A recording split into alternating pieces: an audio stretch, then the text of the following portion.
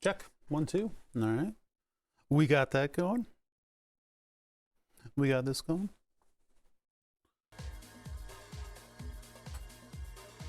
And partially broken webcam. Lights on.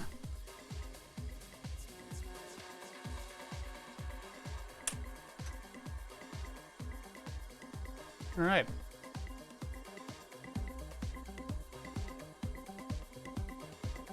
That was like the end of the mix. This is all the hard stuff.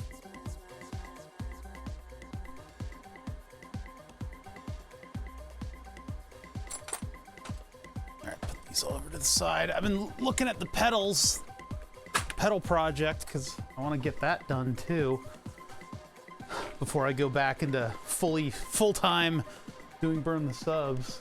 So, because that's not a hard thing for me to finish. Gotta do a couple things with it still though. The pedals in my real car are even with one another. They're all on the same plane. So I need to get that sorted out. No, you were first. You were first. Apart from me, because I'm always here.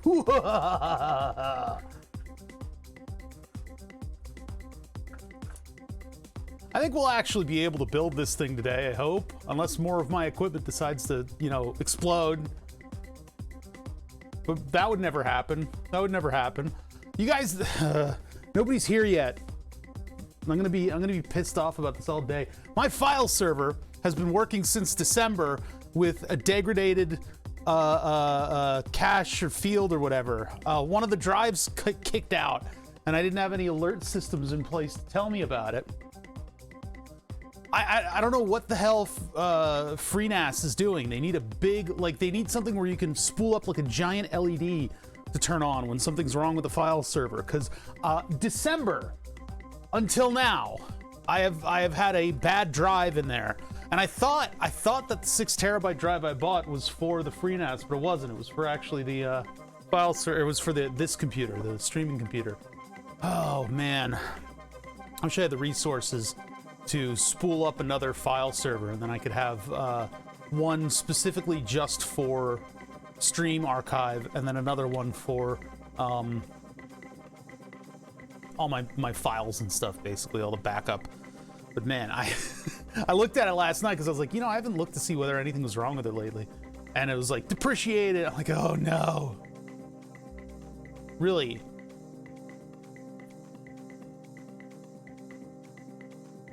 That seems convoluted.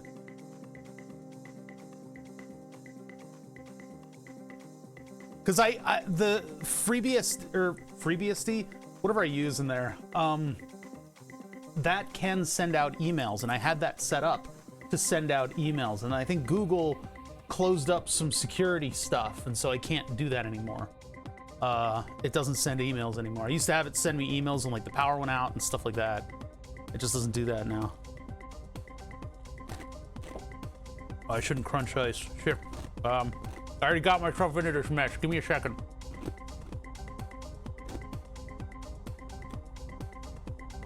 Huh. My mute button broke just now. The fuck is that? Let's start up Stream Deck again. Yeah, sorry. I don't mean to like eat and crunch ice and do stuff like that on stream. Why did my Stream Deck stop working? I don't think it has anything to do with the new API.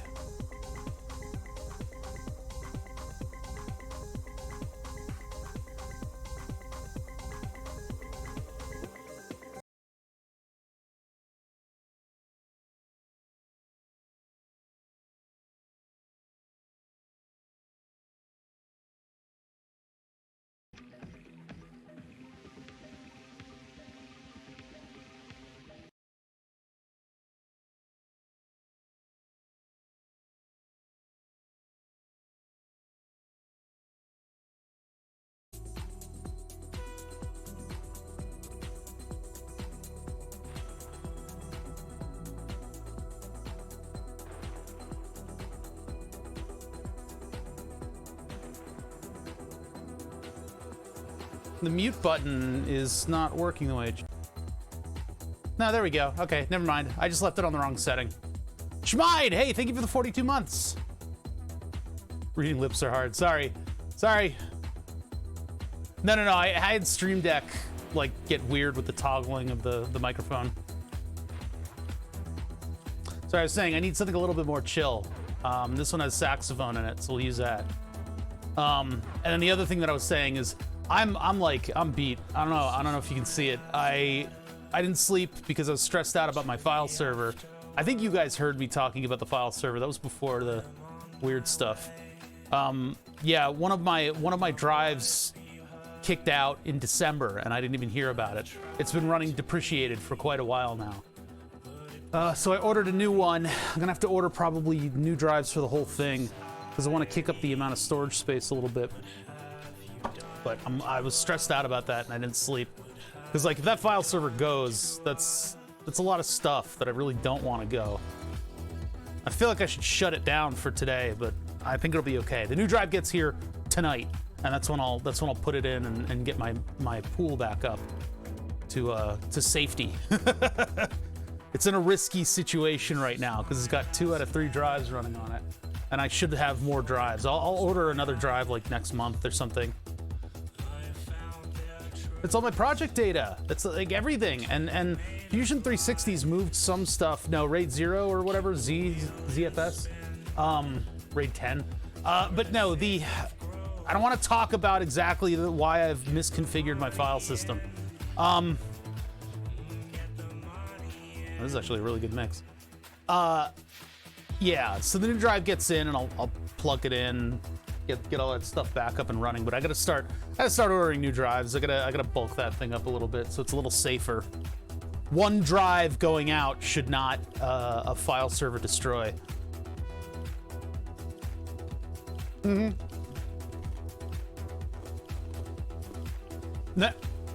I don't do backups like that. Fusion 360 has moved a lot of my project stuff onto like cloud services, so that helps a little. Oh, is that what it is? It drops down to a RAID 5 equivalent? Well, that's what I got right now. I got a RAID 5 equivalent, which is not what I wanted. I want that redundancy. I want that juicy redundancy. So I've got a 6 terabyte coming in. I'm just gonna buy 6 terabytes going forward.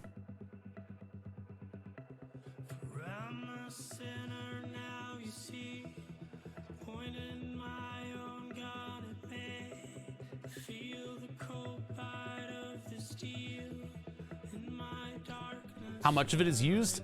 Not a ton. Although, you know, the video that I do, like the editing and stuff, it takes up a lot of space. What's up, Amazonio? Ballroos? God, it is like the cold bite of the steel. What are you talking about? Yeah, I'm not Rob Oz. I don't have like a voluminous and long-standing stream archive that I need to keep track of. 21-hour streams.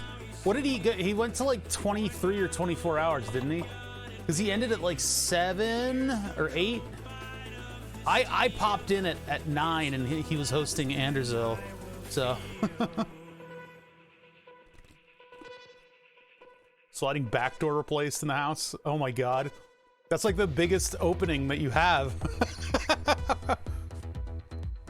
Yeah, the trees are covered in ice here, and so if you go driving around, it's like a slush rain falling on you.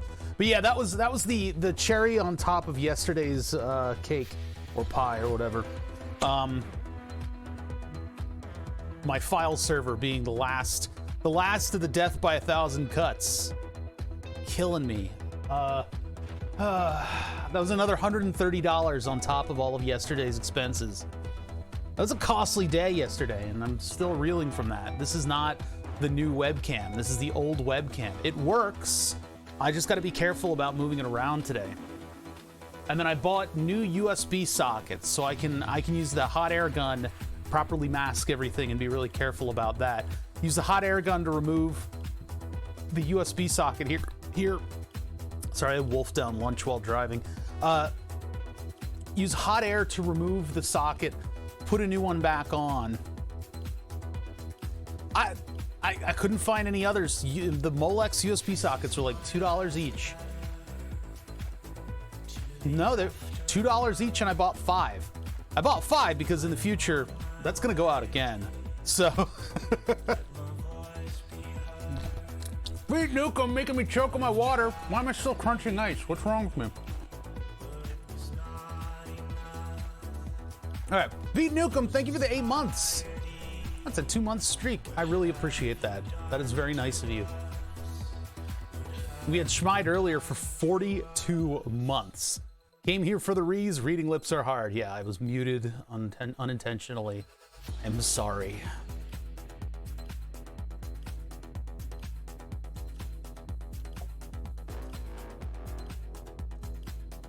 You can tell when they're the older streams because there's no building right there. There's no building right there blocking our view of New York.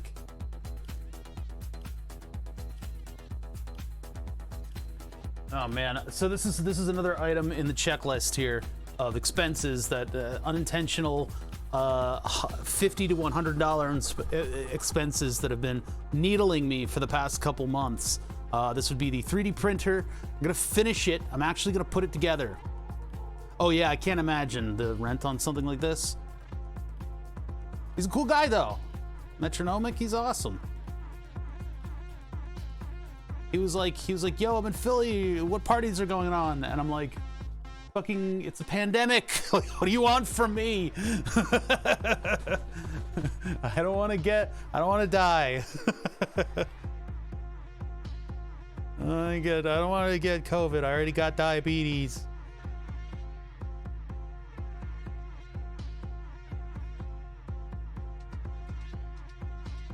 All right, I gotta wake up. It's just one of those days where you don't sleep and then woke up. I feel almost like I have a hangover, and I haven't had anything to drink, so weird. I'm having withdrawal. I need to play Elden Ring.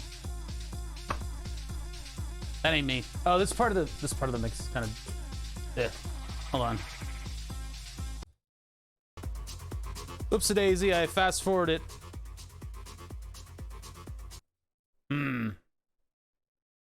Starting to recall why I don't go to this mix a lot. Your diabetes will fight COVID.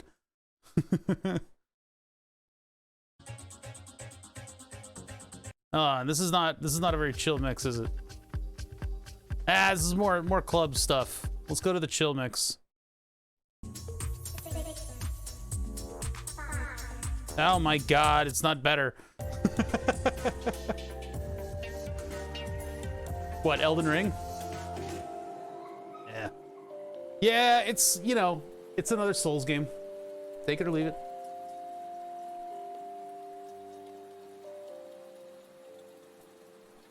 Now, I do have that temperature and humidity sensor that I want to put in the 3D printer. That would require drilling 2 holes into the bottom plate. I could do that in haste. And then the other one that I have to do is the accelerometer. I've got these 2 boards that I would like to install into this thing. The accelerometer, what I'd like, is more involved, and depends on what time we have for that, because we'll assemble the front panel, and then we'll see where we get from there. I don't anticipate that I'm going to run out of things to do today. Hopefully, more of my equipment doesn't break in the process. I don't think I can take you guys through file server management. I think that might be a security thing. One thing that I'd like to do is possibly make an enclosure for the magnet, or sorry, for the accelerometer that has a little magnet on it, so I can just stick it to stuff. I can just stick it to like the stepper motor or whatever, or the base plate for the tray that goes back and forth. And then when I'm not using it, I can just stow it in the corner of the printer, and then it'll be able to move between the 2 things. And the humidity sensor just goes inside of the enclosure. Only as good as you can throw it. What? I mean, it's only there to do like test measurements, and then it sort of sets a thing. That's another thing that I want to do with Clipper, is to take the macros, and somebody made a macro that only does the leveling once every 10 prints. And I think that's pretty good because doing it every print is a lot of wear and tear on the devices. I just inhaled like a piece of a hair, a piece of dust. You know that feeling like right in the back of your tongue when a piece of dust just like flies into it? It could have been a hair, and if it was a hair, that's really gonna bother me in a little bit. Ugh. No, I think I'm good. I think it was a false alarm. No, it wasn't. Nope, no idea. I have no idea what just happened. I'm probably gonna start coughing later for no reason. But yeah, the tests for, like, for instance, the bed leveling and the resonance are only really necessary every now and then. So having the accelerometer wires go all the way out to the printer is all. Nope, there it is.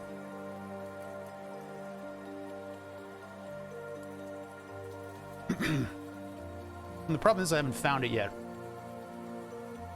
Every now and then, it's like a hair, like a singular beard hair in my mouth. Oh man, that's gonna take me out. I'm gonna die.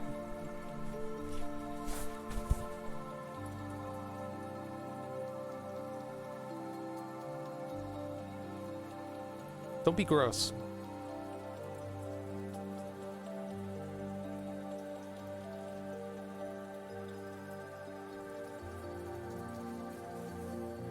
No, I don't know. I don't got it. Anyway, so the accelerometer and the humidity sensor are all just sort of like occasional things, right? Use the humidity monitor every now and then and like look it up and just see what the number is. And then the accelerometer is something that only is needed once in a while, not very often at all, just to measure resonance and see if it can, you know, cancel out some of that stuff. Printer's been working pretty good. I've gotten some good prints out of it, but I haven't been able to put it to work because it's been in pieces. Let's try to get it out of pieces and then get all the LEDs in the right spots. So we need to build a circuit board for that.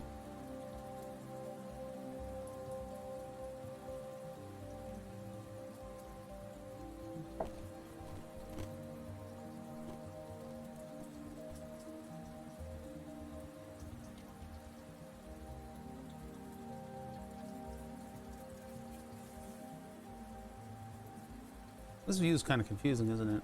21 hours, 8 days.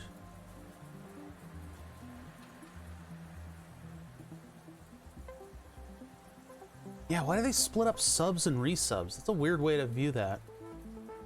Just do it like this and it's a little better.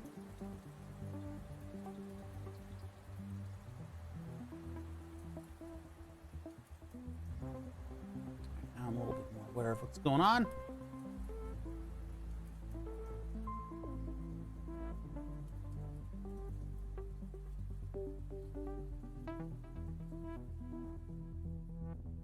I would like to move that other light closer, but I don't really have room for it with the printer sitting here. So once we get the printer all, you know, buttoned up, well, actually, we're still going to be working with the printer, so.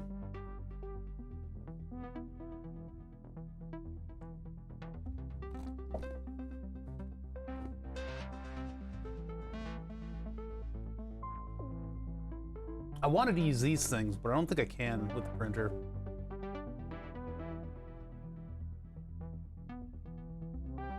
I was gonna try to use them as for this vertical cutout for the slot. I was gonna try to put like a couple of them behind there, and then have like a little vertical like LED display. But it's not. I gotta cut out all those useless things, right?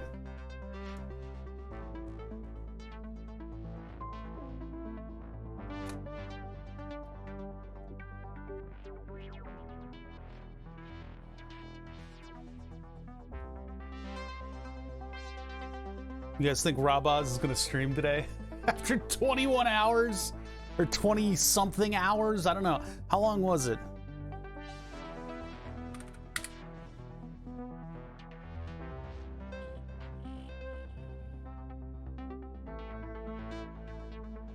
"22 hours and 4 minutes. And he's hosting Tarkov. Is that, yeah, that's Ghostface. Ghost Freak, sorry. I keep calling him Ghostface. He'll probably go on tomorrow. I don't know, man. How many hours ago did he end? Like 4 or 5? That's enough. That's enough sleep. Yeah, he's a madman. I don't know. He's got it in him though. If he likes the game, he'll do it. I think he likes the game, so I only watched little pieces of it in between things.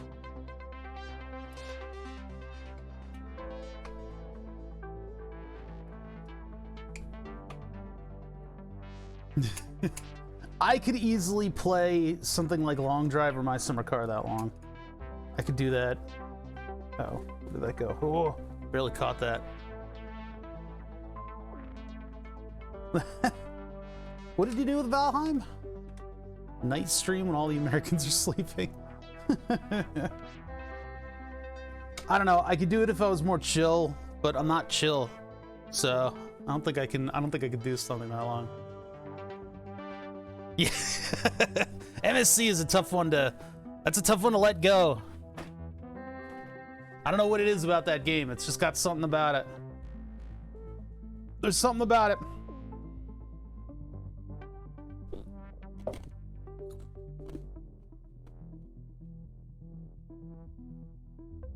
Is that the building in his view? I think it is. Like this picture? No, but then that picture would have to be of the future, not of the current setup. So I don't know. Maybe they built another one next to it or something.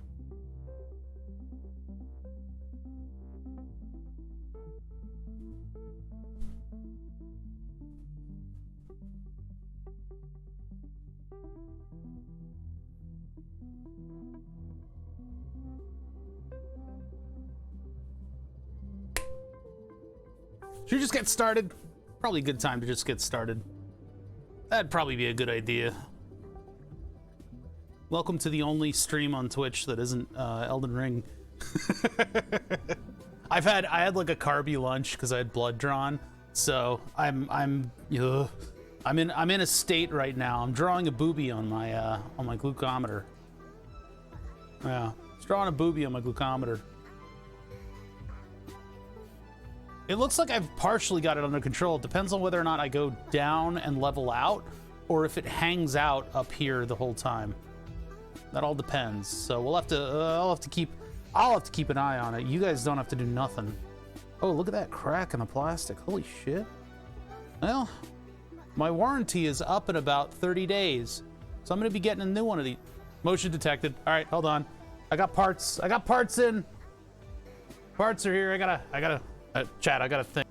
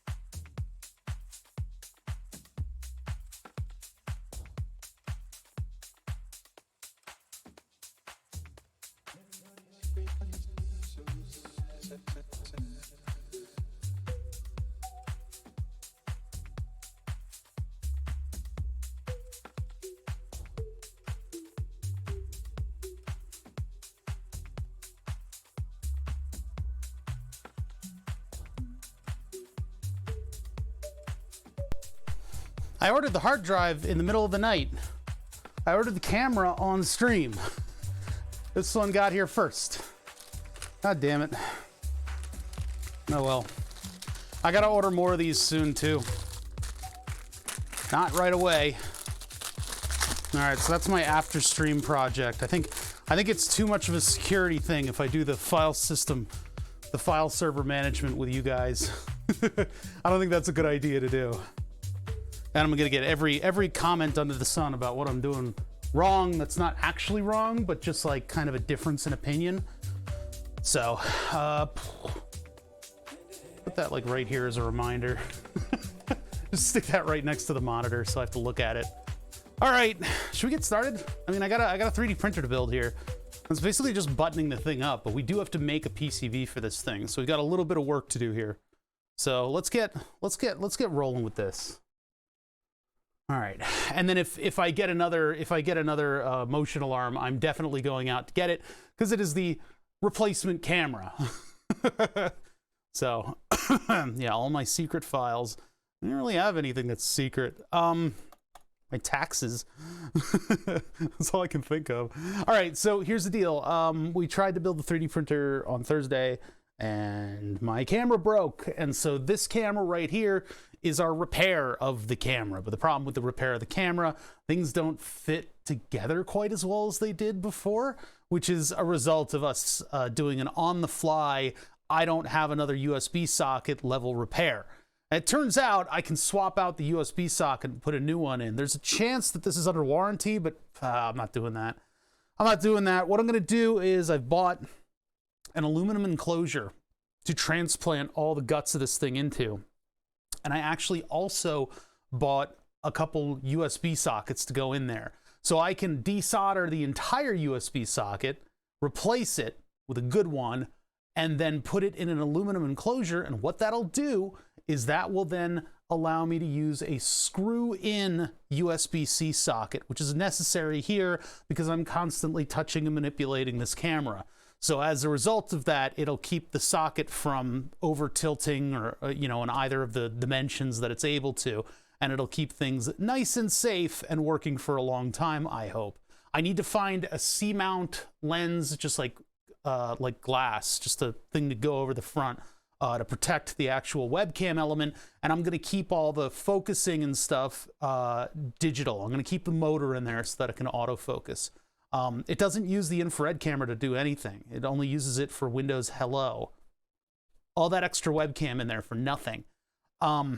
So we'll be able to do that conversion when Kurokesu gets me the parts and I order all the bits and bobs that are required for it. I don't know how long it takes Kurokesu to ship over here. I actually have another Kurokesu enclosure sitting in the back. I'm looking at it right now. It's for one of these webcams, depending on which one of those goes funky first. But don't need it. Don't need it at the moment. Anyway, so I have a hair somewhere in my throat, and it's eventually gonna strike like a fucking ninja. It's going to like wrap itself around my uvula or some shit like that. I hate it. It's part of having a beard. But anyway, yeah, we got a little bit of work to do on the 3D printer. What I'd like to do is get the LEDs moved over so that they're behind the knob. I did the print that I said I would do. And then, yeah, we'll roll from there. Yeah, it is. It's because, like, I know it's in there. I just don't know. It's high. It's like up in the rafters, like hiding, like looking down at me, like getting ready to strike. All right, so far as this camera is working, I'm going to be careful about moving it around, but I already did the tour of all the prints. I've got all the stuff that I'm going to need to put this thing together printed out, and then I've got a collection of screws that I can put in here. Now, for the time being, I guess what I'm going to do is move the printer itself away so that I have room for my light. Kurokesu. Maybe try the, I forget what the name of it, the cam? No? Cam? No? No? Oh, you know what? It's scope. Because that's the one that uses it there. There's the spelling for you. That was easy. Real intuitive and easy to find command. All right, so I'm going to totally shut down all the printer stuff and move all the things that are already good to go out. One thing I would like to do is get that accelerometer working, but that requires unplugging all the limit switches on the printer and figuring out how I'm going to do like a little like wiring harness for it. Now, if I move this, where does it go? All right, hold on. I gotta plan this move. which means moving this camera again, which means everything could possibly stop working, although so far, the USB connection has been all right. But I don't want to give it too much credit or it's just going to immediately fail on me. This is just an IKEA shelf thing that I made wheels for. An IKEA, like, drawer thing. I forget what the name of it is. College furniture, basically.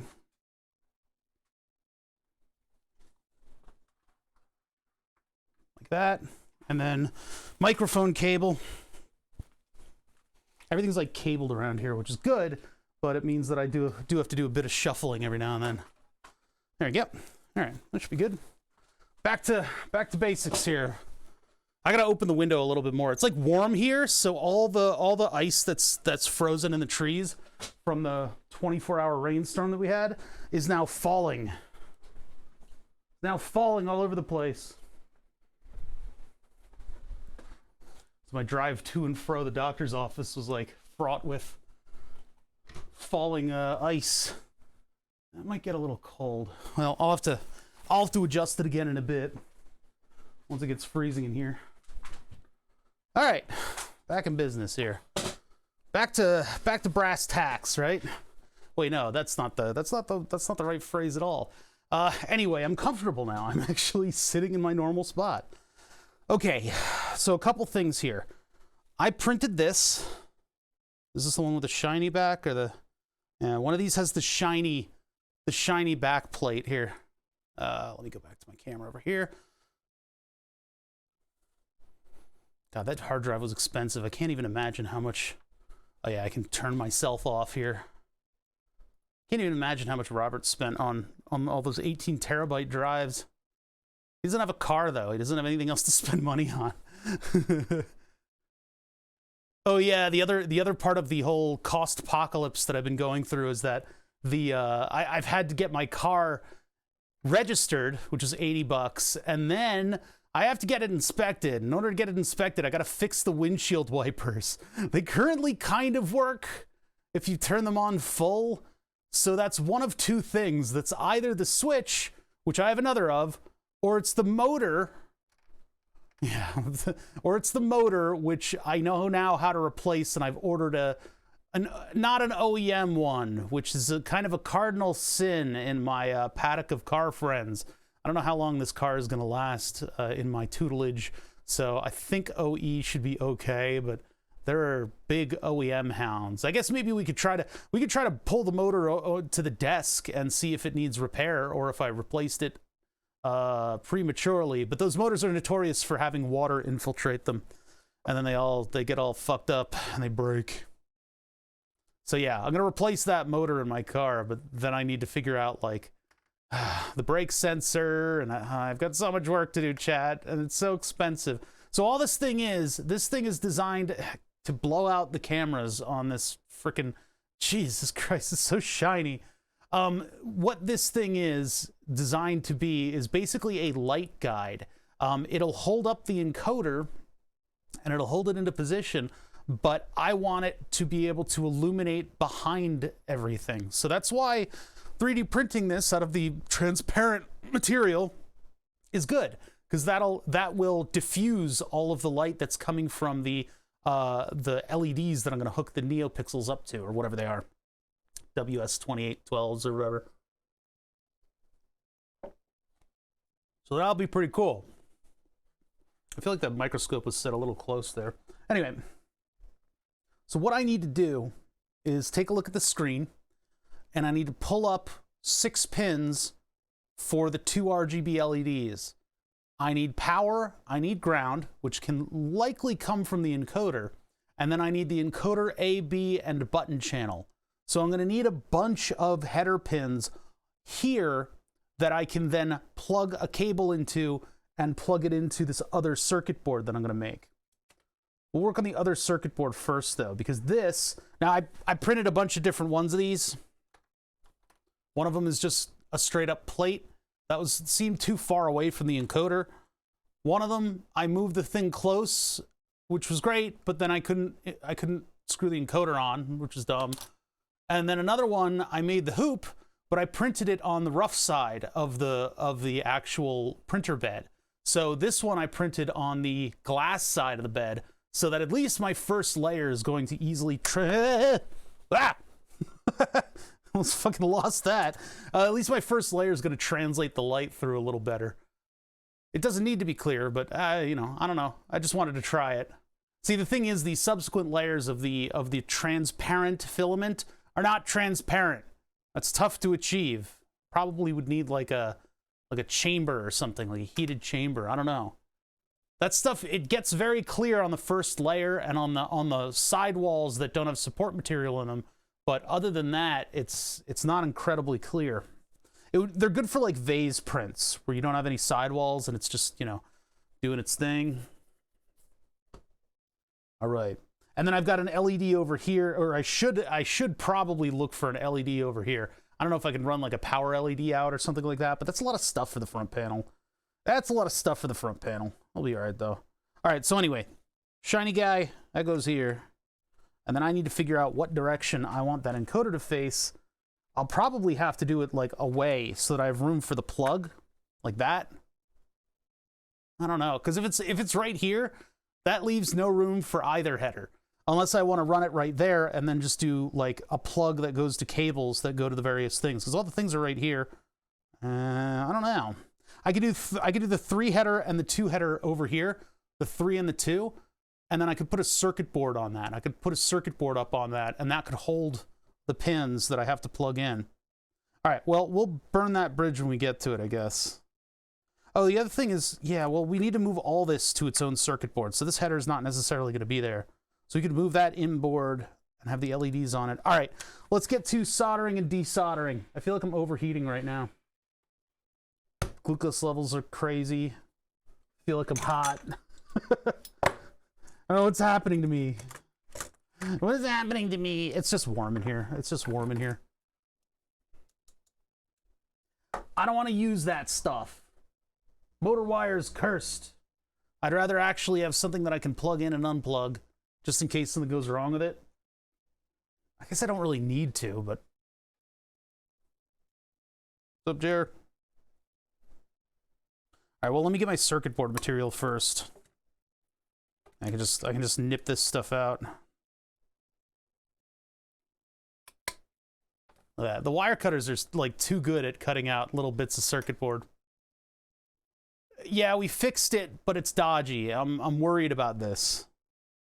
The new camera should have been here, but it got delayed because of the horrible ice storm that we apparently got in this area, which was not that bad. It was basically the trees are just raining slush on the roads right now.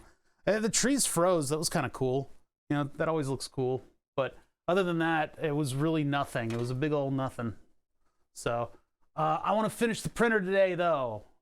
And I've spent an inordinate amount of money on various little things. I guess what sets me apart from other streamers is that when I do spend the money, I'm not just getting a plug-in solution. I spend the money so that I can punch up. I can punch up in my weight category. All right, let's get this stuff over here. Yeah, freezing rain. It wasn't, I think in the middle of the night it was freezing rain, but at least when I was on the roads, and that was like 9 a.m., everything was just slush. There was nothing to worry about. Storm of the century, though, you know?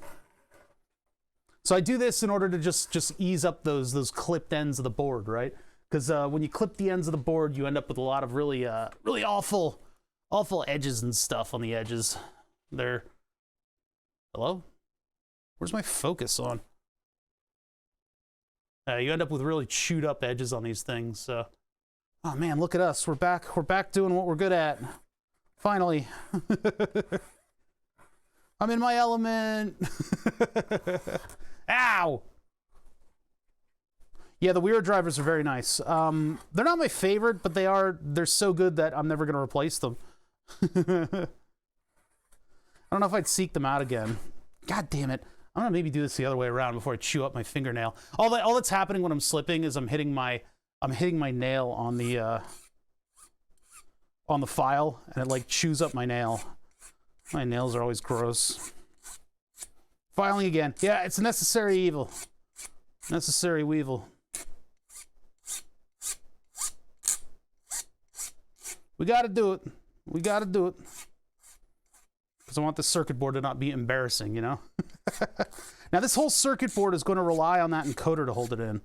That's the primary thing that's going to be holding this in, because the encoder has like an indexing hole and everything. If I really wanted to get super duper fancy, what I could have done is done standoffs on the 4 corners, and then I could have had 4 screw holes to screw the standoffs. So the standoffs would screw into the front panel, and those would be the primary mechanical interface for the button on the encoder and stuff. And then I could have had that extra circuit board sitting on top of it, and that would hold the LEDs, but that's okay. Wish a bit online more to follow your force feedback wheel build. Well, it's still going on, but it's a little bit more intermittent now. What I've done is I've bought actual car pedals. Now, Flatulent Gonad has also done the same exact thing, and he's fucking beating me at the pass time and time again. Hey, bananoids, bananoids. Damn it! Banoids. How's it going? Jeez. Yeah, so the steering wheel build, I mean, that project is still ongoing. What I'm doing is I'd like to take all of the electronics and put those as part of the pedals. So the pedal setup is probably the heaviest thing now. It'll have all the electronics on it, and I bought real car pedals because I was driving my car and comparing the Fanatic pedals to them. And when we tried to figure out how to flip the Fanatic pedals over to turn, sorry, this is going to happen, and I'm going to try to mute when it does. I'm going to be burping a lot today because I wolfed down lunch while driving, which is not a good idea. I need to be one of those people that takes a bite and like ponders something for a little while, but I'm not. I'm one of those people that tries to shove the sandwich behind my mouth. I eat way too quickly. Anyway, yeah, the pedals. I bought real pedals. Oh no, we had load cells on the Fanatic setup. I've had load cells on the pedals for a long time. That was from the beginning. But no, I have a load cell for the brake. I need to interface the load cell with the brake pedal. I need to move the clutch down so that the pedal's even. I need to mount the gas pedal. And then I need to make sure, I may need to tilt the pedals a little bit. So all that stuff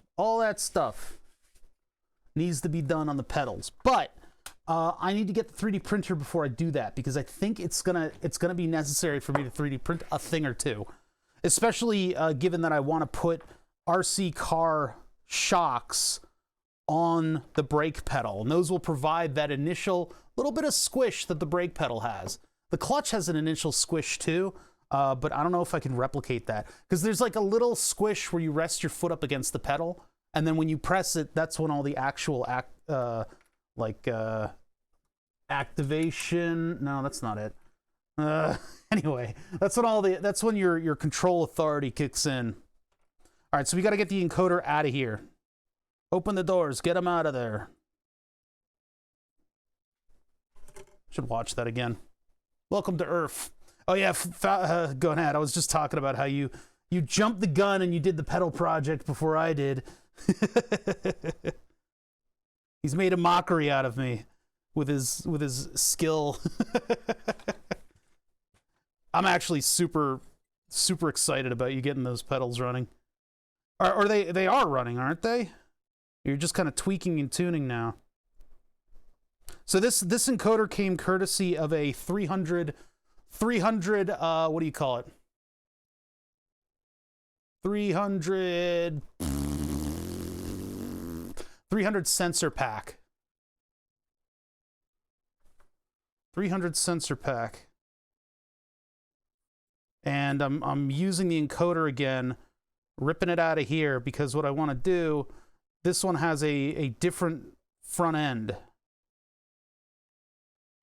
That's the only reason I really want to use it. It has a different front end. We designed it for this one, so if we had designed it for one of the other ones, I probably could have used the one that I pulled out of the back of that thing, but this one doesn't have those big anchor pins on the side. It's not that hard. What are you doing? Making fun of me again? I work on a lot of projects. Just because chat can focus on one project and beat me at it. I really do want to see those pedals in action, though. It's so cool. I can't believe the prices he got on everything. His are a little bit different. They're a little bit more European-y. I don't know why. I don't know why. Like, the pedals themselves are... They seem like they're a little smaller. Maybe I'm wrong about that, but... I don't know. Maybe there's something different about what they're doing over there. In Europe. In European land. Welcome, Elden Ring refugees. If you guys are trying to avoid that game, I appreciate you guys hanging out in the shop with me. We're not playing games today. I got something in mind for tomorrow. The problem is, all these big popular streamers, when they run to all of these weirdo games that we like here, in order to fill the time before a big release, it makes us look bad, because then we're playing the game that the popular person played and decided to abandon. Like your long drives and your My Summer Cars. I gotta get back to long drive, though. I think that's what we're doing tomorrow. Long drive without the wheel. I'll just do mouse and keyboard on that one. I'm here to avoid working on my own projects. Good on ya. Good on ya. That's what I'm here for. The occasional, oh, I didn't think of doing it that way, or oh, you can actually do it that way and get away with it. And the people who are like, I don't want to think of, I just want to watch somebody else come up with the solutions today. And then you can watch me get frustrated at how I don't come up with the solutions. You get decision fatigue very easily with these things. All right, that's all desoldered. So nice and clean there. I'll have to change the tip back. Do I have to desolder anything else? Yes, I do. I do, actually. The WS2812s, I'm going to pull the LEDs from them. And then there's Amazonian Walrus. And then there's that guy. What is his deal? What does he think he is?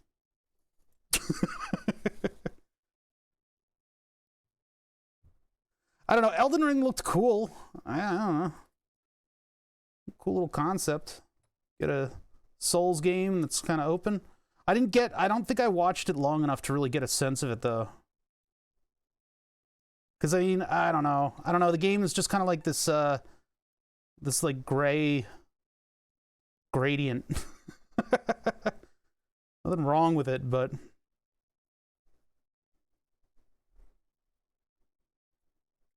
Need more personality. More jank. But it's like, it's somehow those games, those Souls games, they're like everybody's favorite game. And I never experienced them. I don't know if anybody even knows what I am. Please help. You've hit on a nerve. Nobody talks about it. I think it's a conspiracy. Boy, this would be a great stream for thermal cameras, wouldn't it? The stream where I'm actually soldering a bunch of stuff together. If only I had a webcam that I could hang the thermal camera off of. I'm gonna have to figure out how I want to attach the thermal camera to the Kurokesu enclosure. I think it's just gonna end up being 3M dual lock. I think it's just gonna end up being that Velcro-y stuff. But like, it's a different system, so it's just a little weirder. Yeah, Elden Ring does look like, I mean, there are trees, right? They tried to add trees, but they still look like here.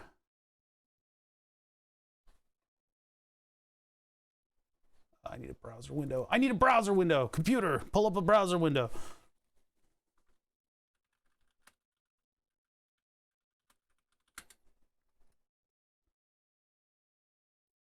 Yeah, they all look like this. There's like almost color. It's like, oh, your brain is like, that's a tree, that's green. It's like, no. Not quite. Hey, thank you for the follows, by the way. I'm not calling out follows, so y'all introverts out there, feel free to follow. And I won't make a big deal out of it. I won't put the brakes on the whole stream. Yeah, all the trees just kind of look like, they're just kind of desaturated. That's, I mean, the search was slightly desaturated tree. Right? And then this ends up looking up like exactly like Elden Ring. Muted, yeah. Yeah, infrared trees. I could have done that with the camera if I replaced the lens.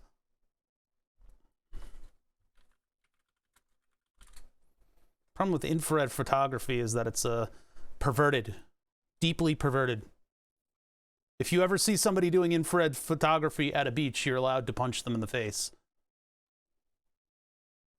Look, it's Elden Ring. We have trees now and color. Anyway. Back to what I was doing. So I probably could use a little less solder on those, but those will be transplanted to the two corners of this board. Kindergarten Kitten, hey, thank you for the 19 months. How you doing? Elden Ring stream. I was just showing some Elden Ring. Why am I so angry at infrared photography? So for my senior design project, I was tracking dancers on stage with cameras. And we had two tracking methods. One was the Microsoft Open Computer Vision color tracking. This is in 2006 that we came up with all this stuff. So it's a long time before we had Kinect and before we had, you know, the Microsoft Surface came out like when we were giving our presentations. But so in order to track one of the clothing objects of the dancers, because our end goal was that we had a performance what involved a flash animation behind people dancing on a stage, and we had to have the two interact with one another. Remember, this is before all those crazy fucking art projects where there was like amazing interaction between people and projection stuff, right? So we had a rear projection, we had cameras trained on the rear projection. One of the cameras had an infrared filter over it, the other one was just a color vision thing that saw everything. It was like Patrick Stewart. So the one with the infrared filter over it was my responsibility, and that one tracked these little pucks on a raincoat that lit up. We used conductive thread in order to power up little clusters of infrared LEDs that are on this coat. And so in my research of infrared photography, I also found out that there is a large variety of clothing. You know, those, you can wear the shirt and you'll tan while wearing it. Yeah, those are like clear in infrared photography, as well as bathing suits. So there's some real fucking creepers out there. That Sony Handycam, somebody sent that into the show. That Sony Handycam was one of the first ones where you can flip over the thing and it'll get rid of the infrared filter and do infrared illumination so you can see at night. It's one of those first like night vision things. It is extremely and still popular with perverts. So yeah, that's why I'm in a tizzy about infrared stuff. Yep. The explanation is simple and perverted. I'm going to put some Captain tape down below this just because I think the metal on the back of this thing is going to short out pins here. Yeah, and that's something. And that's something. That's a thing. I was like, holy shit, what the fuck? Yeah, they have all kinds of other uses, and you can do cool photography with them too. I have a couple infrared filters in the shop, and we used one the one time in order to show how a lighthouse, one of the VR tracking lighthouses, worked. But again, I'd have it blast through the infrared filter of the microscope camera. Typically, if you get rid of that little filter that all cameras have, then you can actually get infrared photography. It's almost mankini season. That's why I only wear bathing suits that I know can be seen through an IR. You do you, man. You do you.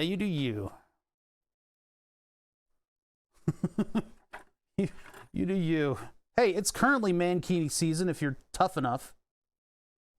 If you're tough enough for the mankini. The mankini's on the inside. It's the friends we made along the way. All right, I'm going to put the Captain tape on this thing. Actually, it's not really going to stick to this, is it? Because I don't know exactly where I'm going to be putting this, and I'm going to do kind of a haphazard job. My pool is frozen. That's why you're not tough enough. Damn it. Gotta go polar bear mode, man. You gotta get that Gotta get that bottle of vodka. Did your research pass or did you have to stop? No, we did a great job. And we did a whole, like, we did the whole theater performance and everything. We were all backstage on that. My engineering friends, oh God, they were not good around theater stuff.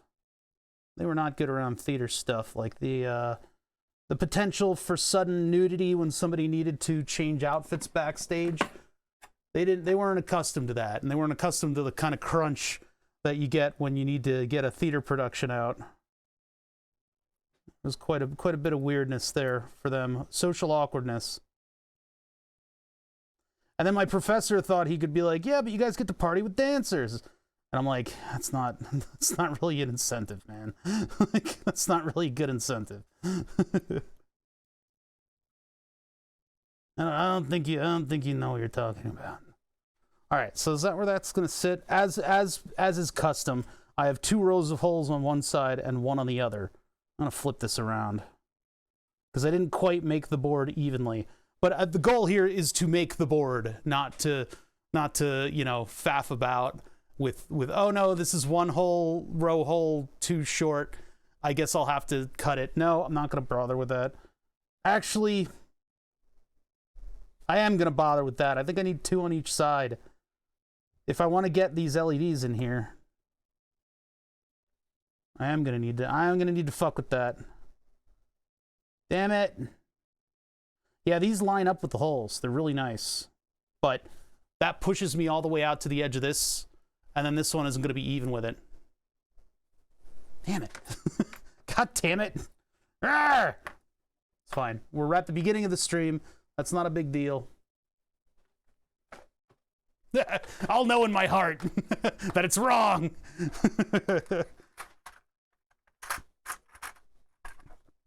It's made of crap. What have I done? All right, if I get the full one here, I get more there, but I don't get more on the other end. No, that's not going to work. It needs to be larger. I was really hoping I could cannibalize these properly. It doesn't look like it. Well, if I get 1 more row of holes, what is that going to... Man, I can't do this math in my head. I got like a background headache. Yeah, it's never easy.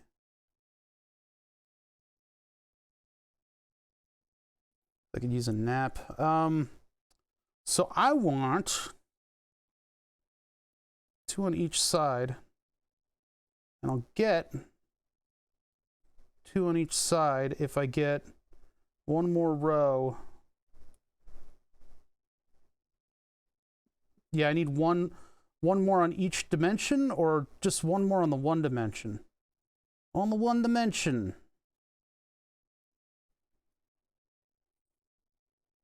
Oh, yeah, that cuts off a row.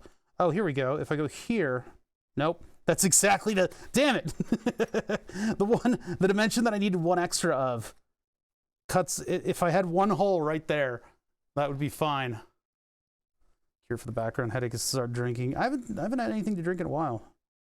Been a couple days. Been a couple days. Been a while. Nah. All right, that's not gonna work. I need to find a different one. Oh, I'll go for the full grade migraine. Yeah, I've been sick for the past couple days with something. I don't even know what it was, but one of the symptoms was a headache. And it had just started to go away, and then I didn't sleep very well last night. So that's on me, I guess, and my sleep schedule. The general sleep schedule of the modern age, right? Always in flux. Luckily, I don't have a new video game to take up all my time. Cough, cough. Elden Ring, cough, cough. I don't play Elden Ring. This isn't too small, too. All right, I'm going to have to cannibalize one of my big boards. How's it going, Mahalo? How you doing? This will be a fairly compact board when all is said and done, but unfortunately, it's going to cost me one of the big boys. The only big boy left. The only big boy left. Oh, my God. The horror. Hey. let go of that. Because the reason I need 2 holes in this thing is because I'm going to need to put a pin header on it, and I need room for these LEDs to actually hit the corners as much as they can of this piece. Now, I could actually just cut out a piece that matches the dimensions, and I could even try to, like, put standoffs on it if I really want to, but I don't think I want to go that far. Maybe I should. Maybe I should go that far. I'm going to regret not going that far. So if I line this up so that it's like exactly there. Now, okay, so we'll take it out to there. So first off, this row.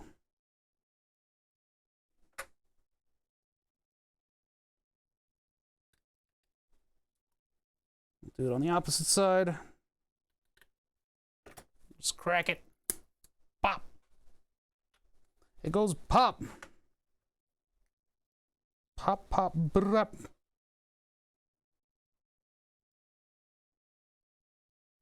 And then I guess I don't really need to be efficient with it because I'm ruining it regardless. I'm ruining it. So, I don't know. Take it out to here. We gotta do more filing. This always happens. I'm always a little too lackadaisical with the PCB cutting. Yep, no, fuck that one up. Yeah, I'll need to order a new pack of PCB material. You know, I could have used these to hold standoffs. Or I could have used these to hold pin headers. Oh, well. Oh, well.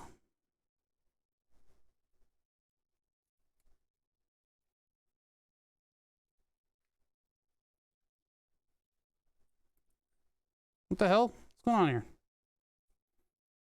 It's not cooperating.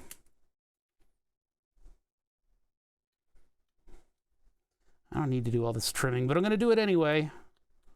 And then I'll use the file to clean it up. And then I'll need to brush everything off the desk. Hey, Groovy, how's it going? Oh, Groovy, I bought a new windshield wiper motor for the front of my car.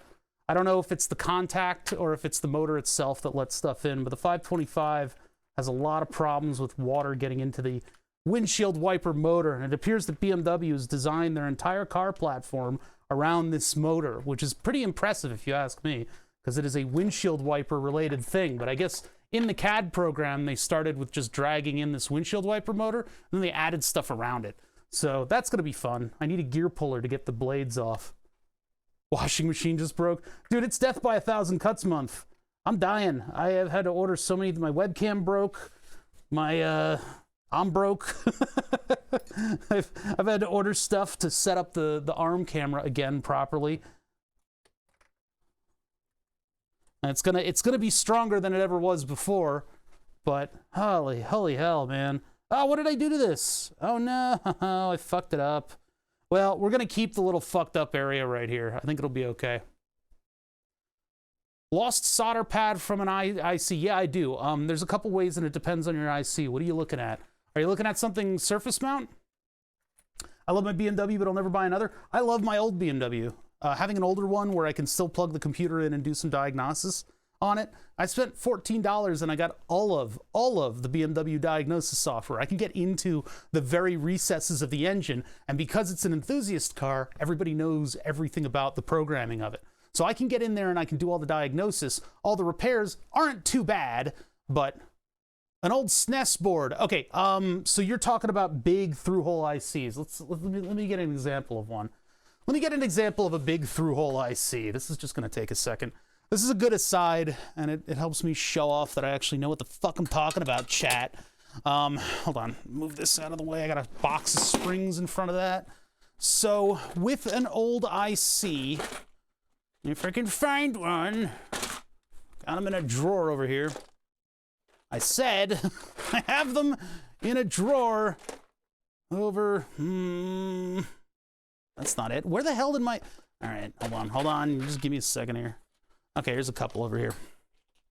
So the ICs on through-hole parts are fairly fragile if you get down to the nitty-gritty with them. If you get down to brass tacks with these things, they will bite you. All right, what is this? LM1972. I think the LM1972 is I don't think it's a quad op. I don't want to ruin it. I won't ruin one just for the sake of this example, unless it's a 555. Hello. No, that's just an AT Tiny 13. Oh, wow. I didn't know I had AT Tiny 13s. Where'd those 555s go? I think DD Marco or somebody sent them in. What the hell is that thing? ST Micro? I know I put them somewhere around here just because I needed sacrifices. If I can break a 555, that'd be so nice. I'd be having such a nice day. I don't know where I put them. Not like I'm using them for anything.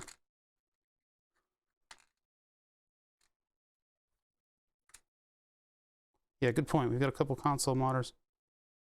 It's an LM. This is probably a, well, it's probably an op amp. But all right, so that one got away. All right, let me go find that one because that's our sacrifice. That's our sacrifice for this little display. I can just take a quick aside for a question that I think is interesting. Usually I don't do this, and I would just direct you to the Discord, but whatever.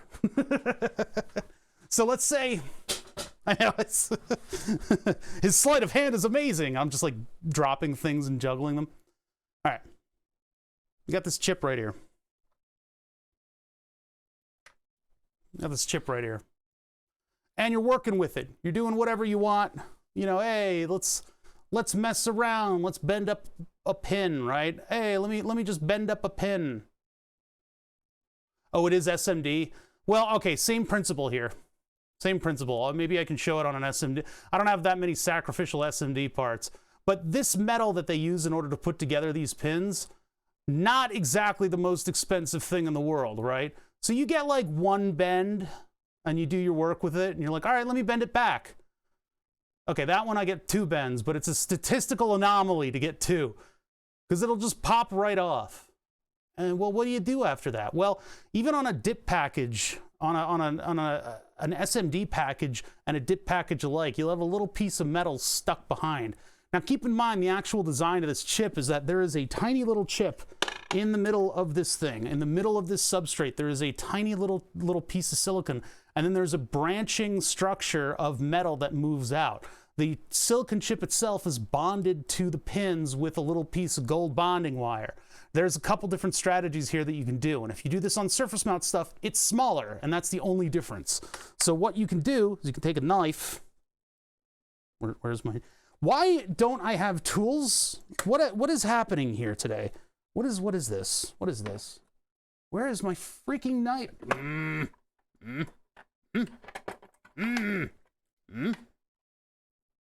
Of all the things to disappear, that cold sore from yesterday almost just bit. Of all the things to disappear, my mind was the worst. Calipers we're not really going to need today. I'm going to put those up. I probably moved the 3D printer on top of them.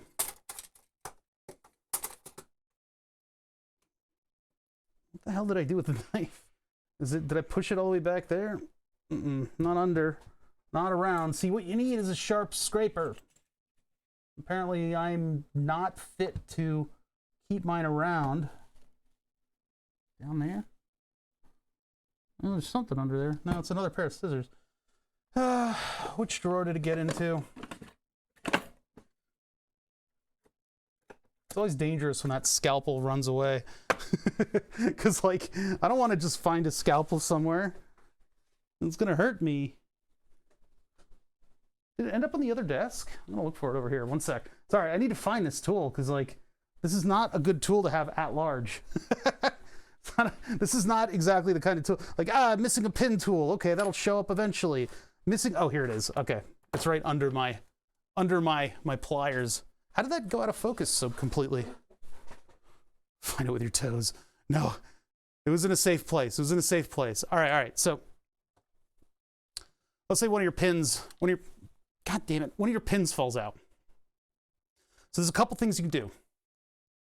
Keeping in mind that this pin is only just an interface to that chip. So what you can do is you can go for broke and you can scrape the side here. And you can scrape it a little bit until that material, that metal material, is revealed enough that you can get solder to stick to it. See, this metal loves solder, but it hates bending. So you can either do scraping on it until that metal is revealed enough that you can get just a little bead of solder on it, and then you can run some other kind of wire up to that pin. The other strategy, and when things get really desperate, is you start scraping above the pin. You scrape above the pin until you reveal enough of that pin in order to get a solder pad out of the thing. So that is the those are the two main strategies for if a pin breaks off, you can still recover that. And we've done it many times for like surface mount stuff and through whole stuff alike. Even like this, if I put a pin header up next to this right here, I can still solder to that, and I can still get solder to stick to that. Open it up. No, there is no opening it up. Not on this kind of package. This is completely epoxied.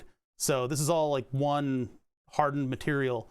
So it may, I mean, the seam is there just from manufacturing. But yeah, you can go into the chip a little bit from the side, just enough to give yourself a little pad. Or, you know, if you don't want to do even that much, you can get a pin to stick to there. You can put a pin up next to it and then put a little flux on the whole ordeal and solder it, because this stuff loves solder. This stuff loves the tin. I ruined an op amp for that. An LM386N. I'm going to regret that one day, but not today.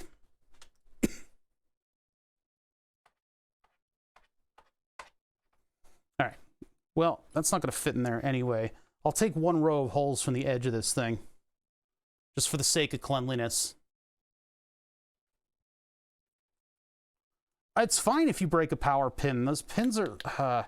the amount of power going into any given chip, unless it's a specialty chip, is not going to be more than what a normal wire, not a motor wire, going up to a pin. Oh yeah, and if you lost a pad on the PCB, that's another affair, and that's just as easy. I don't think I have good stuff to show off that for. The pads on the PCB are just, oh, this one's already exposed. I mean, the pads on the PCB are just like, yeah, they're just like these, right? The silver pad thing. Okay, so what you got to do is clean up the area, get the old pad out of there, and then you'll have a pin sitting on top of basically fiberglass, and the trace that goes away from that pin. That's the important part, that trace that goes away from the pin. Same tool.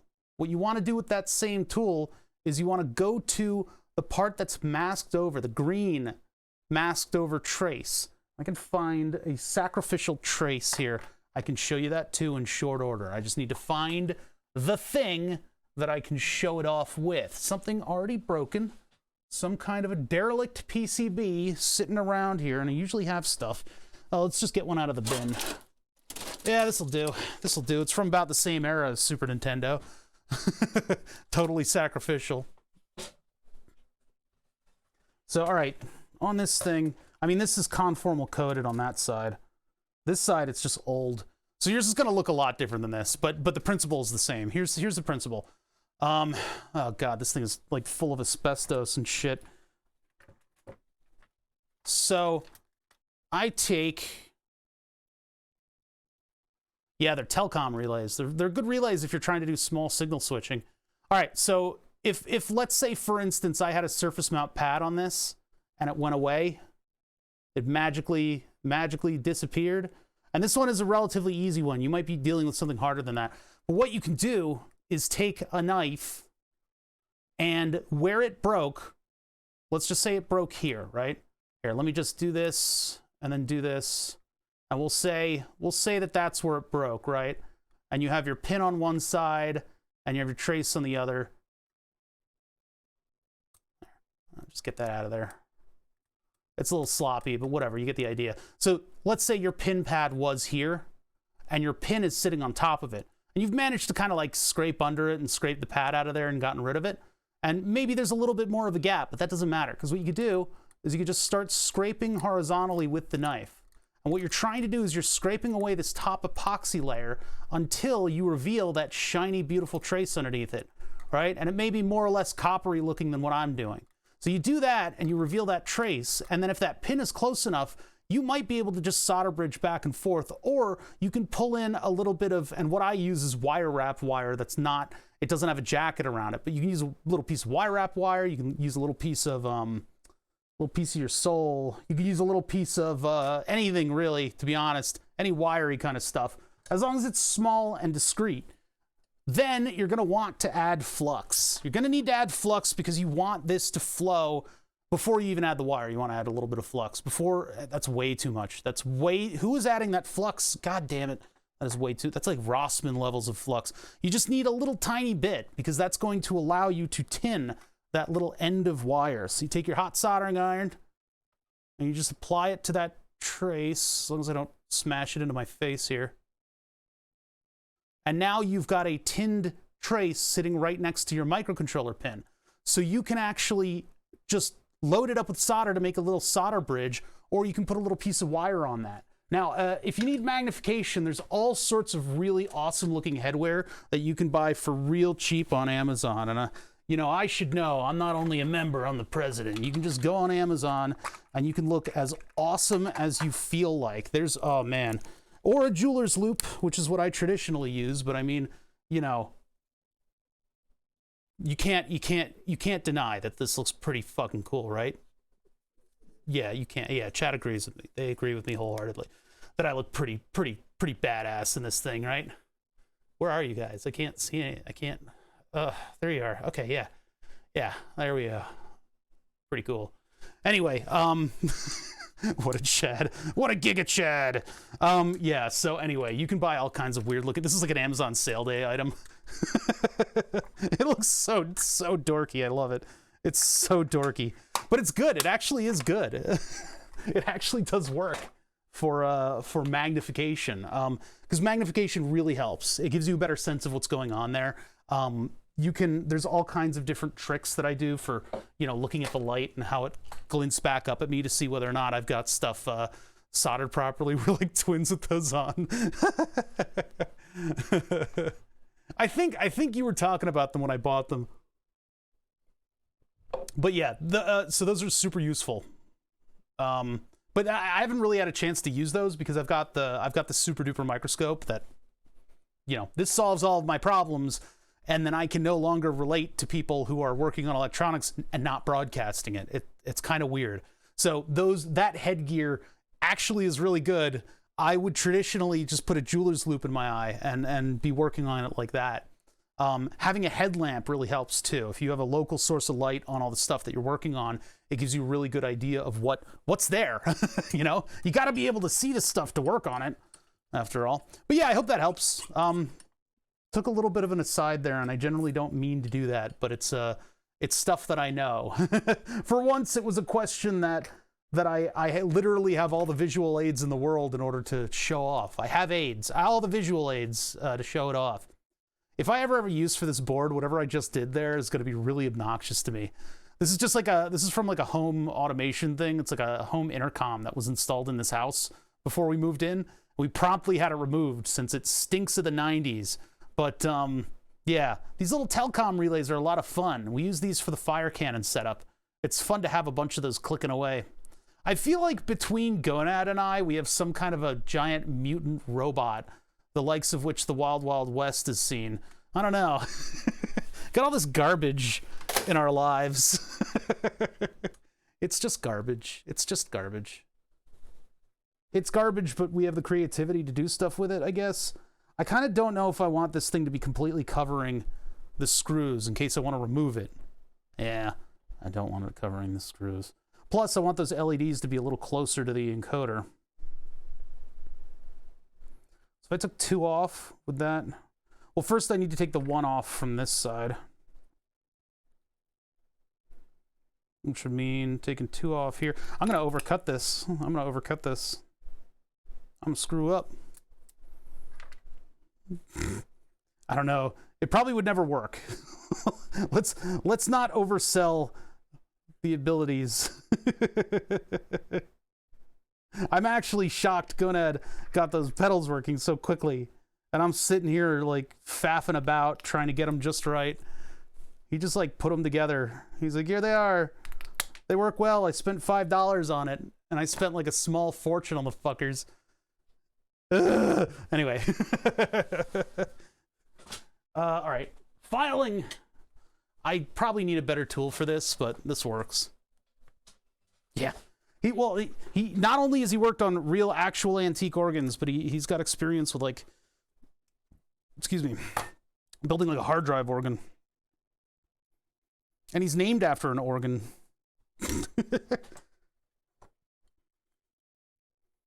The closest we got to collaborating with some of the bullshit that I was going to send him in the mail.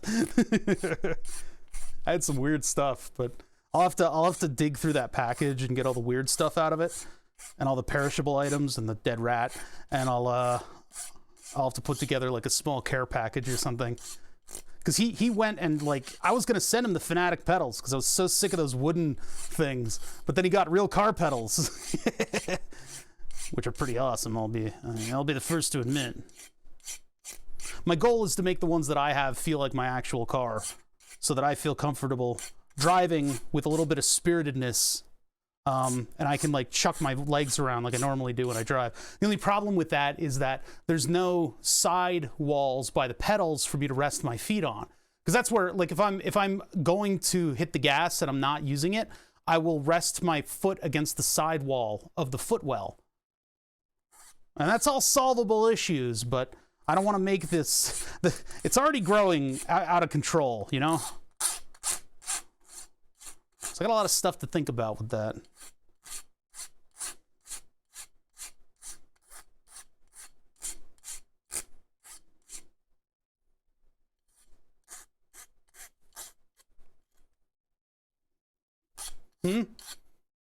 Oh, is it a little blurry? No, it's in focus. I got to do the filing on the edge of this board so that it's not stupid. You want your boards to be stupid, chat. Turn all that fiberglass into particulates in the air. There is a dead pedal, yes, and I'm going to have to replicate it, although I don't use it that much in my driving setup. Because, I mean, I've got a manual car, so I use the clutch pedal and I just rest my foot against it. Because there's just a little bit of move in the clutch pedal until you actually engage the clutch.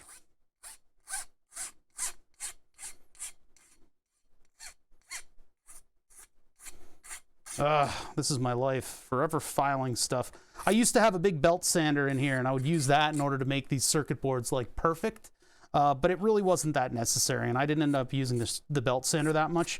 And then I bought a 3D printer, and all my troubles melted away, says the guy with the dead 3D printer sitting next to him. Another thing I was thinking about that I think is a little bit of scope creep, now that this front panel is going to be plastic, the Raspberry Pi fits right here. I could put 4 standoffs here and have the Raspberry Pi sit right here in the 3D printer enclosure. That's kind of a big debate. Kind of the master debate. I don't know. I'd have to make the memory card over here, and then RF would get in from the front. I'm not sure. I'm not sure, chat. I don't know. I think it would be okay. Why not? More work. More work. That's the main reason. Because I could actually right now, I could get the drill and I could drill out 4 standoffs, and I have standoffs. So maybe I will want to do that in a little bit. And then I'll have all the pins that I need right there. So I could even do the accelerometer on the Raspberry Pi instead of doing it on the controller board, which is a little baffling because the Raspberry Pi is sending signals to the controller board for it to do stuff. If the Raspberry Pi is directly getting feedback from the accelerometer, isn't there a latency there? I don't know. Oh my fucking God, chat. Is it too much that maybe I've been... I had the file on the table, but I kept slipping and it kept fucking up my fingernails. Never the proper way. Never good enough for chat. If I put it on the table, oh, bother, you keep slipping and hitting your fingernail. Isn't this bad? Man, You guys are never satisfied about fucking anything. Never, never, never. I mean, this does kind of suck. I'm almost done it.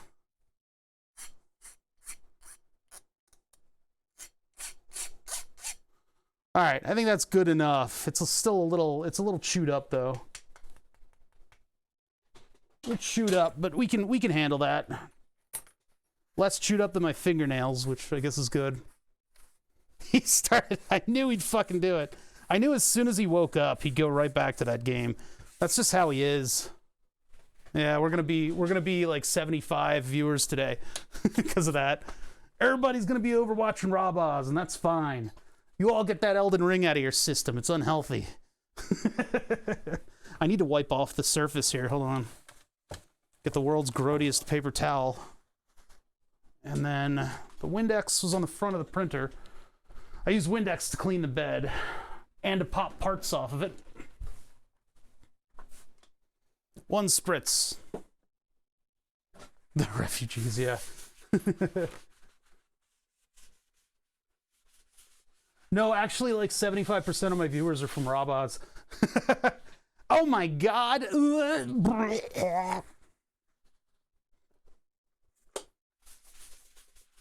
Now, in terms of active chat members, I don't know, but then I'm from there too, so whatever. None of it matters. Oh, that's the fiberglass in my lungs. All right, so. We have our circuit board after much messing up. What's up, Demi?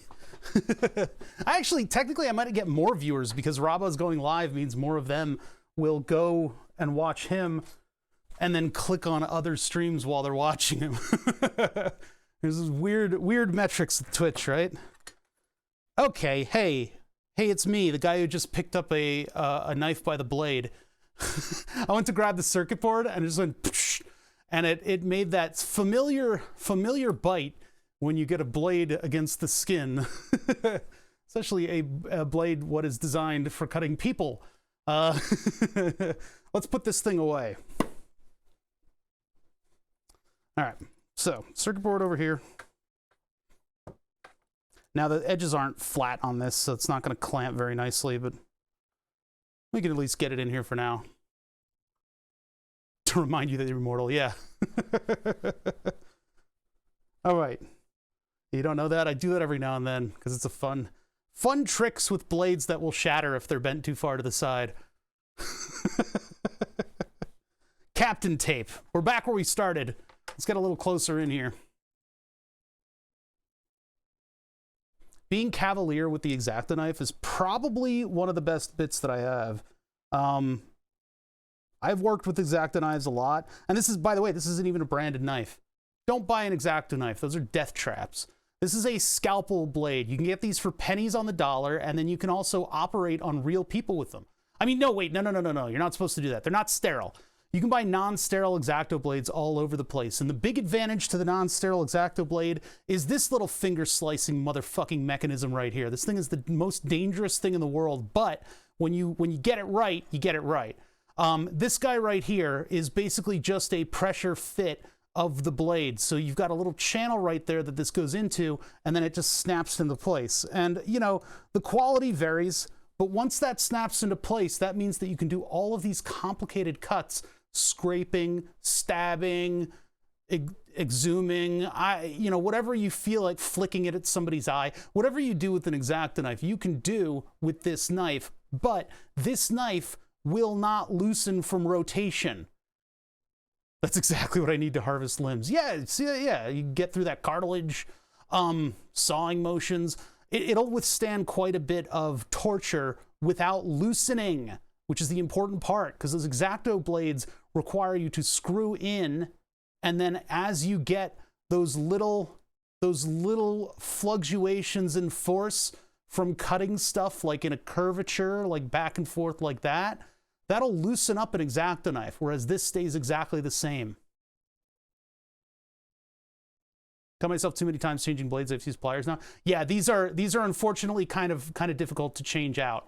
There are a lot of places where you can slice yourself pretty badly while changing out blades, and these are not dull. These are as sharp as X-Acto blades. So like gripping it behind the blade like that, pushing it all the way down, making sure this part clicks. There aren't many things to help you with that. This thing is predating, you know, sort of the foam on everything era of safety, which is good because it is a light and nimble cutting knife that also does not loosen itself, which I think is safer. You just have to be better at changing the blades out. That's all.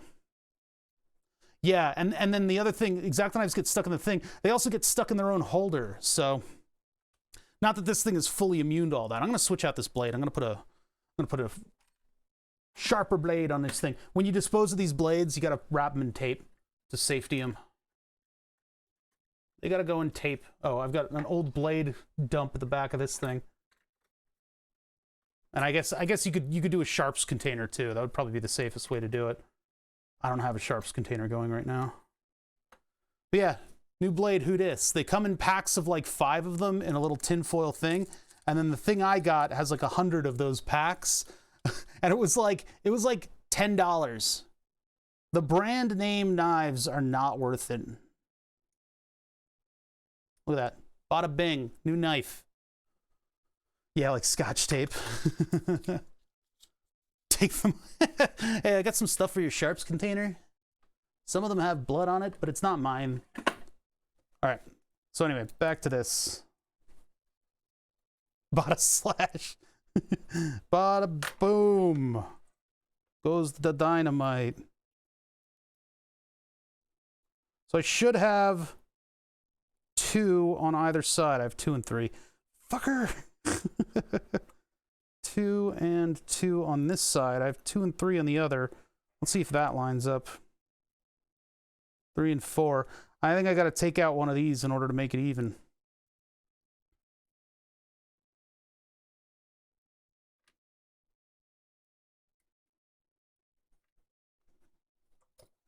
Try not to be too crazy about this thing, but...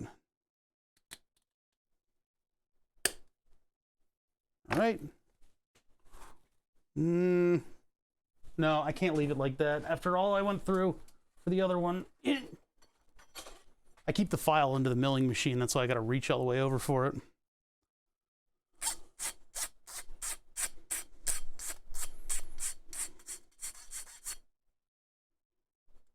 Good enough. Good enough. Good enough. Good enough. Good enough. All right, so let's see here. Get this thing centered. I got 4 on either end, and then I got 2, 2, 3, 3. Well, the 3, 3 is kind of a weird thing, but I mean, LED would be here and here, and those would be right next to the encoder, which is perfect, the perfect spot for them. So I think we're good on that. Do I solder it down now? I don't know. I guess I do. I guess I solder it down and we see what we get. So I can keep the giant iron tip on for now, and we'll attach this thing, and then we'll see where everything falls. Play it where it lies. My new camera's coming in the mail at some point. I'm afraid my roommate is going to throw it down the stairs. They tend to do that. They tend to be a little cavalier about the packages, not knowing that a $150 webcam, crucial to the survival of my channel, is in the package. I'm just glad they didn't intercept the $130 hard drive and do that with it. Throw it down the stairs. I don't know why the idea keeps creeping in their heads, too. Can I just throw it down? No, you can never throw never anything, not even one thing. Do not do that. They work for FedEx, yeah. No, that would be if they do if they fly from the top boards down onto it with like an elbow slam. I've seen those videos. I know what FedEx is up to, and it's no good. Actually, which one is coming FedEx? The Kuroketsu, no, the DigiKey stuff is coming FedEx, but I think those should survive. Those electronics packaging things are pretty tough. This is the wrong iron tip for this.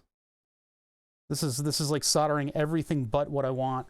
All right, so there's the encoder attached. I gotta change tips out. Who the hell throws packages? Like a majority of the delivery services out there.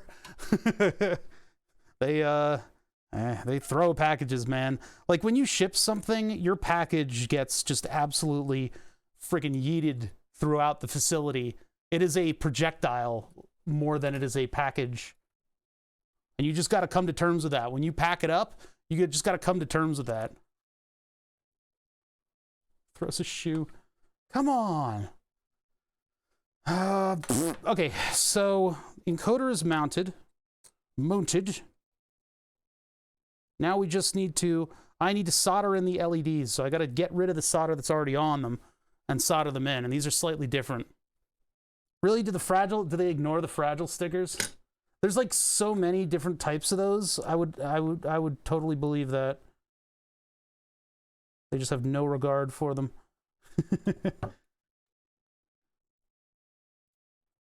All right, just getting the excess tape out of here.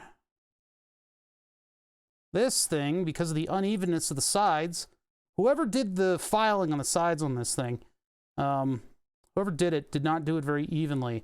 And so as a result, there are spots where if one is flat, there's just like a point on this end. And so that ends up creating a fulcrum. And it's hard to do, hard to work with. Fragile stickers make the target, make the package a target. Oh, God. He ordered a fishing rod that a forklift then drove over at the postal office. It was worth $500. Oh, my God. What the fuck? Dude. I've had packages like that, like where it says, like, don't bend, and the whole thing is just like, oh, Lord. And I've had ones where you can clearly see a point of impact. One time, many, many years ago, I ordered a flywheel for my car. And oh boy, the person delivering that, as much as I feel bad for the guy having to heft the thing around, clearly they walked up to my door that I'm sitting, because it's an apartment, right? It's an apartment, so it's like a foyer, and then my TV room is right up against the foyer, and so the door into the apartment's here, the couch is here, I'm sitting here, the door's right there. Guy lumbers in, and then a fucking nuclear bomb went off. Like, he clearly hoisted it up, probably belly level, and then got up to the door, hit it up against the door, and just let go. And so an entire Chevy flywheel fell about 3 feet that day. I had a heart attack, and then I died. Where did my solder braid go that I was using? There it is. Trying to use up the dregs of the last one. Paperweight on the item. Well, I don't feel great about torturing that poor person with having to lift all that weight. I'm sure nobody liked that.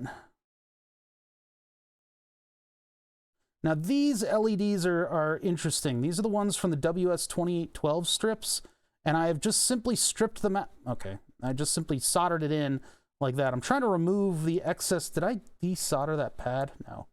Maybe I'll just leave them like this. So here's the deal with these. These are well, they're not. There are versions of these chips that have the LED controller embedded in it. We're not using that today.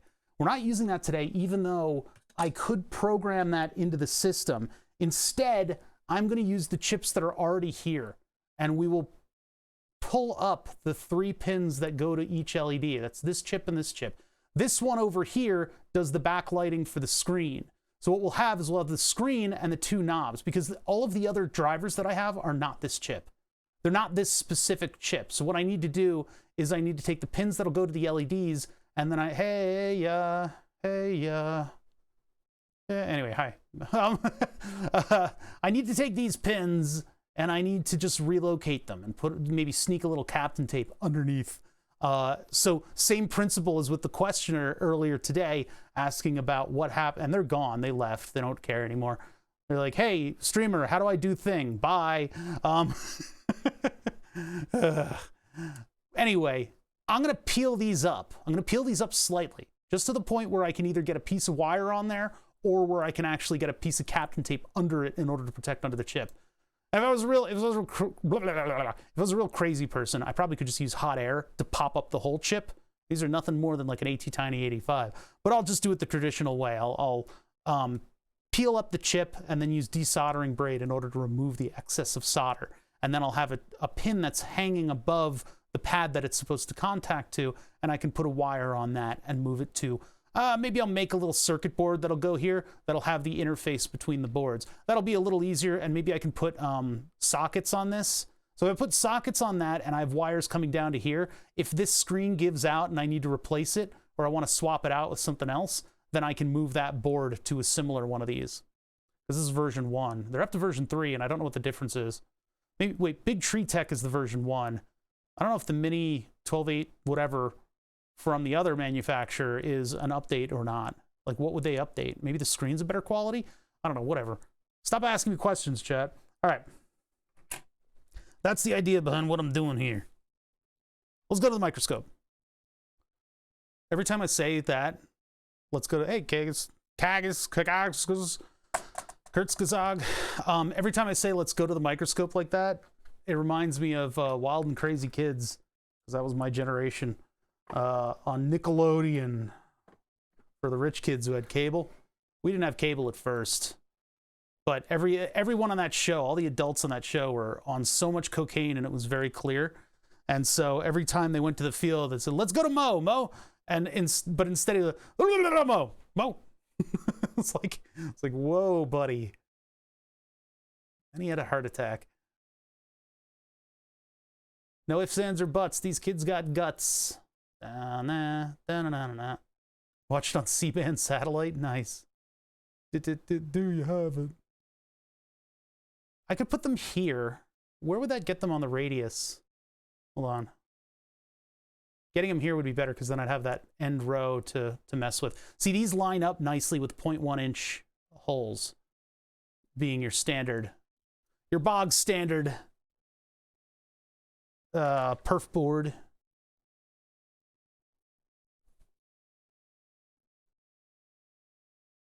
Banana bloids, bandoids. Why can't I say your name? Thank you for the 4 months. Banana banoids. Blah, blah, blah. Okay, so I'm keeping my eyes on the same location on the screen, because yeah, this fits right here.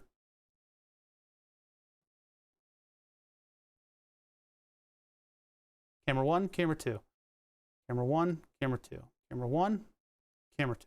Camera 1. Yeah, I think this is the place to put it. I don't know what the pinouts of these things are. Hold on. I can just do it with a multimeter, but you can certainly put bits wherever you want to, just not on my body. I don't consent. We're not doing the sushi thing again. Thank you for the bits, sir. Appreciate that. What the fuck is this? Oh, that's the gaming view. Sorry, I clicked on the wrong thing. There we go. I was like, why am I in the void? RGB, SMD, RGB, LED, pinout. Now the thing is, like, the Big Tree Tech LED that they used is like this super duper sub miniature LED. It's like the smallest fucking thing. And I don't think I'm gonna have a good time moving and or soldering it. Moving it is probably easy because it's so small that I would be able to easily remove it, because I'm super strong, chat. I'm like really I'm all muscles. I could move that so easily. And I don't know if I'd have too bad of a time moving it over to the board over here. Because I mean, there are 4 distinct corners on this thing, but if this had square pins, that would be so much easier for me to do. But I figure I'm gonna leave them in place and just wire up. Excuse me. Oh, hey stomach, how's it going, man? You doing all right? I figure I'm not gonna move these, and I'm gonna use just a broken strip of WS2812. These are larger. They spread the light out a little bit more. I don't know. Maybe they're better. Maybe they're not. Who cares? I'm gonna do it my way. So yeah, that's our basic pinout on these. Now, does it vary a lot from LED to LED? I mean, the answer is always yes, because it all depends on the manufacturer. And then eventually somebody decides to, Fatanon's having a nice little break there. It's having tea time. I don't have the one where the arm eats the cookie. Oh, good. My glucose level is actually leveling out. That's good. I had one of those lunches that you have after you get blood drawn, you know, where you're like, my arm hurts. I'm gonna get a big meal for Hungry Boy. And so I just get like a bunch of stuff. I'm gonna get McDonald's. My arm. so I did that. My Twitch stream. Let's go down to my line and see what I got. Elden Ring. Not Elden Ring. Elden Ring. My summer car. Elden Ring. Not online. Yeah, that was fasting blood work too. That's not too bad for me because I don't eat breakfast, and the lady did a good job. I have actually documented deep veins. See, I wasn't giving blood. Usually my thing, hey, CosmoQuest, how you doing? We're doing medical talk. Sorry. When I do the whole bag of blood, that's like giving blood. I'm not allowed to give blood, apparently. I don't know. I think it's diabetes or one of the other things. But so this wasn't the bag of blood, but it was 7 vials. And I was fasting. So I got big McDonald's lunch. I'm gonna watch any of those Elden Ring streams because I'll be playing later when the game is cheaper and patched. Yeah, people are having stuttering issues with it. Veronica Kira, how's it going? CosmoQuest, thank you for the big raid. I really appreciate that. 23 people. We got Uncle Bill Droon in the chat. All the familiar faces. How y'all doing? We're kind of like a refugee stream here. Welcome to the last stream that's not playing Elden Ring and has no desire to, no hatred on the game. It looks like a fun game. I just kind of missed the boat on all the Souls-likes. I missed the boat on all the Souls-likes, and I can probably blame engineering school for that. This collar is sneaking up on me. Hold on. It's like rising up at the back. I'm gonna have a vampire collar by the end of stream. There we go. That's a little better. Yeah, I'm actually not playing Elden Ring. I'm the last one. We're looking at my 3D printer because we tried last stream. We fixed my 3D printer by breaking my webcam, and so I've barely gotten it working again, and the new one should get here today. Yesterday, I spent a lot of money on various things that broke around the shop. I'm not happy about that. And so we got completely and utterly fucking yak-shaven to within an inch of our lives, and now we're back to the original project. I got to 3D print the thing that I needed to 3D print for the printer, for the front face of the printer, and now we're building a circuit board that's going to hold the encoder and the 2 LEDs because they're separated a little bit in my design so that I can use the big knob, so I can use the other Lone Star's big knob on my machine. That wasn't, I didn't mean it like that. I didn't mean it like that. All right, anyway, so we're looking at the pinout of the LEDs, and as usual, there's about 75 different pinouts for these things. Some of them go end to end with the LED. Others have a bust ground for the LED, a bust anode or cathode that goes to all 3. I thought these were the ones that went to all 3. We can look at what's actually on the circuit board and do a little bit of reverse engineering. Yeah, this is Elden Ring is it's a Souls-like game, so it's like Dark Souls and all that category of game that's kind of like brutally difficult, but gives you a really nice sense of control when you're in control. And you need to do certain cheesy things in order to be effective, and it's basically you go from boss to boss to boss. But this new one is an open world game, and it's coming right at the end of kind of the January, February game drought. So now everyone is playing it. It's the first like big game to come out of all this stuff. So this is the Dark Souls of science and tech. You know what? Honestly, you know what? I can't even argue with that. given the past couple days that I've had. All right, any of you multimeter jockeys out there may already know this, but some of you might not, that if I go into the diode testing mode of my multimeter, what will happen is if I put the leads onto that LED, it'll light up. That's the wonderful part about the diode tester, is that you can figure out what the specifics are of your LED without a data sheet. It'll tell you what it lights up, or sorry, it'll tell you what color it lights up, and it'll give you the voltage output so that you can cater your resistor to your LED. Now I'm gonna solder it directly to whatever's there already. I don't care. We're gonna look up the data sheet on that chip so we know what pin is what, and then I'm gonna solder it directly over. So I don't give no fucks. But anyway, that's a useful thing with the multimeters. Now, I have not soldered this thing down yet. I need to make a decision on where the pins are going to end up when I do actually solder them down. But anode and cathode, plus and minus, directly into the multimeter, and you get light, and you get light, you get light. Maybe I do want to solder this thing down first. Yeah.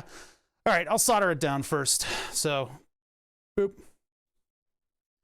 The webcam is on its last legs. Not to be too dramatic about it. I mean, the webcam has been through the ringer, and we took it apart yesterday, and we repaired it. For all those CosmoQuesters who are unaware, we repaired the camera, and what we did is we put it mostly back together. It's not totally back together yet. It's still kind of hanging on by a thread. I'm gonna actually put the ground. Which direction? I don't know. I don't know if there is a good decision to make here. I'll just do it like this. There's 6 pins under this thing, and they happen to be able to be somewhat lined up with the board. So if I get a little bit of solder down on one and this thing doesn't totally rearrange itself, I should be able to manipulate this thing and get them all. Yeah, I got the Kurokesu. Yes, chat. Yesterday. Go to work on the 3D printer. The USB socket on the Logitech Brio goes out. So I take the whole thing apart, which involves kind of like permanently ruining some of the stuff on the Brio. We find out there's an entire infrared camera inside of that camera that's not used. So we're not using that. I don't need the microphone, so we're not using that.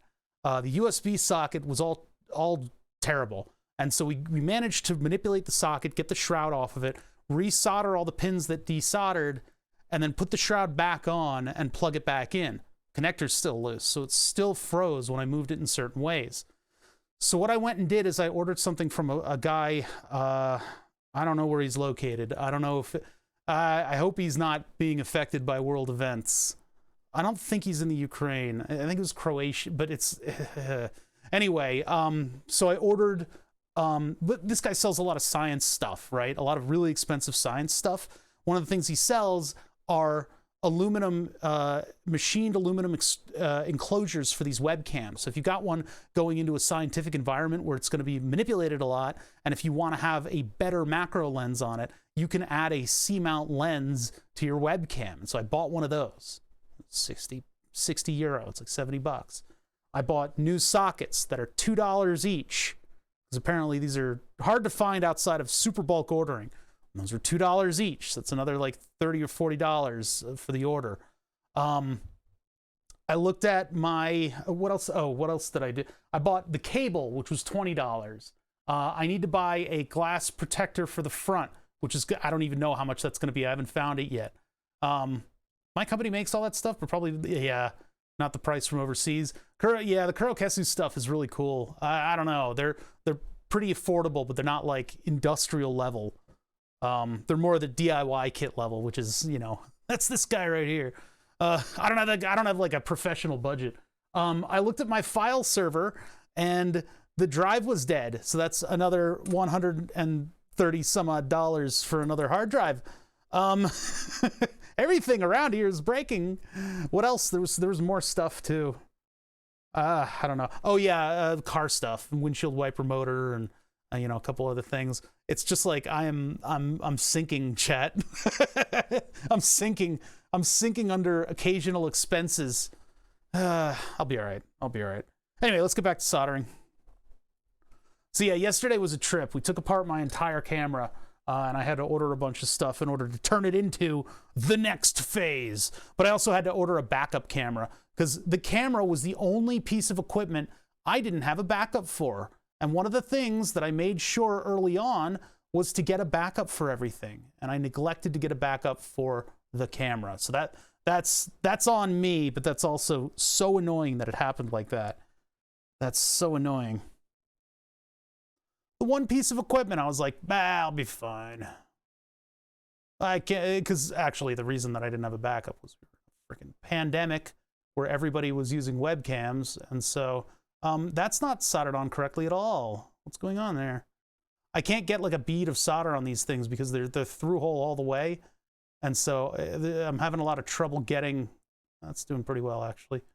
I was having a lot of trouble getting like a nub to form that would properly connect that. The way she goes. All right, so that should be pretty good. Let's get all 6 of these soldered. Anyway, what's going on, Cosmos? Anything cool? I know Web's getting up to speed, cooling down and whatnot. Haven't they gotten like a little bit of science out of it so far?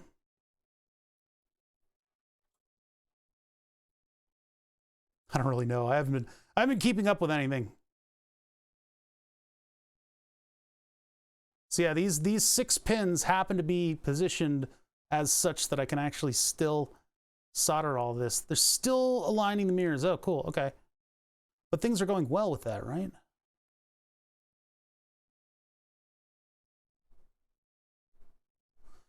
I had to breathe in. I had to breathe in, and so my arms moved. I'm in a weird position right now.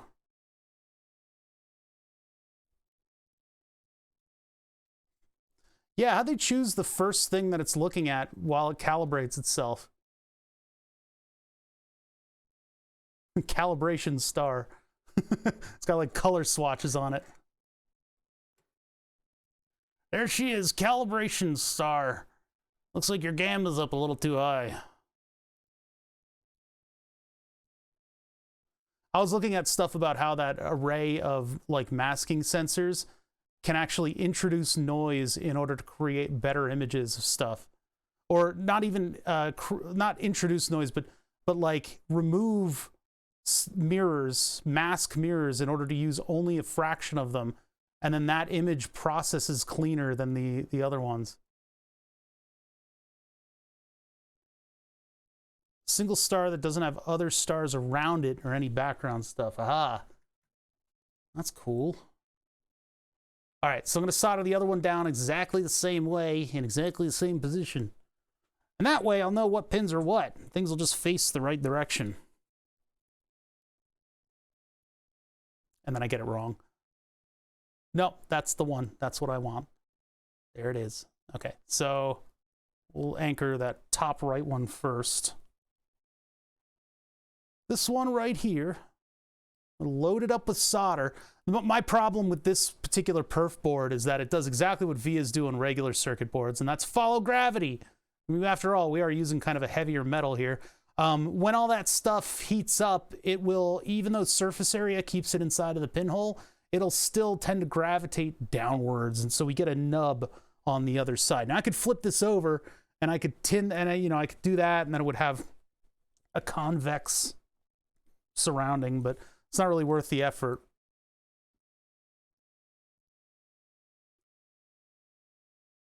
Documentary about the Hubble and how they made the mirror to perfect. So when it went into outer space, it was wrong. Oh man. Yeah, these get around that. These mirror segments get around that by being able to be adjusted in both their profile and positioning. So they have X and Y on them, but then they've also got like a tension thing that will bend the surface of the mirror microns, which is pretty neat. It's pretty neat that they're able to make something that didn't, there's no, it's pretty neat that they're able to do that after the thing is strapped to a giant vibrating rocket. Yeah, I remember all that when they did the mission to, what year was that when they did the mission to fix Hubble? I don't know. I want to know if I was in diapers or not. Yeah, if that's your uh-oh. Yeah, because I kind of remember the hype around that. mid-90s. So yeah, I was in school.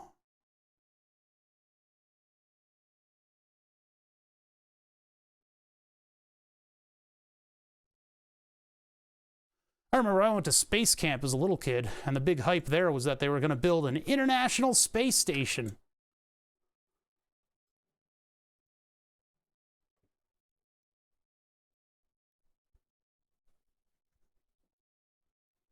Yeah, little models of it and everything.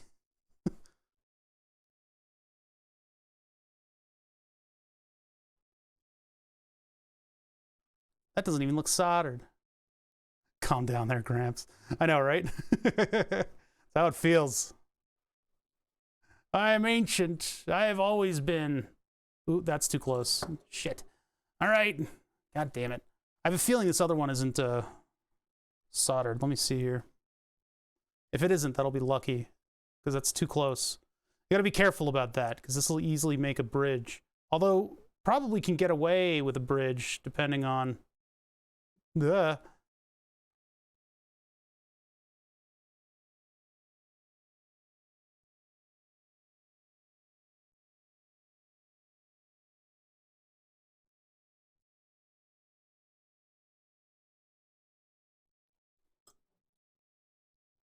Much better, Lear. 93? Oh, so I was... I was pretty young. I was once a boy.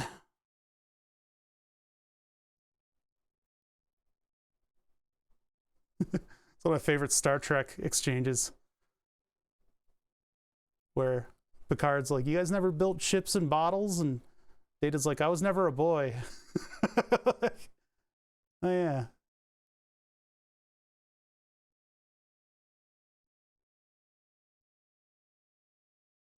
All right, so that's going on much easier. That's a lot of solder that I'm putting on this thing.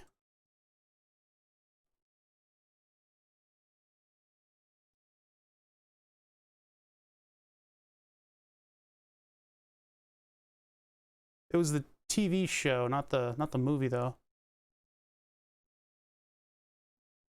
I do not play. And then O'Brien looks like a kiss ass. All right, good. Check again, good. One more time, good. Okay, cool. So we got both of the LEDs soldered in, at least for now.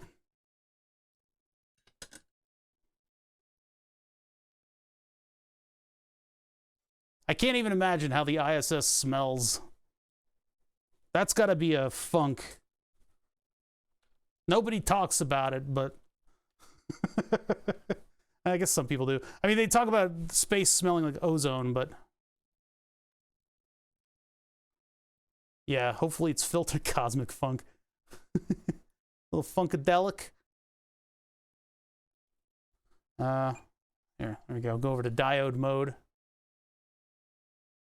Ah, I was wrong. Now I've got the red is on the left here, and I assumed that since the chip was against this substrate here, this would be a ground. Do you like Winnie the Pooh? I don't know, you know, honestly, like when I made this handle, and this wasn't supposed to be the handle that I streamed under, but people have said that it's perfect, so I'll keep it.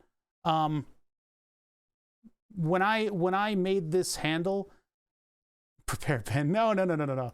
I kind of like the Adam Plays school of moderation, and that's don't really do anything unless it gets serious, because even shit posters are fun to mess with. But that wasn't really shit post. It was just asking me, you know, the oh bother handle. And it basically the principle behind it was that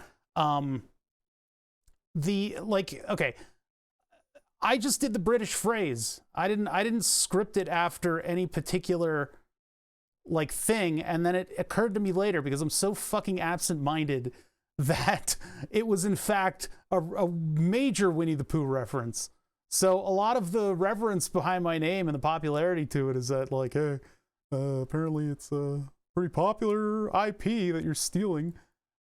It also deters China. But anyway, Yeah, so it was basically just supposed to be like, bother, I can't figure out a name.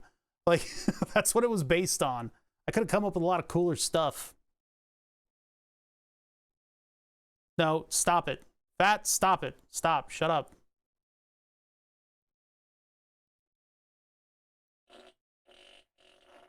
Why do you like that, man? You're just like, stop it.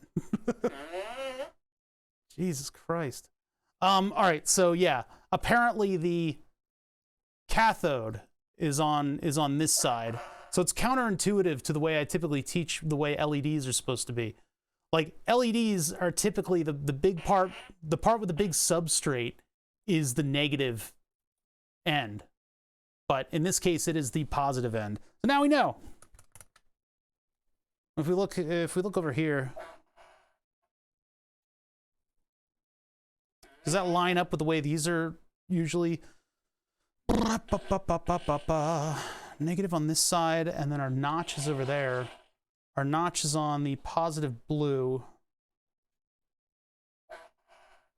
Yeah, notch is on the positive blue. Okay, so that lines up. So we do have a pinout for these. They're fairly common, so that helps. That one went in a little funky. It looks okay though. That'll be okay. That one looks like a major issue. I don't know what's going on there.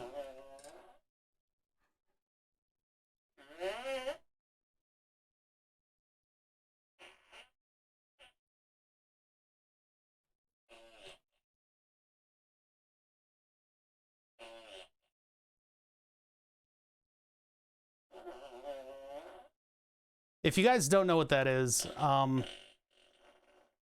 know, right?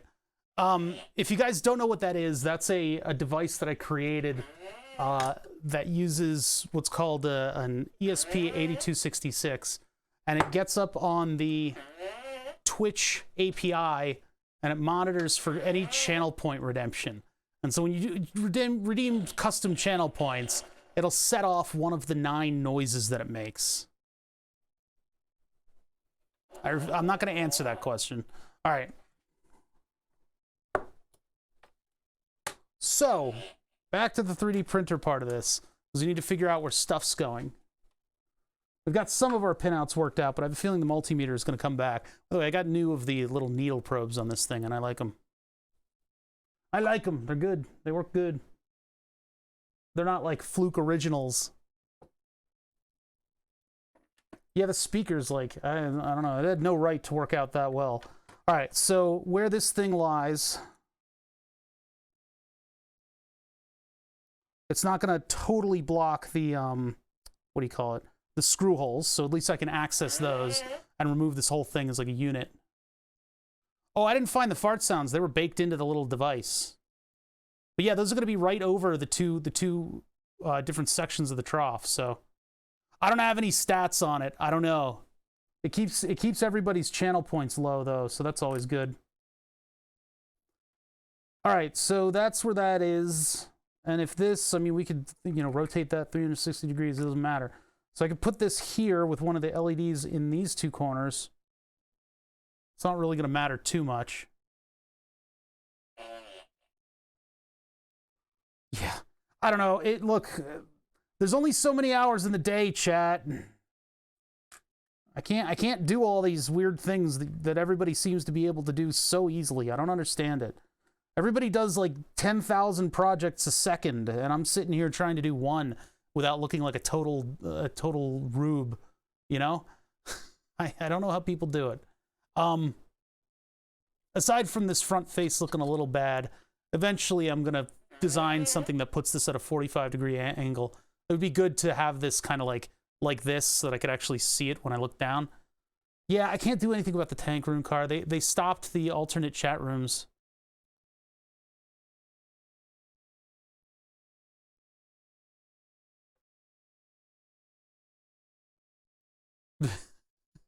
It's loud. It kind of hurts when I have my face next to it and you guys set it off because you're a bunch of jackasses. It's loud, but also my microphone picks up the frequencies that it does quite nicely. So, I do need to do another mead brew.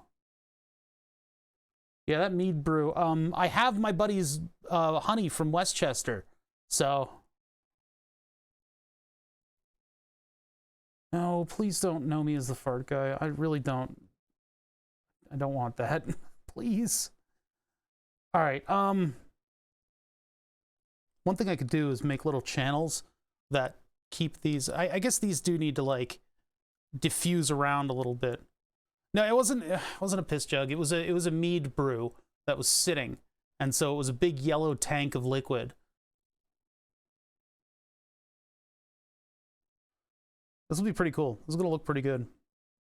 All right, so where do I want the header? I guess I could just put it out of this end, and it'll be tall enough that it'll be able to interact with that. Now, how many pins do we need? So let's see. How many pins do I need on this thing?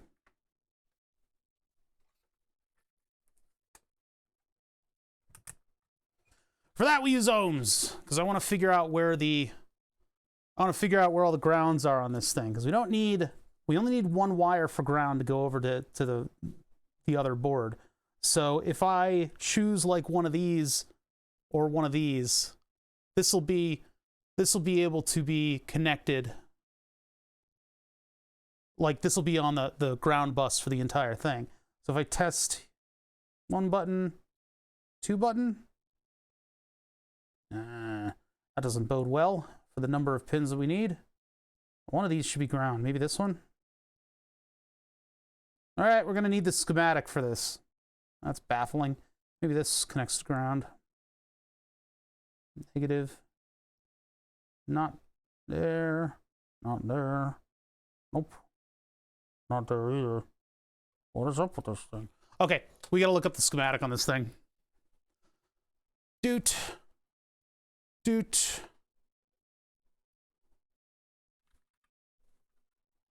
Yeah, chat doesn't let things go. That's really how it got there.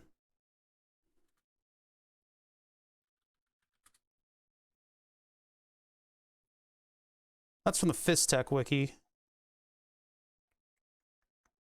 What is that one? Is that the button?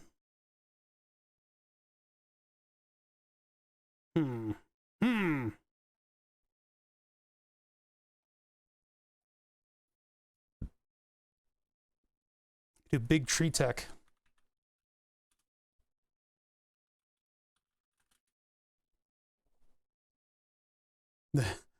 Yeah, really.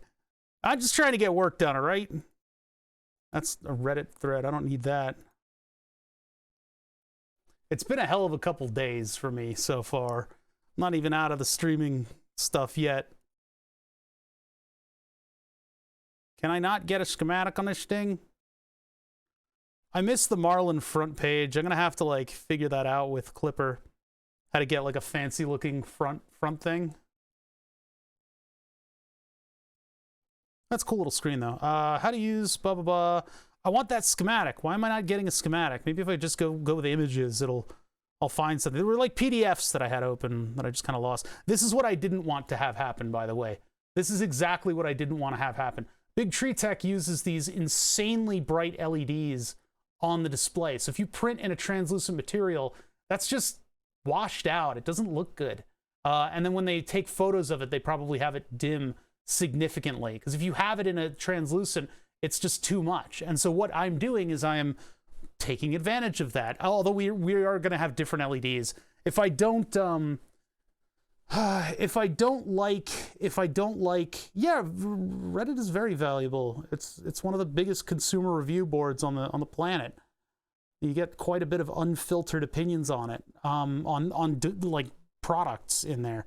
All right, anyway, you know, there's a time and a place to bash it, sure, but just out of nowhere.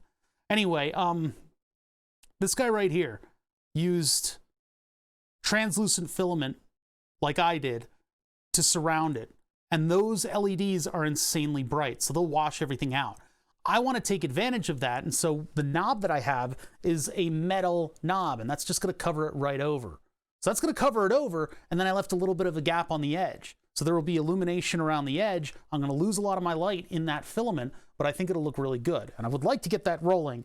It depends on how bright these LEDs are that I'm putting in. These are WS2812 LEDs. They're probably pretty bright. So anyway, I need to find that schematic because I need to know what my minimum pinout is going to be on this thing. Yeah, it is like spectacularly bright. It's ridiculous.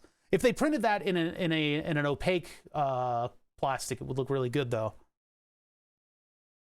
So for some reason I can't find Big Tree Tech Mini 12864 schematic. They probably didn't release anything.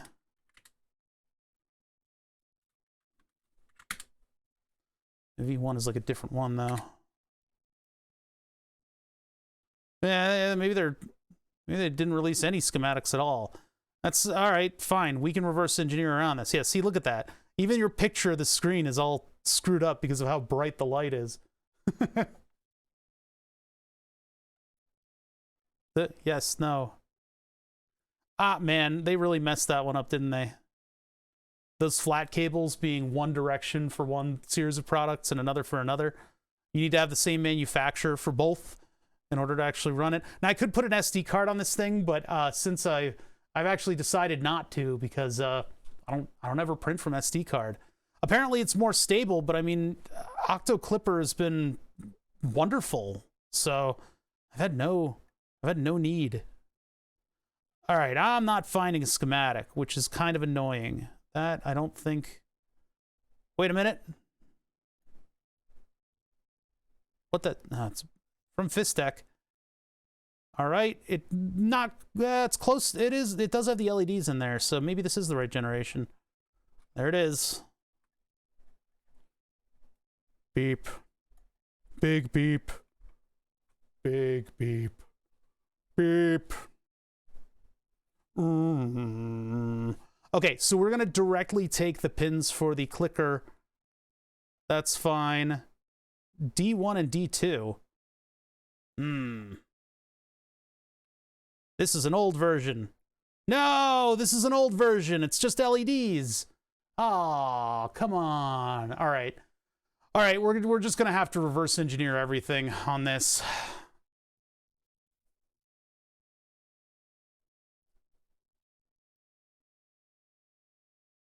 Can't find. Yeah, the coffee cup raindrop. Yeah, that's a... So, schematic symbols. Resistors are either a box with two wires coming out of them or a squiggly line with two wires coming out of them. And generally, you'll have like a designation. So it'll be like R5 or R6, R7. That usually lines up with a spreadsheet of values. If you have something next to it, usually you'll want an ohm symbol. And the thing is, like, schematics vary from author to author, right? Generally, you find a set of rules that you're comfortable with, that you like looking at in schematics, and you stick to them. Because once somebody gets how you're putting your schematics down, if you change your rules, then they'll be confused. Right now, I'm looking at this Big Tree Tech schematic, I think Big Tree Tech, and I'm noticing all the different things that they're doing that differ from the way that I do schematics. Their positive power things are like little T's, right? And then they put the signal name on top of it. They'll give a designation, but then they also give the value on it. This is Fistech. All right. I didn't need correction. Doesn't matter. All right. So what I was trying to say, you guys want to nickel and dime me on everything I try to say. Different conventions for different schematics for different authors, right? Generally, functionally, you'll be reading from the upper left to the lower right. Generally, a lot of people violate that. And when you have a schematic for a device like that, and everything is sort of like a bigger device or like a device with one big microcontroller, you'll have little sections for everything. And those sections have lines that go in and out of them with names on them. So if I wanted to figure out where reset was coming from, RST goes to RST, or the kill switch goes to the kill, you know, that kind of thing. D49, D33, D31, I don't know where those are going, but we know MISO, button enable 1, etc., right? So getting to what the coffee cup is, that is a diode. Generally, you don't have a line going through the diode. Usually they're just colored, the whole arrow is colored in. And this is actually, it's symbolizing where the anode and the cathode is. Because a diode will have, when you build the voltage level up, eventually the diode will let current through. When you get to a certain voltage, it'll let all the current through. And so that arrow and that line symbolizes it symbolizes that buildup of current, as in the arrow pushing into the wall, until it can get around the wall, and then the current can push away. That's sort of like a breakdown-ish kind of thing. Yeah, this one isn't very... God damn it. This one isn't very consistent. Where'd it go? It's gone. Capacitors are 2 bars. Capacitors are 2 bars. And those 2 bars symbolize 2 plates. And that goes back all the way to the Leyden jar, back when they were fooling around with electricity as like a joke. The Leyden jar was a type of capacitor, but the point is, when you get 2 plates next to them and one of them's charged very positively, it'll kind of store current to a certain point, and then it'll let it through until it's charged to a certain point, and then it'll block it. That's all physics. There's a lot of physics behind this stuff. Yeah, the EU and the US conventions are different. The US convention is to do a squiggly line for a resistor, because traditionally a resistor was a bunch of wire or a bunch of carbon wire stuff that was basically turns electricity into heat, right? So store voltage, okay.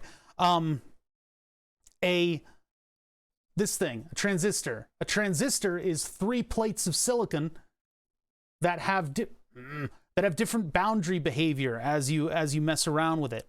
And so the P, the N, and the P are symbolized by just like a plate, probably stemming back to the way the resistor, the diode is written. But there's an input, there's a trigger, and then there's an output. Headers in this case are just boxes. Chips are just boxes. Even the LCD is just a box. They're just boxes with pin labels. And then ground, traditionally ground, as in the ground, and the symbol for the ground is a bunch of satches, just a bunch of lines like that sort of look like a shadowy ground. Now, that ground is a different... Somebody else did this part. Switches are an open bar, and a dotted line indicates that both of those are the same mechanism. But whatever that little switch contacts is how the switch is, switching. So there you go. That's my rundown. That's a very basic rundown on how to read schematics. Now you could look up how-tos, and they'll have all kinds of different information on it. And these are the kinds of comments that all the shitheads will have about what they get wrong, because somebody who has a totally different experience reading schematics will read things differently. They will read into the symbols differently, or they'll read things, and it's all very slightly differently, but it is differently. So sometimes schematics are just weird like that. Now, if these were in fact different grounds, like if this and this were different grounds, I would use, because I like my triangles. I use a triangle pointing down to denote ground, and I use a triangle pointing up, or I use an arrow pointing up. An arrow pointing up is my power input, and then I label things. So the labeling is very important. If that was labeled like ground 1, then you'd know they split their grounds. So people don't do that as much anymore, but in this case they have different symbols. I don't think they're different grounds, but I didn't make the schematic. So now I have to verify whether or not there are different grounds. I suspect not, but that might be the case. It's a shit show out there is what it is, but better schematic authors usually prevail. Like, yeah, here's a switch inside of the SD card. So anyway.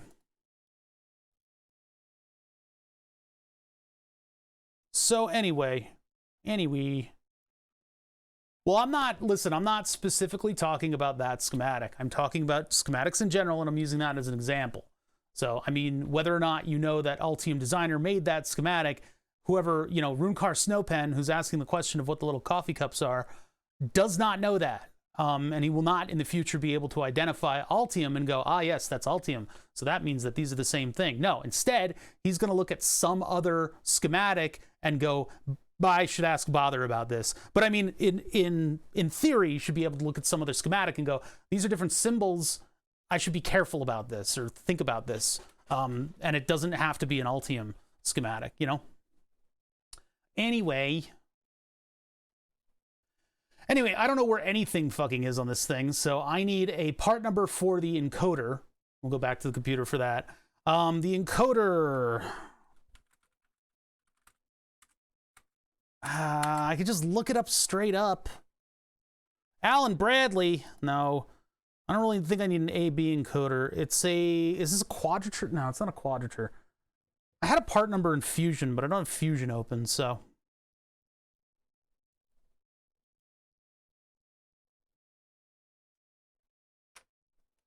So what is this thing? Does it have a part number anywhere on it? I thought it did. Maybe the board that it was on had a part number. Hold on.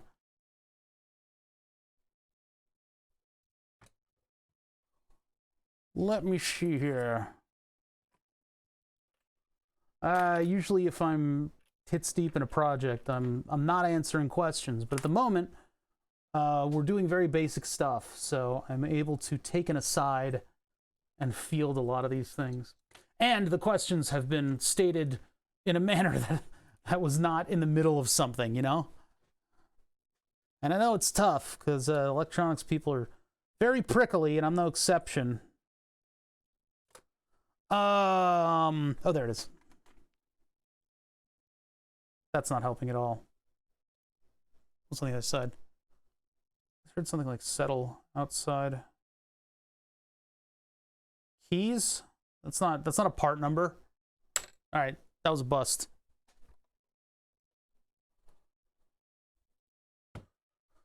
All right, so I need a basic encoder. You know, the best place to look for this kind of stuff at this point is probably SparkFun, Pololu, Adafruit, because DigiKey is taking a like a teeny little sip of water from one of those like dam locks that opens up and sprays out like 10,000 feet in the air. So I could. That's another tutorial for another time, is how to use DigiKey properly. They're changing their search stuff. They've got like a beta out. So there might be a better way to search DigiKey at this point, and I'll have to learn it so that I can be knowledgeable in it.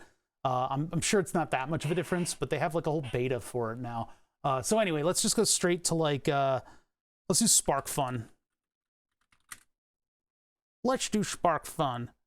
There they are, flaunting their little laser distance sensor, those bastards. I really, really, really, really wish that webcam developers would use these things more. All right, anyway, I'm gonna, no, let's not go on that rant. Anyway, oh, they wanted to use the Farpoint thing. Encoder. This is the kind of website where you can just look and find immediately the thing you're, oh, there it is. Okay. I was like, what the hell? All right. Illuminated? What kind of fancy schmancy stuff is this? You can illuminate the knob? Man. What kind of crazy world is this? Anyway, these encoders are pretty common. What you basically get is that you get little click over positions where the encoder clicks from one thing to the other, and then you have two pins that are giving you an output from that. One of the pins will do a square wave, either too positive or too negative. The other does the same thing, but they stagger it a little bit. So as you turn the knob and click it over to the different positions, one will click and then the other will click, or then the other will click and the one will click. And that's how you ascertain direction, is whichever one goes over first, and then it's followed by the second one. That'll tell you right or left. Clockwise or anti-clockwise, I guess is the... Whereas an AB encoder does the same thing, but the A and the B lines follow a sine wave. You could, I guess, maybe call it a sine and cosine wave. I think they're 90 degrees out of phase. So as you turn, instead of clicking over positions, you have a wave. And so that translates into circular coordinates quite nicely, actually, and with quite a bit of accuracy. We've worked with those before because we do that kind of stuff here. All right, this is $30. Oh, that one lights up. See, I just wanted, like, I just want to know what pins are what. So, hey, Shorts, how's it going? I can't believe you've come to this place at this time. SparkFun, can I just get, like, a basic encoder, please? Because that's all I've got. I don't have a fancy $4.95 illuminated one. I just have like an encoder. Oh, this is a stepper motor, but they put on one of the encoders, the type that we used in the steering wheel project, the CY incorporated encoder. I've seen this thing before. Blah, blah, blah, blah, blah, blah, blah, blah, blah, blah, blah. Yeah, I'm looking at SparkFun because generally they boil down the results into stuff that you can actually like use. What the hell? Is that like a super fancy, like the kind of thing that's in like the Nest? $218.95. The soul leaves my body.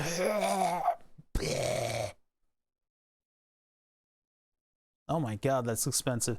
So I guess that's the kind that has like the screen in the middle, which is kind of cool. That would be kind of cool for a 3D printer to have like a Nest style like thing in the just the one big knob that you twist and click to do your menus, and then your screen is round. Let it fit my custom DIY keyboard. Absolutely. It'll fit everything. Don't you worry. $218. Good God.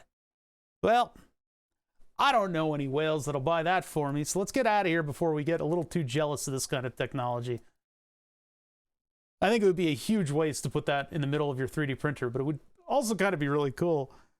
But I don't know, I'd feel bad about it. That's a cool thing. I'm glad they're selling it. I just wish it wasn't a billion, million, zillion dollars. There it is. Oh, that one has high detent force, which is not really what we have. Ball spring. How dare you? Well, that'll give me an idea. Let's look at the data sheet for this little bastard. Really? There you go. Good enough for me. These are all pretty much standard, so. Did they say quantum? No, quadrature. It'd be a big flex. Yeah, it would cost more than the 3D printer itself. That'd be kind of stupid. So, common in the middle. Common in the middle. And then, of course, this is the quadrature right here.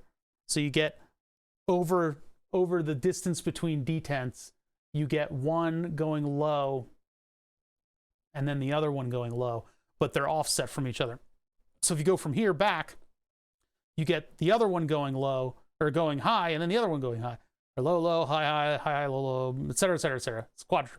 Anyway, I was just wondering about the pinout. So if that center pin, it is getting freezing in here. Hold on. It took a little while, but now it's actually like I'm getting goosebumps. So let me just close this thing. Yeah, DigiKey would have more options, and that's literally why I did not choose them.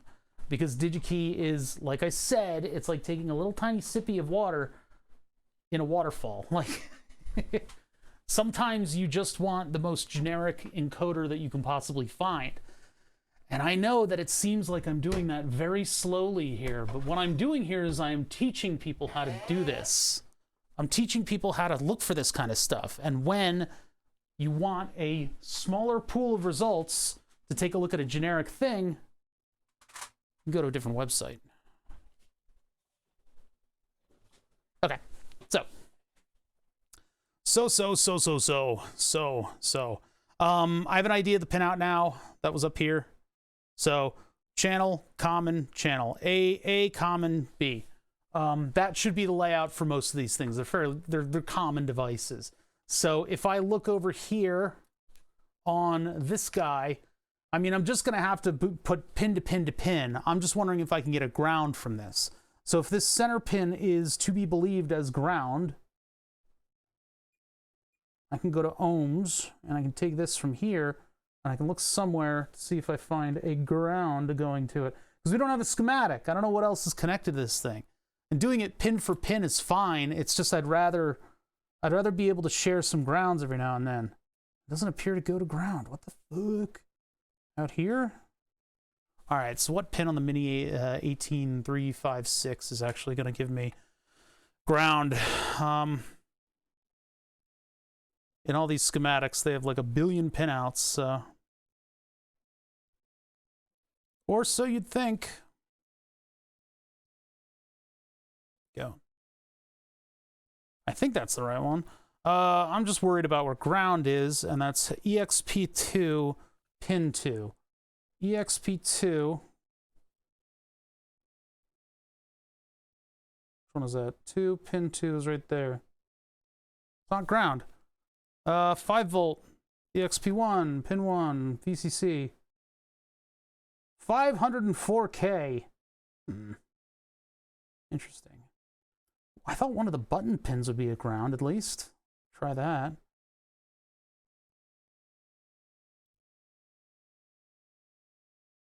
$400K.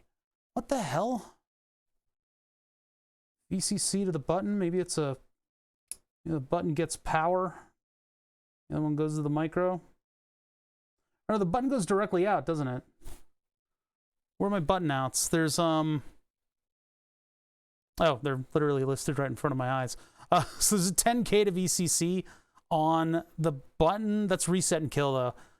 And then the button itself, reset, kill, blue, green. That's not right. That's the old one.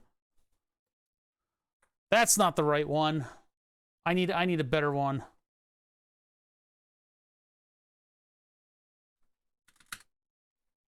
Well, it's not the schematic, but it's good enough. So this would be the 864 green, blue, and red, though. I think this is the wrong version. Version 1.2? I go on version 3, because they went over to the NeoPixel, or the WS2812. Yeah, let me tell you 64 schematic. What if I put V3 on it? God, what is the temperature outside? Freaking freezing around here. What is this?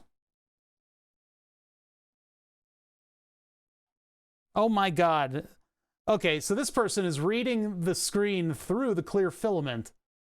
That is a ghostly looking weird. That's weird. That's just weird. Hey, what is this? This might be version 1, though. Oh, it's wild. Yeah, it's completely out of control.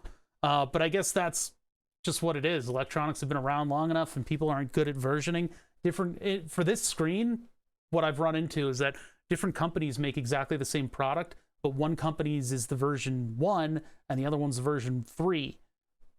Doesn't make any sense. That's just how it is, though. This is the entire controller board. This is not the screen.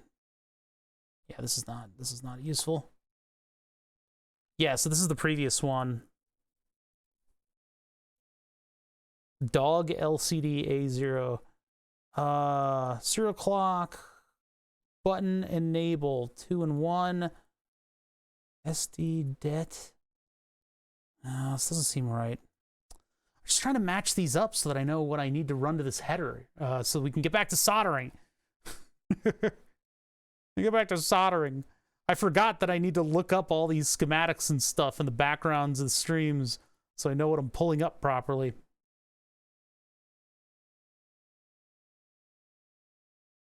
All right, I'll just do pinout. Oh, I hate it when it does this. Yes, I understand that you have a... Ugh. It does this periodically where it just gets in perma-scroll mode. Oh my God. Really?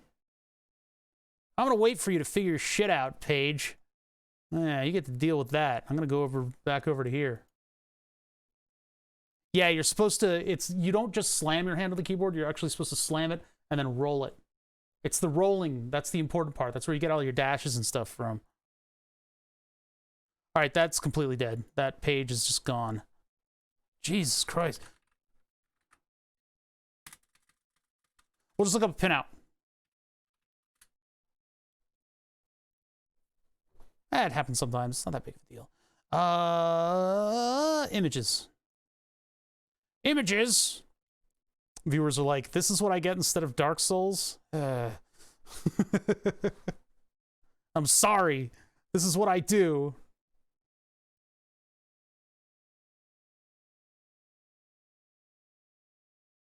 Yeah, see, that's actually a pretty good part number, except for the question mark. You might want to get rid of that. Trying to find use for this microcontroller that only has WDT as a peripheral, nothing else. I don't even know what WDT.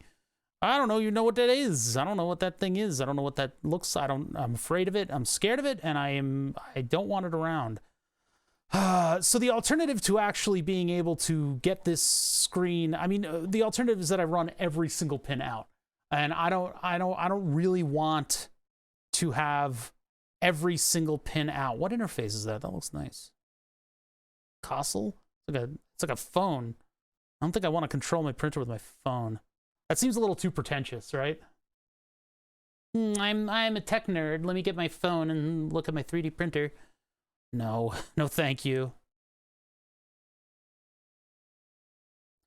I'm all over the place, man. I'm getting sidetracked while looking for these things. I just need to find one of those pinouts that actually matches up to the board I have, which is the big tree take version 1. If I just looked that up, oh, I looked up schematic again. I didn't even mean to do that. Local ghost. No. Oh God, it's just all misinformation. All right, I think, yeah, there we go. The GitHub came up right there. Hardware. User manual. I don't even know what that is. Still the user guide. Size and interface will be the pinouts, right?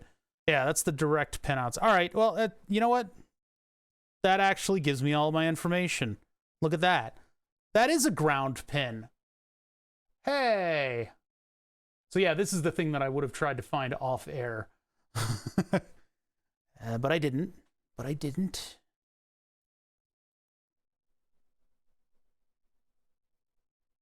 Never leave your printer working on its own so you won't need the phone checkup thing. I didn't ask for this abuse today. I didn't ask for this. Let's get the ID of U4.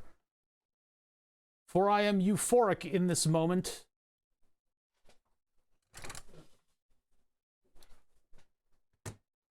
U4, what are you? What are you? Give me your secrets. Give me all of your secrets all at once. Well, I mean, it's like I'll never have the printer far enough away that the phone would justify anything, unless I had a remote login so that I could check, like, the camera. Did they put shmoo on that? Did they put crap on that? I gotta stop using AV-isms. They put crap on this crap? I want to know what crap this is, but I want to know what crap that is, and if there's crap on the crap, I can't figure out what the crap is. I need the crap numbers in order to figure out what this crappy thing is. I'm like predisposed to be angry today because I had equipment failures, and like equipment failures are like they're the #1 thing that pisses off streamers. Equipment failures are no bueno. I also need to figure out how to protect the screen. I don't know how to do that. Maybe I'll get one of the phone protectors that I have and cut it very close to the bevel. That might do it.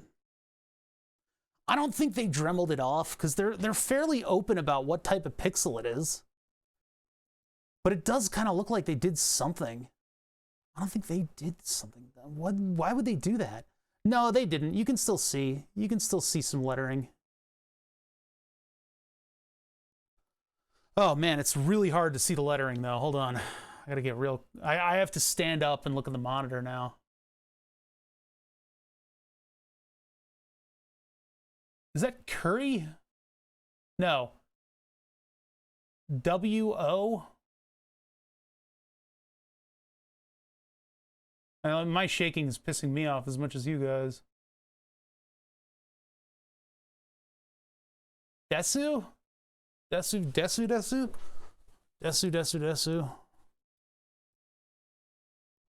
Desu.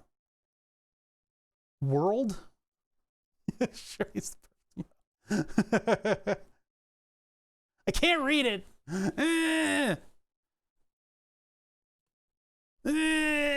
Hold on, I'm gonna get closer. We're gonna look at this, like, we're gonna line the atoms up and then we'll figure out exactly what it is.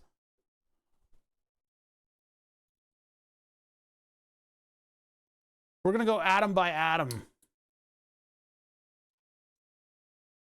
It's like a lot of the times reading these chips is a like a light angle thing. So if you get the angle of the light just right, but it looks like they did something to the chip, although I don't understand why they would do anything to the chip, right? It seems like a little crazy for them to have done something to sort of alter.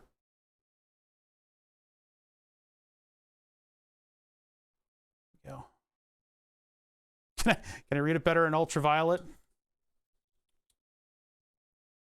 Oh my God, everything is covered in anyway. No. UV is doing nothing.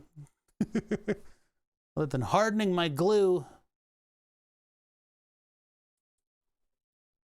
How about just like a pen light? Actually does help. It looks like they did something, because there's definitely like coating on top of it.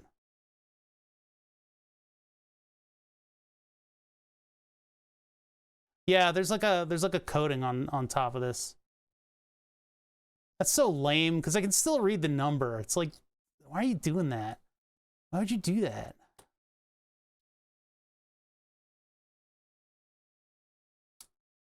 Like, why? You know? Like, what is the point? There you go, that got it. I got it pretty good. Just need to clean up that area over there. Hold on. And give it a little wipe. Owie, my eyes. What the fuck? I don't even recognize that. Okay, so at the top, World, Mr. Worldwide. Yeah, usually cleaning products don't do much for this. Does it say WS2811? Yeah, it does in the middle there, you're right. Okay, WS2811, which I thought... Oh, that's what this was. Oh, look at how easy that is to read. Oh, wait, this is the more advanced LP8806. These are actually really good. They're not as... Like, the modern ones are a little bit more narrow. But these have like a wonderful range of hues. Anyway, WS2811, which is fairly common. I think you used to do the pencil rubbing all over the top, work on some pencil rubbing.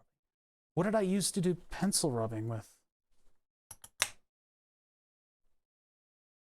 I don't recall. I don't recall. Yeah, it's a 3 LED driver. It's a WS2811. We can just look at the data sheet. WS2811. This is one of the most common LED drivers. You buy them in these strips. I got a bunch of these strips, and I'm working on a display project behind me. Isn't that interesting? I don't know if we're going to be able to get that done in the near future, but I'd like it to be the backdrop of my desk, and maybe we could add some LEDs to it to make it cool. I don't know, just thinking about that. WS2811, data chart. Yeah, why hide that? I don't know. Maybe they bought ones that were like hidden. That's a jam. What the hell is that? All right, what did you post? That's a cute kitty. That's the royal kitty. Oh my God. That is like a vaporwave cat jam. Oh my God. Okay, so LED decorative lighting. There's our pinout. That's what I wanted to know.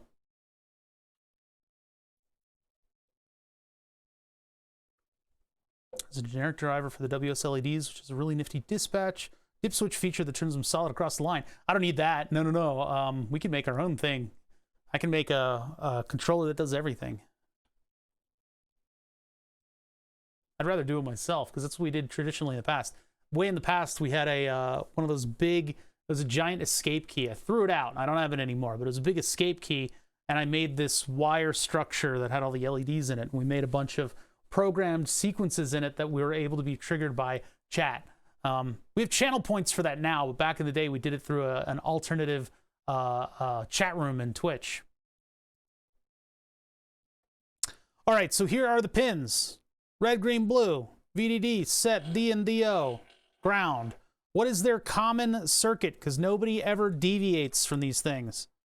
So we've got a resistor for every LED, and then we've got the LEDs all hooked up. They are hooking up on the cathode. That was the important bit that I needed to know. So the cathodes of the LEDs are the ones being connected, and then 5 volts goes to, well, both the 2811 chip as well as, a bunch of other stuff. Good. All right, so of the things that we need to hook up, we need to transplant,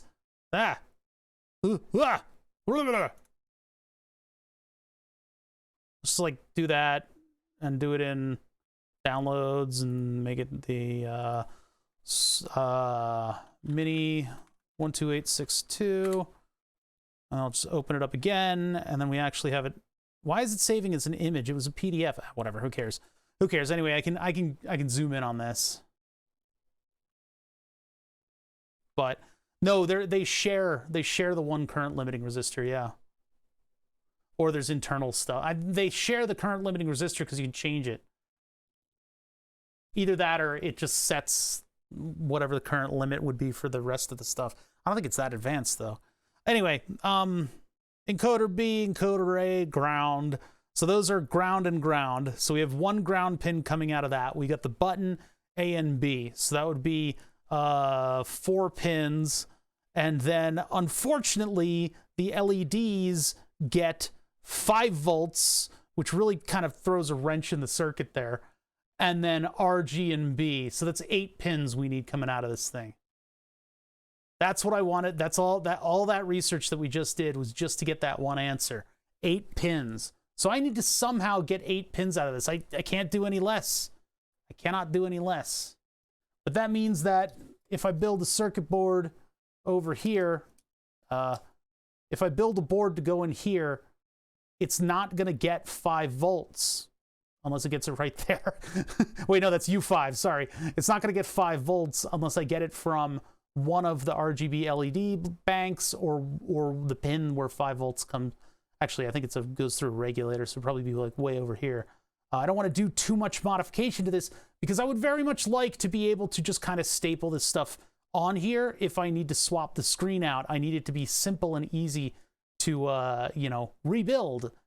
Obviously, the most easiest way to do this would be to put the WS2811 chips on the other board and just run the digital lines all the way over. And then I've got ground and VCC. But we're just going to do RG and Bs. Oh, look, they even label that. I think that's R, VCC, G, and B for the LED that goes into the screen. So we can get VCC right from there. And then we can get ground from this one or that one. And then A, B, blah, blah. And then we'll peel up. What pins are those? Hold on. Let's find the pins that we need to peel up. We will peel up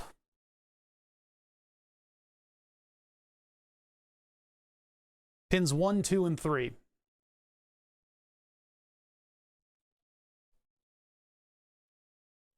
Yeah, the nuance of how exactly it works is something that you'll have to dive into the datasheet for. I don't care.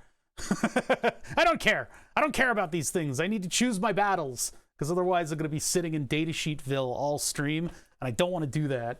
I know it's boring. I know it sucks, but this is how we do engineering. And chat, believe me, chat, I play fast and loose with the rules, and that's why the stream keeps moving, but I get complaints from both sides. I get the engineers telling me that I really need to be looking into the minutia, and then I get people who don't watch streams like this who say, it's cool, but it's moving so slowly. I try to strike a balance. I try to be the filthy whatever it's called, centrist in that lineup. So anyway, let's get back. You just saw the window blow open. It's getting pretty spicy out there. All right. Anyway. All right. So pins 1, 2, and 3 on the 2 drivers. 1, 2, and 3. Let's do that right now. Got this all spooled up. Hey man, if there was any justice in the world, I'd have more viewers. Says the vain, pig-headed streamer. All right, pins 1, 2, and 3 on both of these. Well, we're lucky enough that they're both facing the same direction. And I don't want those internal LEDs to light up at all. These things are bastards. These things are incredibly, incredibly bright.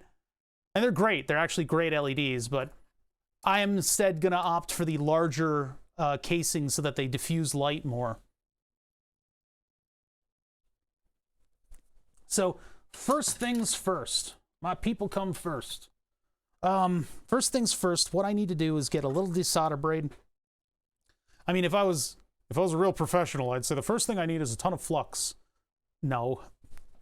What I need to do, from these pins, I'm just going to remove a little bit of solder first.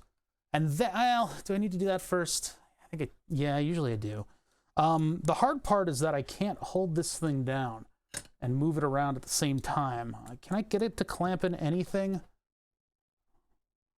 No, it's just barely too big for the clamp. Damn it. See, what I want to do is I want to attach it to something heavy, and that way I can manipulate stuff. I can tape it down to the desk, and that'll hold it in place, but then I have to live with it at whatever angle that I'm putting it at. So I guess if I put it like this, make sure not to scratch the screen, and then I get a big piece of, I guess we'll use painter's tape. Why not? I've got nothing against painters.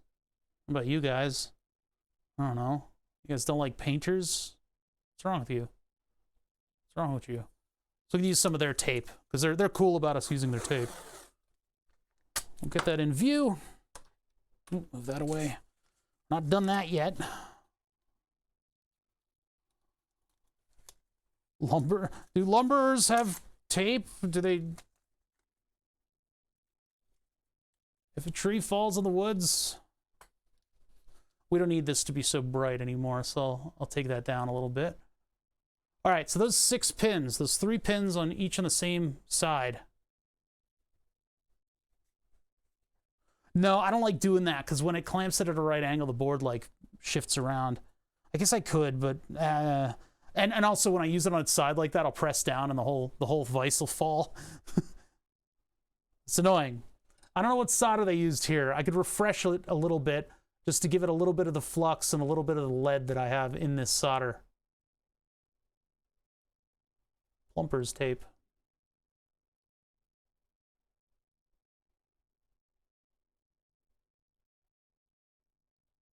What, Teflon tape?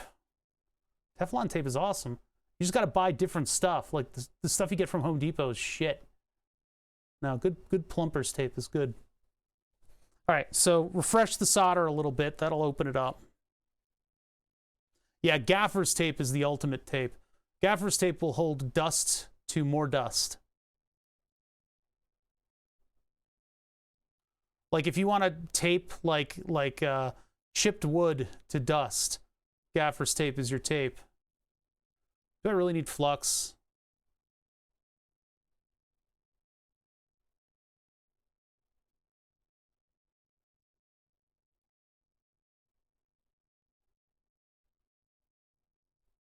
Come on. Give me all that saw. I don't see you following. Damn it.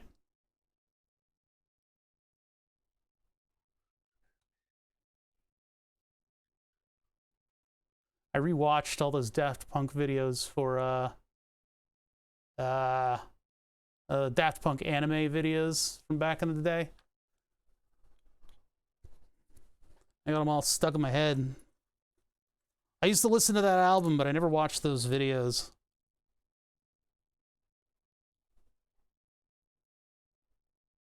Even though not from the era.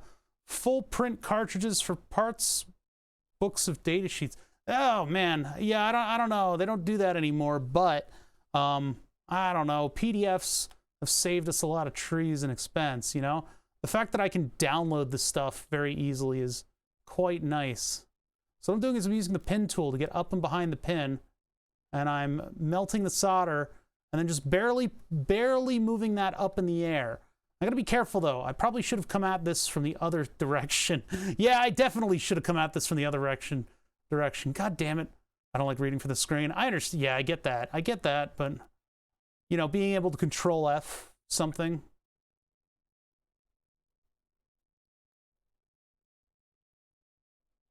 Applying just a little bit of pressure here. That middle, actually, That middle one's going to be a total beast to get up. Hold on.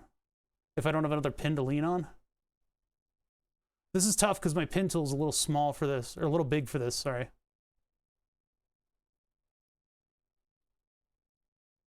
You can see that I'm kind of moving it to the side a little bit, but I can fix that with tweezers. And I will right now. Let me get the tweezers out, try to fix that. I gotta be careful because like the commenter before has said, you know, or sorry, like I said to the commenter before, these break off. This is a fairly standard thing to do to these, is bend up individual lines. You can usually bend one up and then do whatever work you need to with it and then bend it down and then you're done. And then you're done, because if you do anything else, it fails.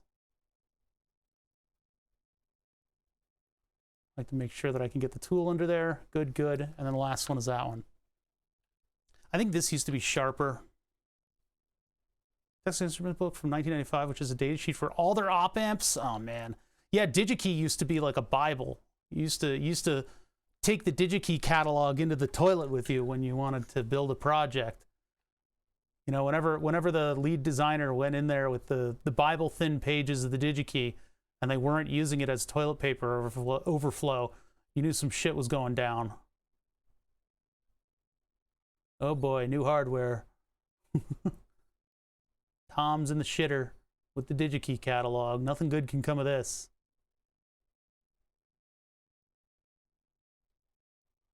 Ugh, that's fairly ugly. That didn't really work that well this time around. Yeah, I think I got a DigiKey catalog fairly recently. A site? What do you mean? Oh, of the catalogs and the printouts? What I loved were the supplemental information about designing stuff. Like you could get a whole poster that had all of the op amp designs. Like here's everything you can do with an op amp on a poster. And so when I was reverse engineering stuff, I would go through and be like, all right, op amp, let's see what we got. And it's like, all right, this resistor, oh, okay, that's what that's supposed to look like. So yeah, peeling up surface mount pins is it's kind of a, it's a tradition. It's a tradition. Geez, my mouth didn't want to work there. Smelling toast. Yeah, the poster, Analog Devices might still provide that poster. I would like to get one too, because I think it's in my box of office decorations, and I don't know where that went. But it's good to have something like that on the wall. Osram used to come with a catalog containing every voltage and size of light bulbs. Oh, that sounds deliciously nerdy. All right, so those are those connections. 5 volts, I think we're going to actually take that VCC right there. And so we'll route that up to our other board. Everything else I would like to put on standoffs, because those will hold up a circuit board. And then on that circuit board, I'll actually have a pin header. As I explain everything I do, and it takes forever. Forever and ever and ever. We need an 8-pin header though. Let me make sure that the pin header is going to actually fit. 8 pins is asking quite a bit of this design. Maybe I just go wire to wire and have it hanging off. Yeah, maybe I do that. Maybe I should just do that. And then I can just resolder it. Because, like, all right, what's 8 pins look like? 8 right angle pins. Oh, these are the terrible kind. I hate this kind of right angle pin. 1, 2, 3, 4, 5, 6, 7, 8. That would be this one right here. Let's go to break this one off. Shit, I missed it. 9, 2, 3, 4, 5, 6, 7, 8. Put my fingernail in that one. Pop. Pop, pop. Yeah, it happens. Pin headers. You order them once in your life, and you go, man, these are more expensive than I thought. And then you never think about it again because you treat them like they're disposable. Okay, 8. And then I might not even use this method. I might just do wires. I might just do 8 wires. might just give up on all my aspirations and go with eight individual wires. Because, yeah, that's not going to fit. That's not going to fit. I don't have space for it unless I put it on the side here. I guess it'll fit there. Yeah, I guess I could make that work. I could make that work. I can make that work. I made less work. I've made less do more. Where does that put our LEDs then?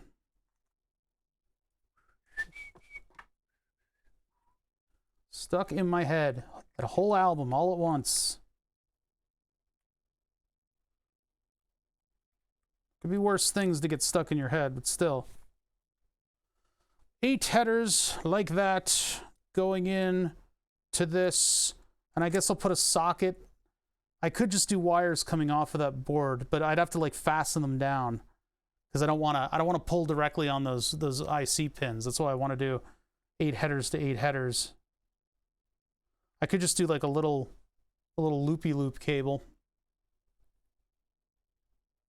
Think about that. Think about that. Thinking. If I do 8 pins here, it'd have to be like a huge board, but I could get standoffs on all that. All right, let's try for this. Let's go for a right angle header because there's plenty of room behind this stuff. Plenty of room behind this stuff. Is there, though? Yeah, there's enough room for pin headers behind these things. So we'll do straight. I don't have, like... I mean, I've got the DuPont kit that might have... Well, actually, I have 5s. Maybe we can go 4 and 4 with the, with these guys. With the JSTs. We go 4 and 4 with the JSTs, and maybe that'll do it. 6 is the maximum number. That'd be 6 and 2, which would be kind of dumb. I'll just do a 4 and 4. And then I can crimp JST headers and it'll be a little cleaner. 4 and 4 would also go on the other one. Oh, it's a little weird, but yeah, I'll do it this way. I'll do it this way. Because these will be a bit easier to cram in there. They'll take up a little bit more room, but I don't have any special 2-row stuff going on right now. I don't really have any of that stuff in the shop at the Mo. But the regular pin headers like that would probably take up less space. But I could do one of these.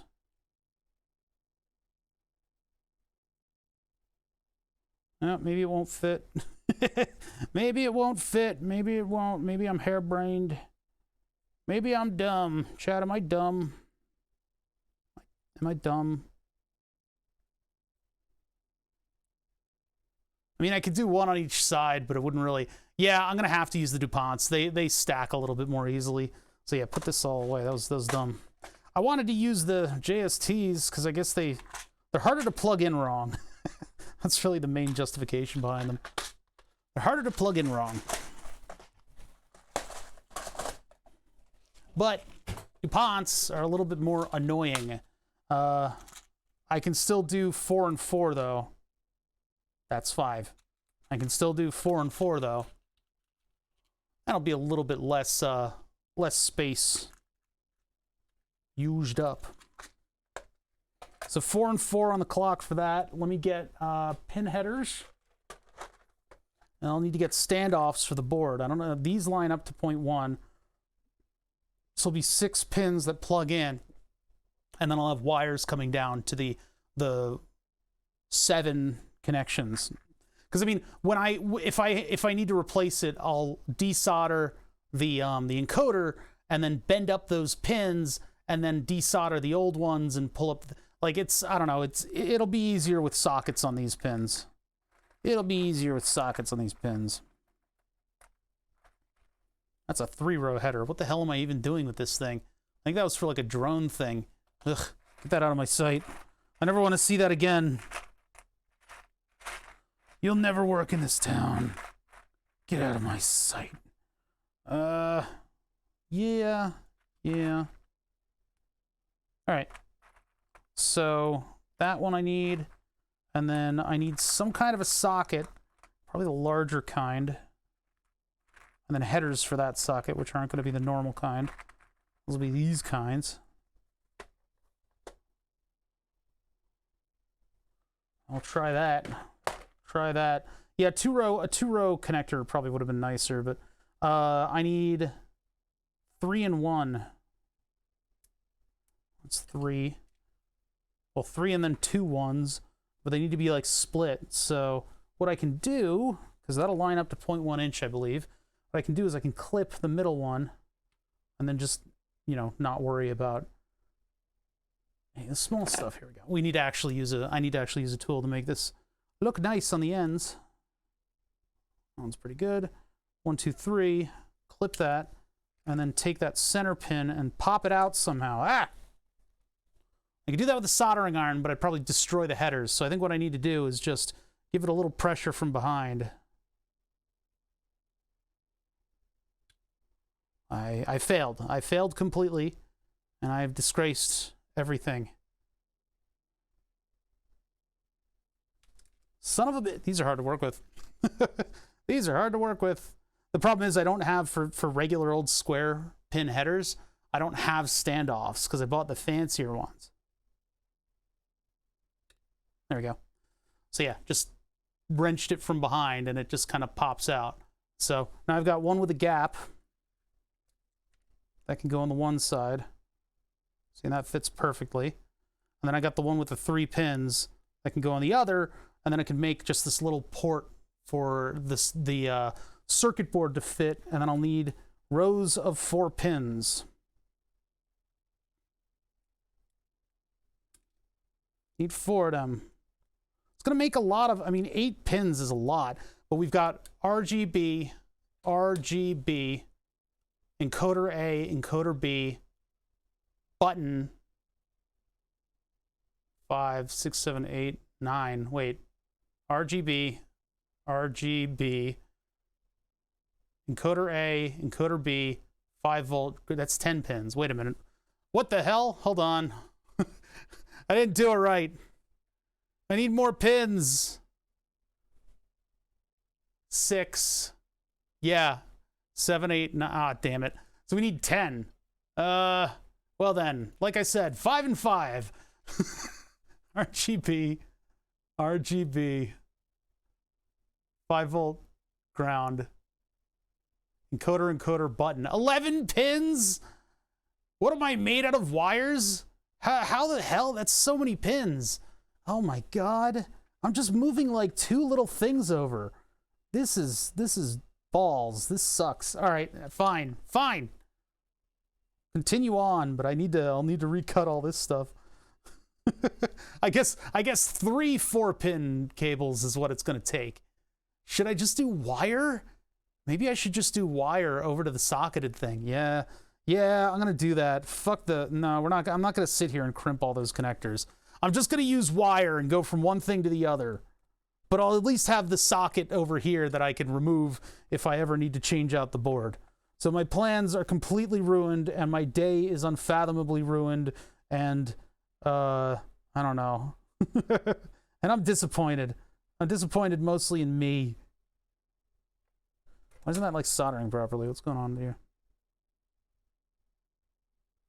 11 goddamn wires. What kind of a place is this? What kind of a world are we living in?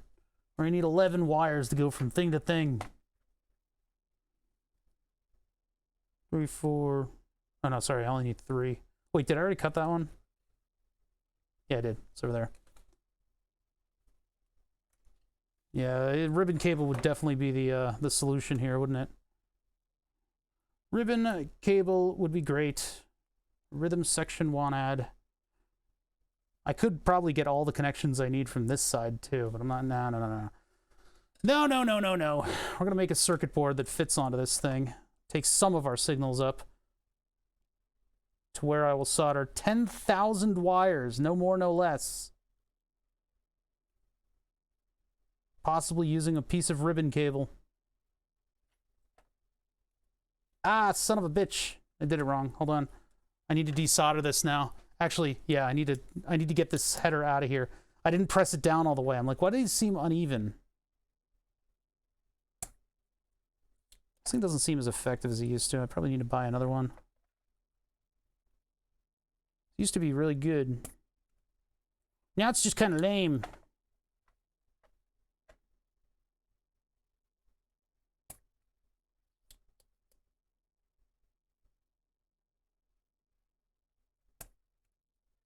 Yeah, I need to... Ugh, man, frustrating.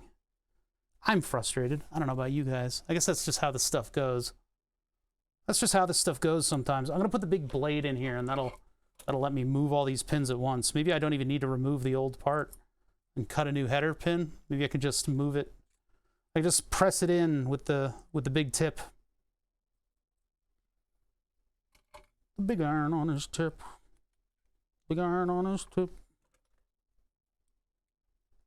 White horses, what a strength of a town. Ah. I don't know any of the lyrics because I never listened to it directly. It was always while shooting stuff. All right, so here's the deal. I put this in, and this one's like all discombobulated. So I'm going to try to do is put pressure on the outside of it and then heat up those 3 pins so that this, while the solder's molten, can fall in. Because I'm budgeting my time in my head. I'm thinking, like, how hard is it going to be to get all that stuff out of there? Well, I could pluck this thing out when I heat up all that solder. But if I just pluck it out, then I got solder remaining in these holes. So I can either use desolder braid or the solder sucker. But the solder sucker doesn't really work as well as it used to. And so I don't want to faff about doing all this stuff when I don't have to. And all I need to do is just get all 3 of these liquid at the same time and then press that header down. But I also don't want to burn my hand. So I'm going to use the vise and go right up against the edge of this. And now I've got something that I can push down on as I heat these. As I heat these,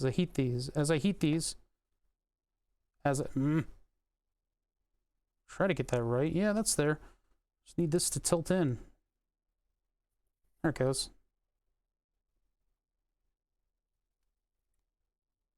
Look at how simple that was. They're still a little discombobulated, but I think that'll be okay. They're a little twisted. Maybe I can push on them a little. I just don't want to melt the housings too much, you know? Owie, that's really hot. Maybe I shouldn't touch them anymore.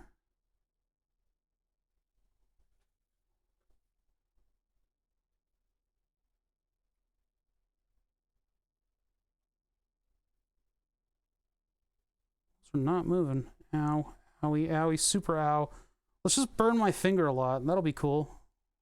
Wouldn't that just be cool if I just burnt my finger a bunch? All right, I guess that's close enough. One of them's a little crooked, but... And then I need to take the opposite gender header, these guys over here. Plug and socket is really what we should be saying. That's what we should be calling these. Or sorry, plug and receptacle. So I need 3 of these.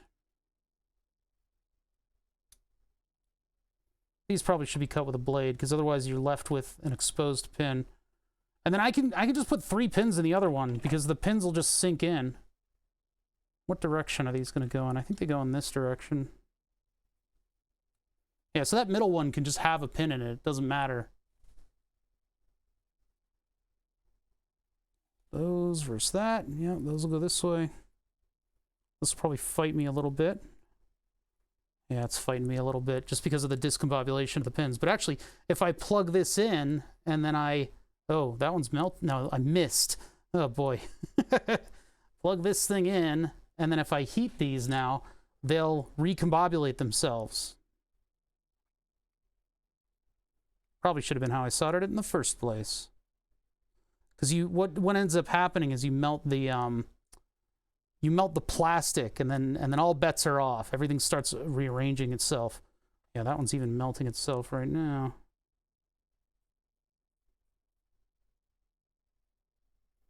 Jeez, would you correct your mess, you stupid pins? All right.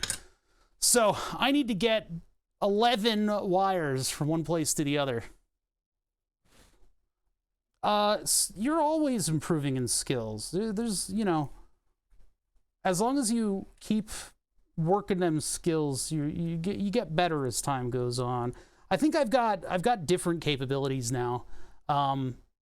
Circuit analysis, I might slouch a little bit on if I were put a gun to my head and make me reverse engineer something. I might miss a lot of the details, but I always miss details. That's why everybody hated me.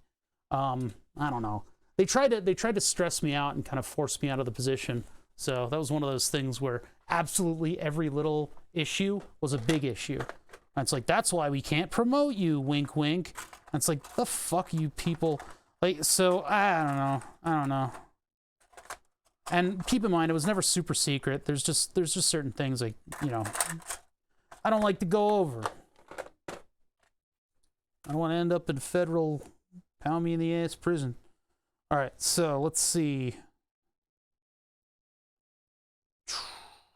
1, 2, 3, 4, 5, 5, 10, 15. It's probably going to need a little bit of an overhang if I'm going to do it that way. If I overhang it that way, then I can have the wires out coming in on the side, and then I can rearrange them all over here. So I'll cut this 2 in. Hold on, how far in do I need to go with that? Well, fully on the outside, and then just slice it here. Pretty arbitrary, but this will at least help us keep everything organized. Unfortunate that I have to do this, though, because it's like, I don't know. It's a lot of pins to have to route around.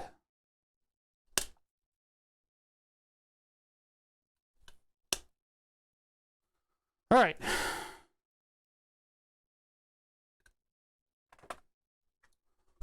Yeah, see, now I can actually get down and do this work that I need to do in order to finish this thing. All right, so I need to file that end down a little bit. I'll make the interface between these two, and hopefully it's as painless as possible. I gotta make sure that this thing can be disassembled, you know? So I don't get angry at myself down the line.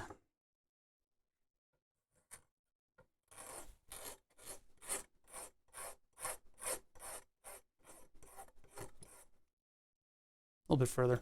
Trying to do this in such a way that I don't actually destroy my nail.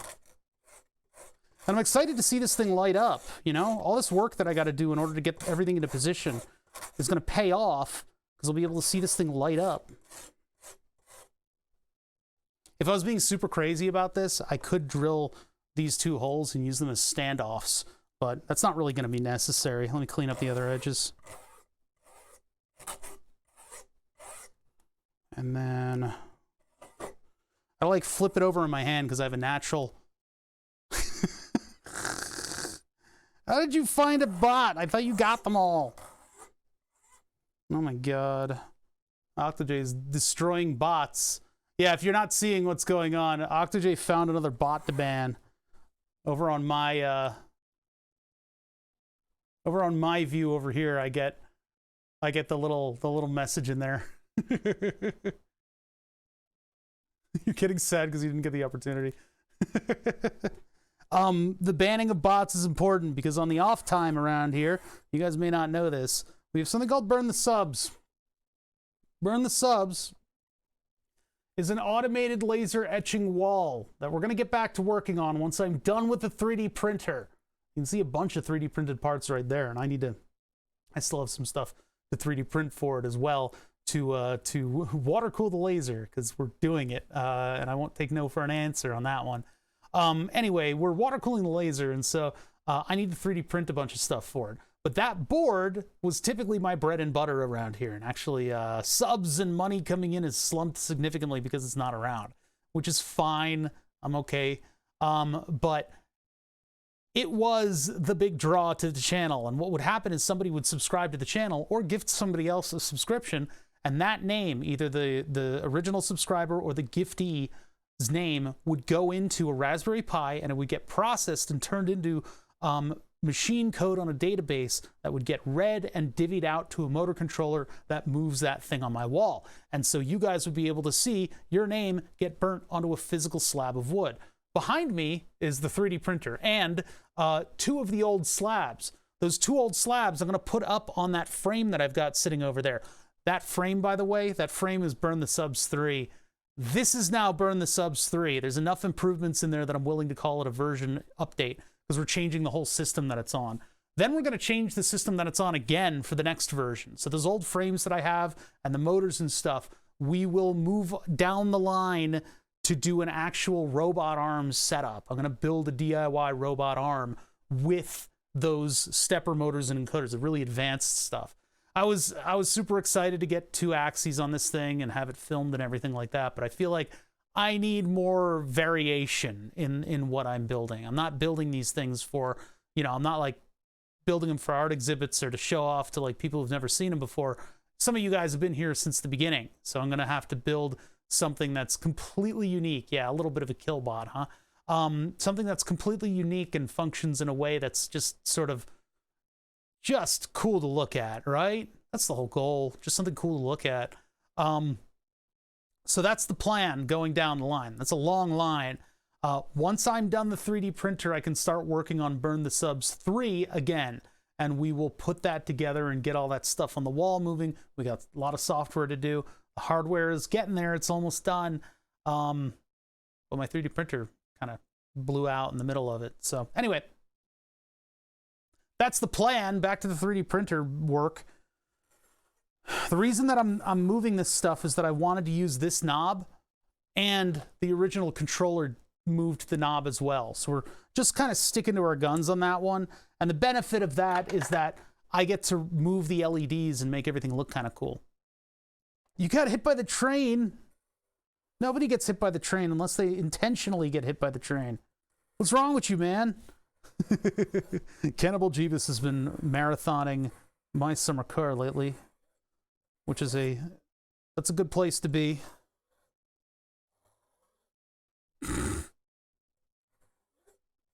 I'll tell you which automotive luxury brand I associate with gaming, and that's because I bought a set of their pedals in order to run my fucking wheel setup. It'd be BMW. BMW, even though the steering wheel's Mercedes, so I don't know. Oh yeah, there's more WS2812 light. I've been meaning to do something with those. Yeah, let's just put BMW in there, because that's where all my hardware is coming from. Even the sequential shifter is from an M3. That's an easy choice. I just want answers. I don't need all this. Quit beating around the bush, bother. You're really fucking with my patience today. I just need a number. It's a Porsche sponsored survey.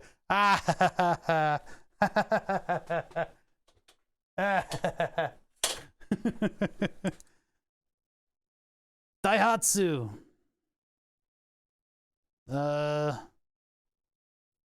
Mitsubishi. Dacia. Man, these aren't quite 0.1. These aren't quite 0.1. It's just going to have to be a little bit janky. Like, I can get it to fit down onto the things, but like, look, that one's like, it's doing a little bit of a lean. And if you've got time to lean, you've got time to clean. That's okay. I'll never have to look at it once I'm done it. Just get it done. Get it done, bother. What's wrong with you? What's wrong with you?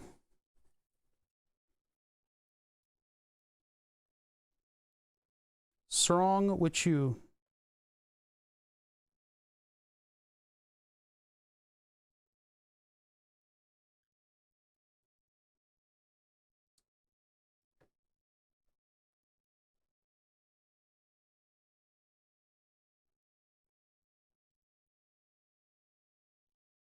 I got the giant tip on here, so I'm just doing them all at once. It looks like I over soldered. Yeah, this big guy is not too great at the little boards. Nissan, really? I guess Nismo's pretty big, huh? I cannot deny. A buddy of mine had a Nissan Sentra. I think it was a Sentra. I'm trying to remember now. This car was so weird. It was like a grandpa car, but he put like a carbon fiber hood on it and stuff. I think it taught him how to drive wrong. I think it taught him how to drive wrong. Who's Datsun now? Is that Nissan?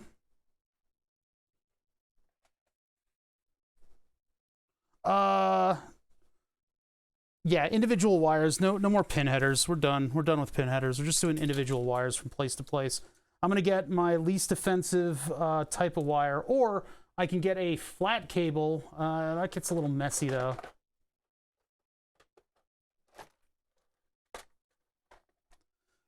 So annoying. Getting pins from place to place is one of those annoying things that you got to deal with a lot.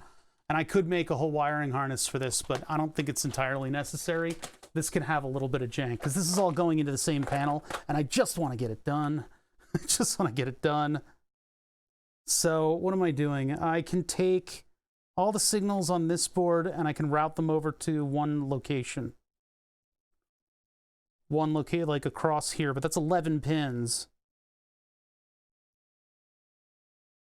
Oh my God. This is a piece of shit. All right, what I'll do is I'll take the 6 pins from this, route them up to here, 6 pins, and then a power, and I'll route them up to there, and I'll do that with wire wrap wire. We'll break out the wire wrap wire. Why not? This I need to be separable, so I'll put that over there. This can go up, and then down comes the wire. Down it go. Yeah. And my bungee cord slipped. I gotta figure out a better reel for these. I know that there are probably things on Thingiverse that I can get, or I could just design one. But I just have a bungee cord that goes from end to end on some maker beam that just kind of holds it there. But then these just kind of go everywhere. So I need to make something that screws to the maker beam that has just like a little hole in the front. I'll do that at some point. Get all this shit out of the way. You go here. There's a little disc for that. Ah, there it is. You guys get out of the way over there. I have to do a major cleanup when I'm done with this. Oh man, we got so many connections to make. All right. So our distance is not too far. If I can get all the wires to one location, that would be nice. Or I could just have a big thing flopping in the wind over there. That's right, I was going to do these first. So RGB LEDs. I don't really care what the wire color is at this point. I'm going to use the white wire, and we'll see how that goes. Since the PCB is black, I'll use white wire. I don't know. There's no reason to use any different kind. Oh man, I love those. Yeah, the old Datsuns, man. I love when they put the fender flares on those things. They're really good looking. Big old fender flares. I had a friend of mine who had a 19... I don't know, I think it might have been a 68. That number seems familiar, but I could be totally wrong about that. And he like immediately sold it. I was sad. That saddened me. That gave me a sad. All right, so none of the encoder pins go to 5 volts, but we still need 5 volts to come out to this board. We have 6 LEDs coming in. They're not going to get their own tracks, but they can get their own locations. Oh my God, this is going to be a pain in the ass. This is going to be a pain in the butt. Where is my butt? Where did it go? Wanted to just do mechanical things today. Like putting screws into stuff.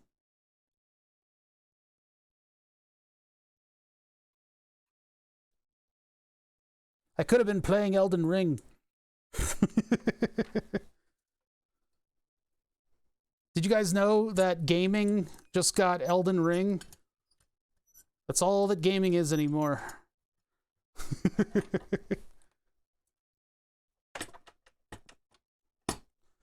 All right, where do I even start? Out of these 6 pins, I've got 4, 5, 6, 7, 8, 9, and 10, 11. This is gonna suck. All right. So I need to have 6 pins here. I guess I'll use these. I'll use the top row as my 6 pins. So I will start by threading it down like that. And then I'll pick it up over there. Man, this isn't going to be very organized, is it? It's too small of a board. What's Elden Ring? A new 3D printer? Yeah, it's a ring printer. Tomorrow, Twitter will be full of screenshots of people with Steam Deck order confirmations. Oh no, that's gonna fucking bankrupt me. I don't know. I might have to say no to the Steam. If I get a Steam Deck confirmation right now, I have to say no to that. I don't have the money. Maybe I have the cash. Can I go to Gaben and be like, here, sir. I have like a reserve money, but it's not worth it. I might have to just wait on the Steam Deck, guys. I know I said I'd take it apart, but it's too expensive for me right now. All right, so I can't really hold on to the circuit board, which is kind of making it really annoying to work with. I guess I'll take these top 6 pins and I'll just thread them over to where they go, just so that the wires are there and that they're not under strain. We'll use the microscope for that, obviously. My only hope is that I have a couple months to wait. Because they're not all going to go out at once, right? I'm not taking apart the Pixel. That's a life-sensitive device. That's how doctors get a hold of me. No. I know I've done my regular phone before, but that's when I was a little bit more confident in it. DIY it. I wanted to take it apart to take a look inside of all the things, but not everybody's Linus fucking tech tips with his infinite budget. I don't got the money for that kind of thing, fortunately. I've had a series of unfortunate purchases this month that are very much straining my budget.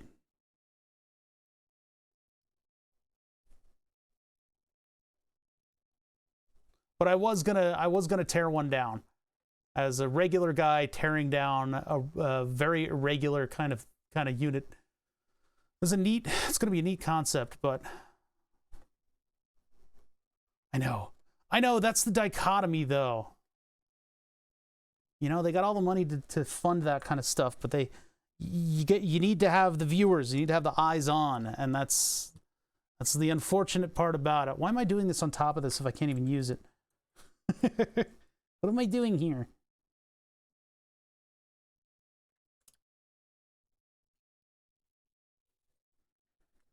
Now, if I do... Nah, I need to leave a little bit of room. Yeah, they did that with all of their stuff, actually. They do that with the Index and the Vive. And actually, the Vive controllers have the cone of vision of the sensors that you need to keep free in order for them to work. So if you want to design your own skin for them, you're welcome to. And that's sort of, I love that about Valve's philosophy. They're just like, it's a piece of hardware. Like, do what you want, man. Also, Gaben and I share a birthday.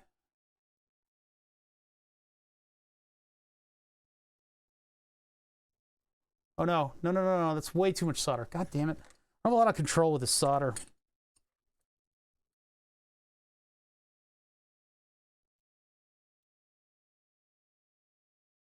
Yeah, things are going to get real janky real fast with this build. Just prepare yourselves, chat. Why is this not heating up at all? What's going on here? Have I lost all... I think I've lost all agency over things that I'm doing.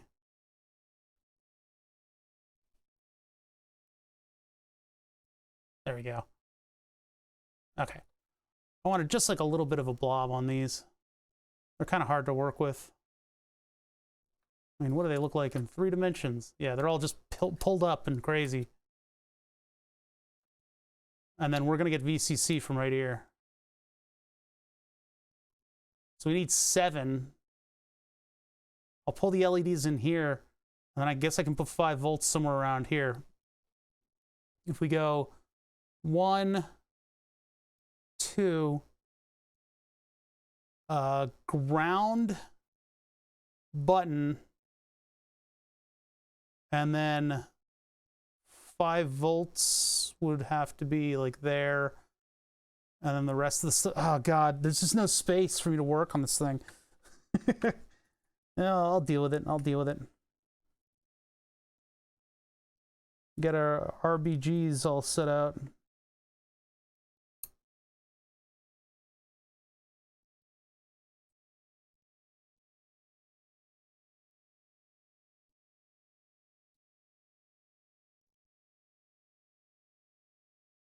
Might be easier if I thread these first. I don't know. I'm thinking about how I'm going to do this.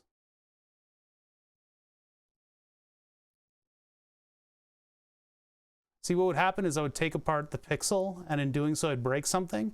And then just to have like a human moment, I would talk to my friends about it, and they would be like, see, you should have gotten an iPhone. That would be the response. Assholes. All right, here's what I'm going to do. I'm going to make some unjacketed wire here. I'm just having trouble organizing myself for this, right? Because we've got to basically do just like a big pin interface with this thing. So I need to get everything situated. This happens every time I build a board. I try to get everything together and do it perfectly, and it just doesn't really work out. So what I'm going to do is I'm going to just make some tracks on this with all the signals on them, where they go up to the edge.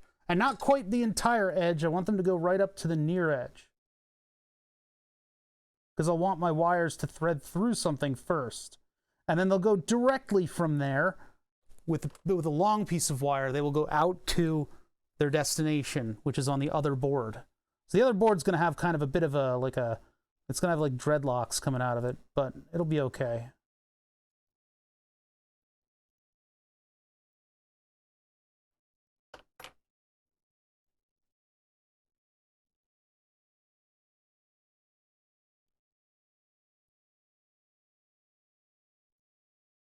That'll be okay. But I want to actually get this thing done today. I want to actually like show this off. So I want to be able to go into tomorrow knowing that I've done everything that I can in order to get this thing functioning. So, I'm going to be working late. This is my Elden Ring. It's my old ring. You popped my ring. Ugh. Knife. Let's see. This thing's been pretty useful. I still need to figure out those hot tweezers. I can use how I can make something that's minimal enough that I can strip this wire cleanly. And that way I can string up stuff like this and actually utilize it fully. Yeah, this one is ground, but I think we're going to take ground from over here. Because if we do 1, 2,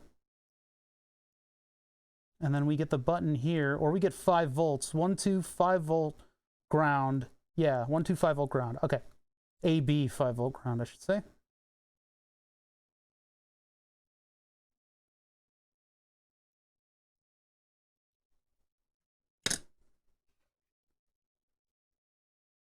Now, keep in mind, when I have the camera like this, I'm not looking through the camera. I am looking through, I'm looking from behind the camera. Sometimes I will look at the screen like this, but when I go back to the microscope, that means I'm actually using the microscope. But I don't need it for this. Well, I'm going to need back surgery if I keep doing this.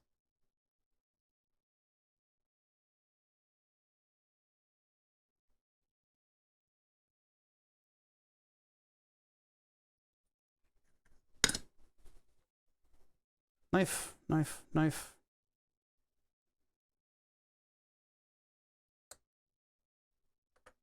That one's going to be 5 volts, so I'm going to take that and I'll go all the way across, but I'll go right to the edge there, like that. Because then I'll have a wire come up from below, and that'll be anchored. Oh yeah, look at that. See that skill? I'm the greatest. Oh no, I just soldered the wrong pin. I was too hasty.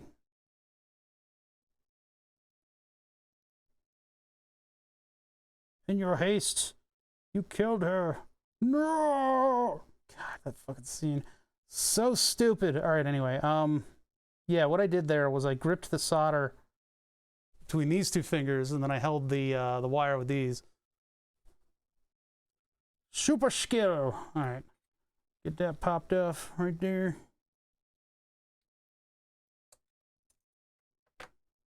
And then we take this one, which I believe is ground. I think that's what the thing said. So having soldered that pin, it's actually not that bad, because that'll just anchor my wire.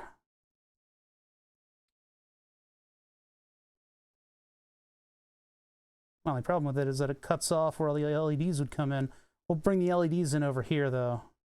Then these will be there and there. Yeah, that's how it's got to be. All right. Well, fine.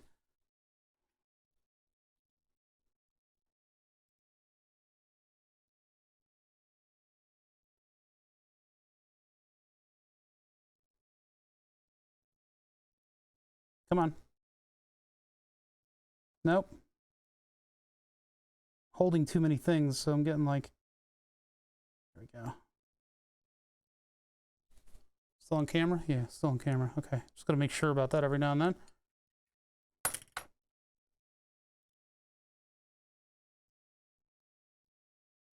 If I had a couple weeks to wait, I could make a circuit board for this.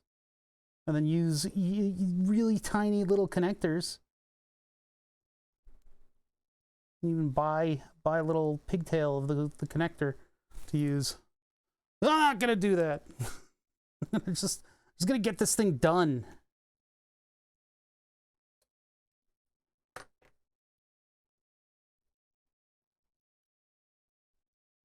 We got so far. Okay. And this one. Let me double check that pin out before I screw it up. Actually, wait, I don't have to. Never mind. Never mind. We're good. We're good. We're good. We all good. We all good. Get that from there. All right. How many of people's follow lists are playing Elden Ring?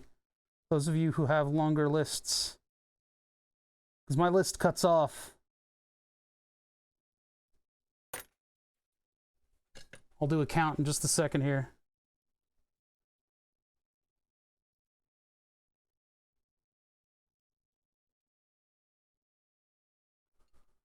All right. And I'll solder all the other pads for those. That was a huge waste of pads, though. Doing it like that. If I did wire to wire, I could save a couple pads here and there. But like, I don't know, just that whole inside area. 7, only 2. All right, let's do a count. Let's figure it out. Let's see. Ah! Okay. Ring, ring, ring. 3. Oh! Bruce is actually doing something different. That's nice. rxtx is always just doing rxtx. John Beta's doing music. Davey's doing My Summer Car. Ah! Ring. Just chatting. Oh, Rudism got married. And then scalpel is changed.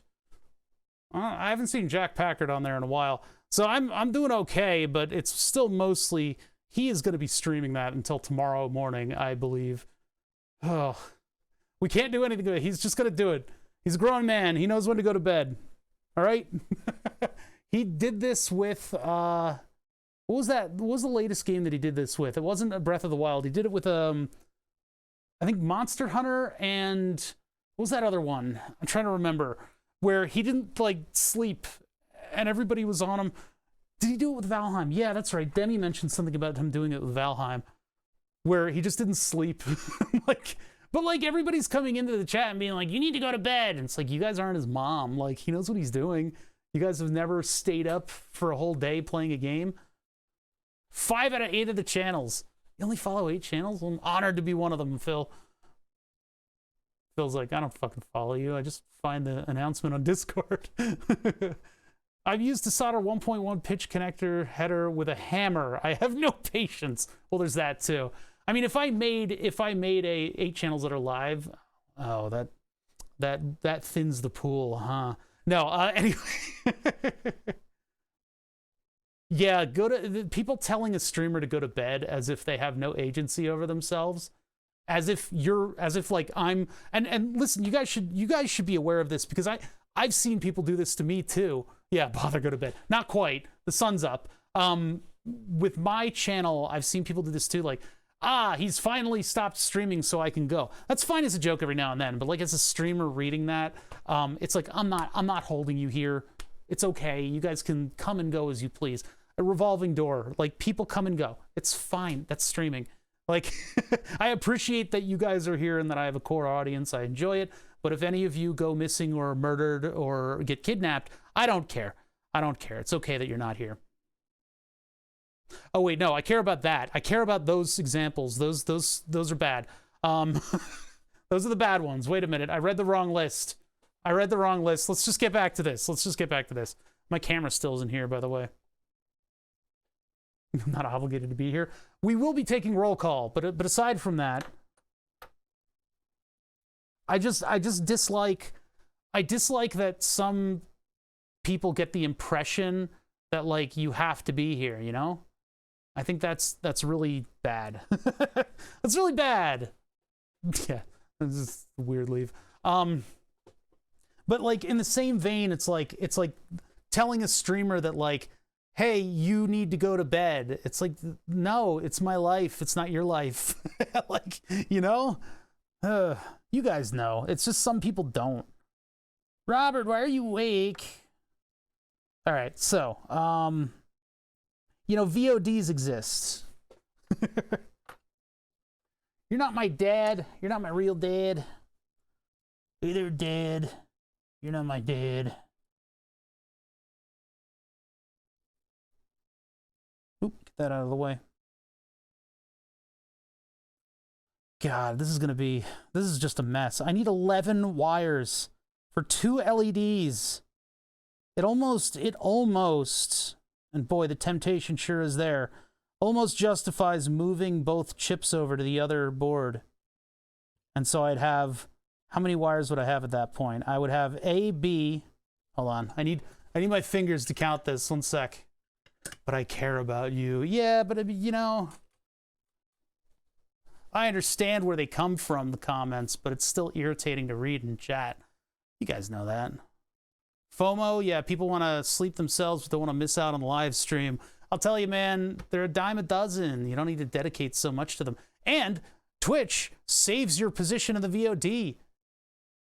I don't know if you guys know this. You could just close the stream, and when you come back, you open up that VOD, it's there. Unless the streamer was like racist or something and deletes the VOD. VOD watching. I do a lot of VOD watching. That's how I get most of my Twitch content. I have friends. These are the same friends, the same shithead friends. Why do I hang out with these people, guys? Anyway, I have friends who insist that edited content is the way to go, and they will not watch Twitch. So I don't know, man. I don't know what to tell you.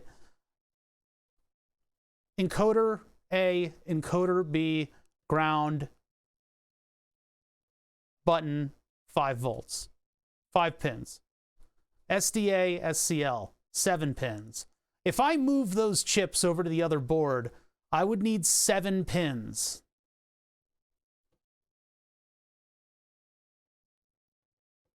But I'd also need all that shit over on the other board. I would need to remove it all. And then for any subsequent plugging in that I do, all I'd need to do is intercept the I2C signal. Yeah, it's like a time thing. I know. If I put that chip there, those chips don't really translate well to this type of perforated prototyping board, because they're 8 pins, and I would need to like tape them down and do all these connections. I don't know, chat. I don't know what I want to do here. I don't have the one-sided board that I have much more freedom to create on. I can create much denser circuits on that stuff. I mean, I can treat this like that, and it works just about the same, but then all of the little interstitial connection-y kind of things get in the way. Now, these are WS2811s. That means they get 2 pins in. I wish I had some of the WS2811 LEDs, because then that 7 pins would be all I'd actually need. But in this case, I need RGB from both of those. Both of those. Yeah, I don't have any of the SDA, SCL LEDs. I'm just kind of thinking about my options here. I got a lot of them. Too many solutions, not enough problems. The NFT mantra. I mean, I guess I'll just do wires. I guess I'll just do wires for now. We'll just do a shit ton of wires, and I'll think about... I mean, I could dead bug them on the other one, too. How much stuff does the W2811 need? WS2811. Jesus. Say the right thing. How dare you? These are pretty easy to work with. Oh, see, these are the D and D outs, though. Is that how these work? Wait a minute. if that's how these work, that I'm putting in the NeoPixels, hold on a minute. Hold on a minute. Everybody stop what you're doing. Everybody stop everything. Turn off the stream. Wait until I give you instructions. Everybody just turn everything off. Turn it all off. Just shut it down. Shut it all down. Shut it. Just get rid of it. Hold on a minute. Hold on. Just stop. Everybody stop. Hold on. These are D in, D out. The 2811 is D in, D out, which is 1 pin, which means I need 6 pins, which means I'm off the hook. He's off the hook. So I can just eliminate the D in, D out on the first one, use the pad, and then take one line over to NeoPixels, which are 4 pins. They're the same size. I got a shitload of them. All right, here we go. Here we go. Break. 2142 break. We got a plan. We got a plan. We know what we're doing. We know what we're doing. We got it. I got this. I got this. Let's go. Let's do this. You scared the crap out of Shorty. Short lurker, I'm sorry. This is fight or flight response. Well, it's actually both fight and flight. These. I bought a lot of these back in the day. These are 4 pins. They're just like the LEDs that I put in size and shape, but they've got all of their equipment on them. The only thing that I would be missing is a capacitor, and I don't feel particularly married to a capacitor. I don't need to put it on this, so I can just grab 2 of these Johns, and I can just replace the other Johns with those Johns. This is only defense. It's all he's got. All right. Much better plan. I feel better about this because we only need 1 additional line on this, which is DO. Pew, pew, pew, pew, pew. How about them apples? Let me just check the pinout. Let me double check with the Big Tree Tech pinout and make sure that it's... This is not the one that I can zoom in on. This is irritating. GitHub, fix your shit, GitHub. This is unacceptable. Scroll, control scroll is caps lock for cool. All right. Also, Big Tree Tech needs to fix this. That's a no-no. All right. Oh, okay. I guess I could get used to this, but I don't know. RGB DIN. Yeah, it's 1 pin. It's 1 pin. We can resolder. I can resolder those chips. No, actually, I should bend up the power pin on those chips, and we'll bend back down those other signals. All right. Chat. I know what I'm doing. I finally know what I'm doing. That's a big relief because that was a lot of work to do the other parts. So what I need to do is I'm going to tape this down, and then we're going to find DO up here, and I will bend that pin up.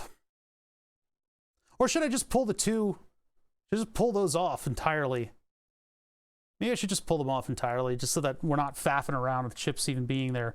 And I get 2 WS2811s out of it. I know that doesn't seem like so much of an advantage, but I think I can live with my mistakes at this point. The crimes that I've committed against electronics.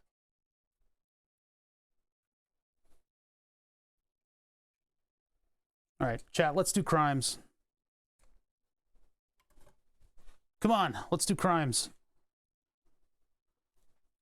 So I'm going to tape this down with painter's tape. I guess Fadanon didn't know that plumber's tape was a thing. He was trying to be absurdist, but unfortunately he stumbled on reality. That's always a trouble with absurdity, is that reality is ever shifting in that direction. Yeah, we're doing crimes.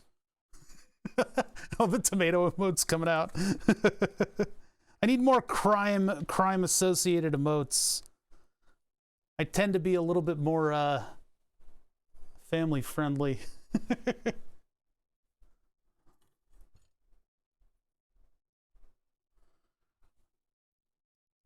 Yes, officer, this stream right here. I'm actually going to bend the 3 pins back down just so that they're not in the way, so I don't have to work around them.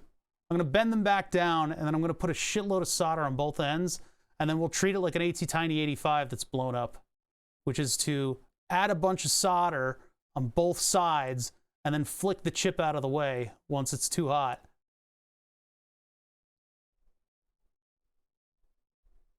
I have that remix, that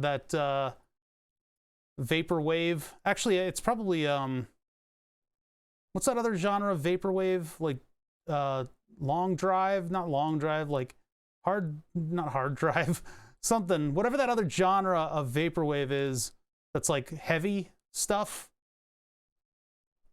That remix of the Baby Yoda theme. You know that Baby Yoda show? Boba Fett. I am Boba Fett. Yeah, that show. Remix in Vaporwave or whatever the other one is. Nice tomato. I have the Murder House. In my head every time I drive the house, I get murdered. Murder House, which I do kind of remember that. It's not much. Actually, that should go in the LED. These should go in the LED bin. These two chips. Plumper's tape. Yeah, that's what I thought too, but he was trying to do like an absurdist thing with plumber's tape as like, you know, painter's tape and electrical tape. But unfortunately, I think that is a thing. I think Teflon tape is plumber's tape. It's always weird when you, this is the wrong bin. It's always weird when you try to be absurdist and it actually collides with reality. I've had it happen too.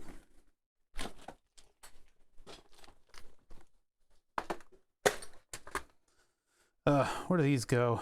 We'll put them in with these. Your new home. So those chips are entirely removed now. And now we have a DO signal that we just need to route up to our board. We actually, if I could have done better pin manipulation on this thing, it would have been kind of cool if I could have taken it up on that pin right there, because then that board would basically be our connector. Which I'm probably still going to treat that board like it's our connector, because I really don't feel like crimping connections right now. This would be a good opportunity to crimp connectors, and I could make a very clean setup with that, but it's not really entirely necessary for this thing. And so I've got to pick my battles around here. So I'm not going to end up building an entire connector. I'm still going to do the wires over to the other, you know, extra board, but it's going to be a lot cleaner because we only need what is it? Encoder A, ground, encoder B, voltage, ground. Well, we don't need both of the grounds. Button, and then DO. So 5 volts, ground, encoder, button, DO. Ground, encoder, button, ground, DO, button, encoder. Now I got to do that again because I got distracted. Ground. AB. Button. DO. 5 volts. What am I missing? Ground. VCC. AB. Button. DO. Yeah, I think that's okay. All right. Keep moving. Keep moving. Stop getting distracted, bother. So here's the thing.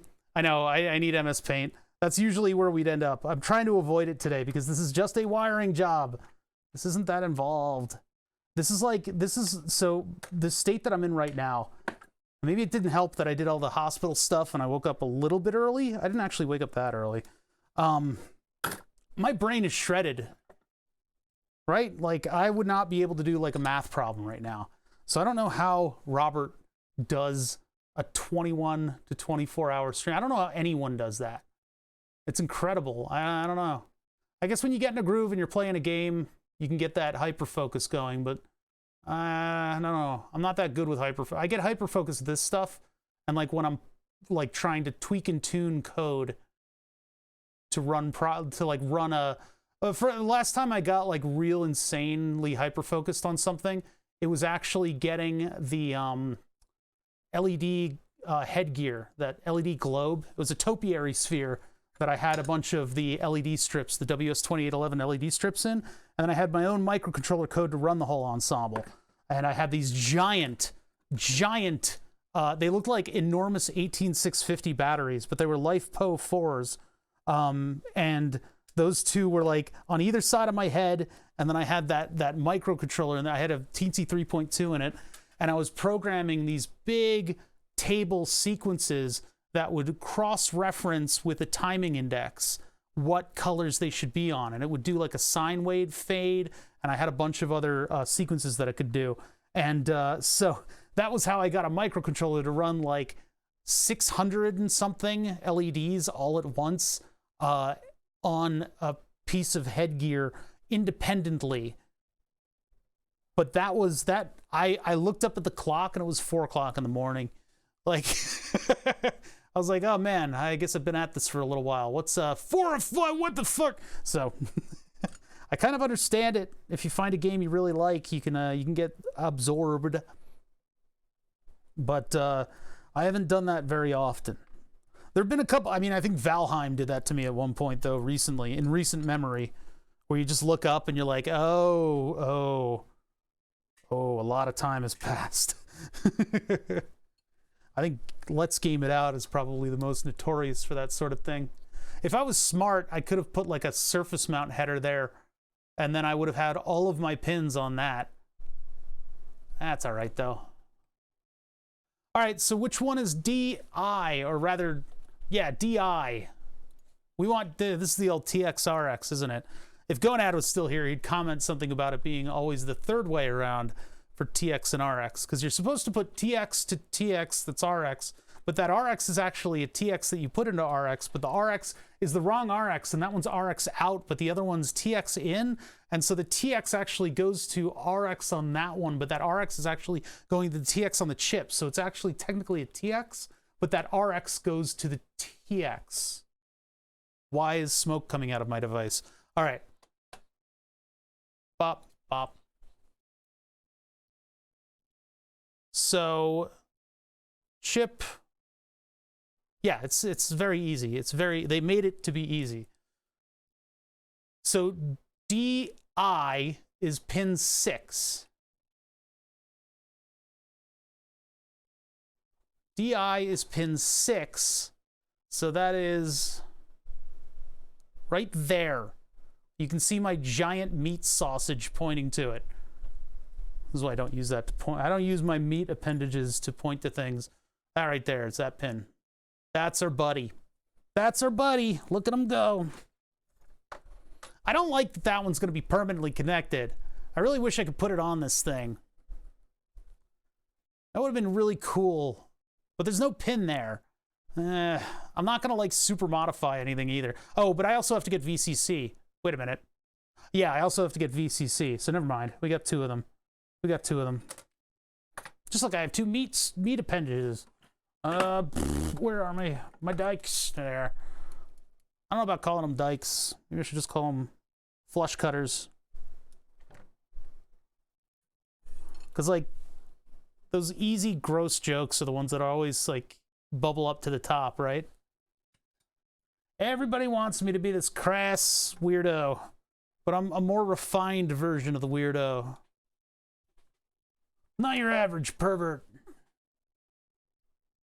I have standards.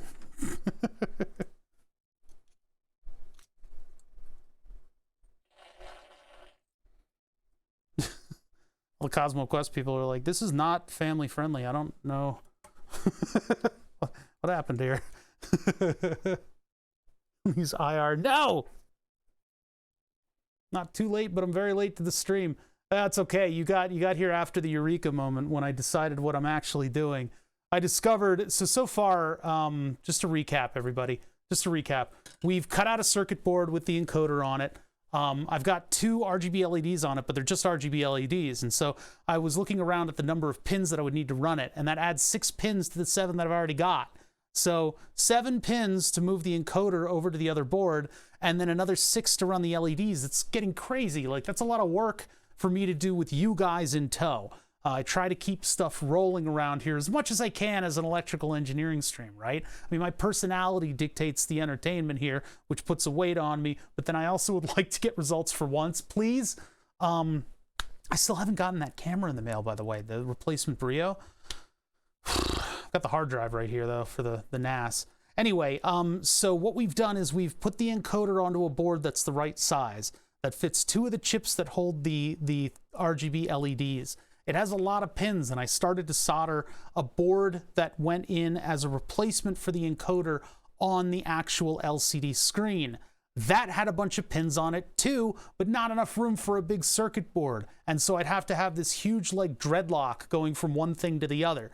And as much as I love dreadlocks, I am not going to make that with you guys watching. So what happened? Well, I was thinking about what I'm running here, and I'm like, there's 2 data pins, and if I run those 2 data pins instead of the 6 pins, I would be saving a lot of, and then I thought about it again. What I just saw in the schematic is that this just has a D in and a D out. So I actually have combo WS2811. I just never, I associated these with NeoPixel, which is the Adafruit designation of what these things are. These have D in, D out, power and ground. It's 4 pins. And they run as WS2811s. I just forgot about that. And they're only 4 pins, so it's actually easier to solder them in. So I'm going to solder these in, 2 of these in, both of these, no, 2 of these in, and then those 2 will illuminate the knob. And then we can move on. Ah! The only problem is that, you know, it kind of ran, this thing doesn't have enough pins for everything. And I could make a 2-pin thing that plugs into this. Now I'll just solder wires. Yeah, I'm a little worried that they will toss it down the stairs, or that they already have, because I think I heard a big flopping noise earlier. I'm a little worried about that. That's so uncultured. Who does that? All right, anyway, so did I? Oh yeah, I think I meant to skip. Yeah, I meant to skip these. I meant to skip these up ones so that this can go directly there. But that's okay. We'll put VCC over here, and then we'll put data all the way over here too. So I'll just run the 2 wires that I need to run. Easy peasy, lemon squeezy. How squeezy. Stop squeezing my lemon. Okay, so let's take this guy right here, and let's just get a nice clean connection on that. Did I already tin this? It kind of looks like I did. I think I did. Oh, God, I'm like moving the mouse around with my other arm. All right, so this is going to be our LED power. Yeah, it's a shame they didn't give me like a header that I could work off of with this. And again, we had to do all these modifications, so God damn it. All right, hold on, I gotta put my own blob on this thing.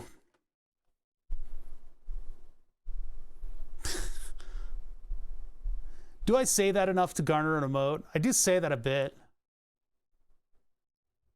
Looks like there's a goose stepping competition going on upstairs. I don't know what the fuck's going on. It's like so loud. Thud, thud, thud. The kitchen is directly overhead. This is probably the worst spot for a studio like this in the entire house. Like if we were smart, I would take over the rest of the basement and then make this into my one roommate's office. And if I had the rest of the basement, then I would be under a room that literally never gets used. Oh, I can't bridge that here. That's as close as we're gonna get. All right, so there's that one. That's VCC. I mean, I probably should have used a red wire for VCC. That's okay. We'll use a blue wire for the other one. I'll use a blue wire.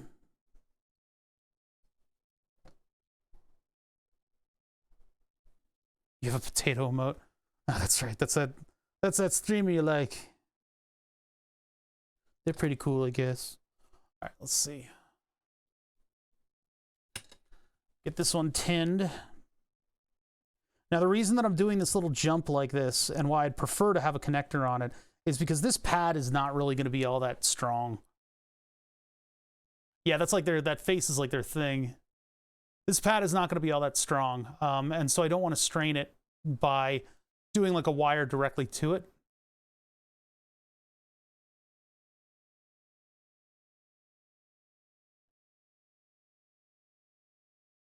But I can do one of these light little wire wrap wires.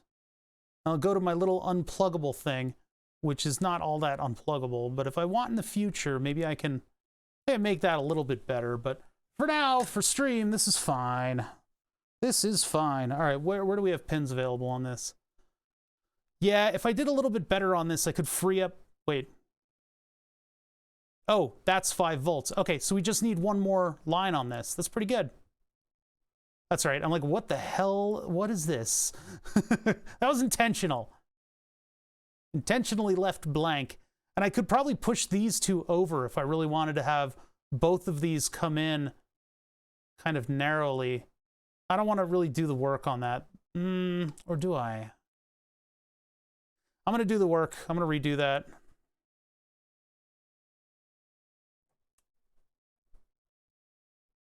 See how much cleaner it is when you go digital? Everything's so much cleaner.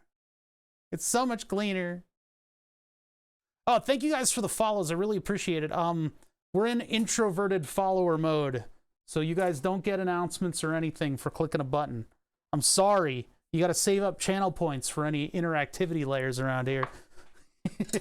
But I do appreciate you guys. Those are good metrics. Those are good metrics. Good metrics. Good metrics.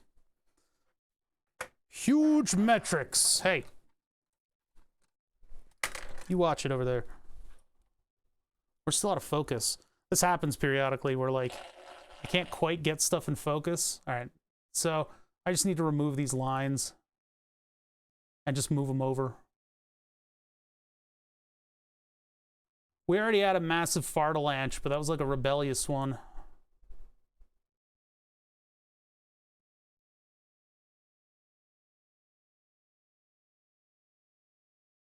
Oh, I completely folded that wire up. Well, it's good enough. That'll do. Nobody will notice.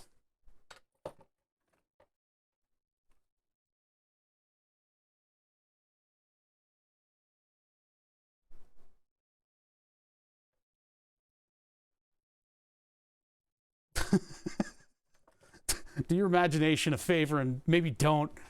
Maybe don't subject your psyche to that.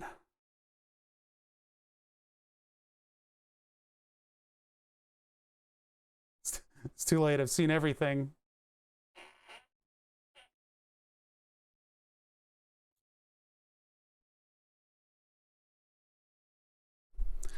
I imagine it more of like when Mike and Jay had the slide whistle avalanche. And that was just an audio gag. All right, what does this one do? It's still attached. That's the problem. If I move it too far over to the side, it's going to attach to its buddy over there. No, no, no. Yeah. Meh.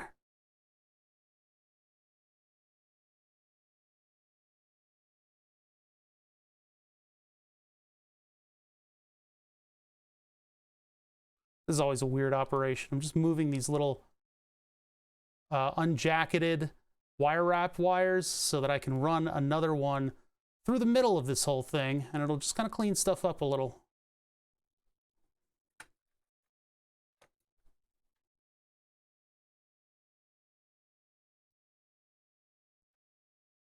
Hello? Where's it? Why isn't that cutting? Is it soldered over there? What are you doing over here? Oh yeah, it's cut. Okay, it didn't pop off like the other one did. All right, so with that situated there, my DI and DO, sorry, 5 volts in DO. Any DO that I get from this thing will be coming from all the way. Oh, I almost poked myself with a soldering iron. Never mind. Back away slowly. Try not to alert anything to your presence. I've got 2 lines that run up the middle of this, and one of them is going to be 5 volts, and one of them is going to be the digital signal. Down here, I've got ground and button, and then up here, I've got encoder A and encoder B. So that's all the signals I'm going to need to do all the things with all the stuff. All of it. Every time. So, peel this guy up, and then we're going to feed our wires through the bottom here.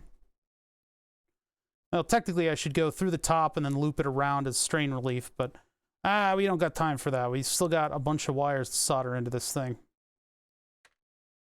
If I use this wire wrap wire, I'm going to have a little bit of trouble with strain relief, because this stuff is solid core, and as such, if it bends too much, it will break. Very easily, in fact. I have used it for internal wires on some things, but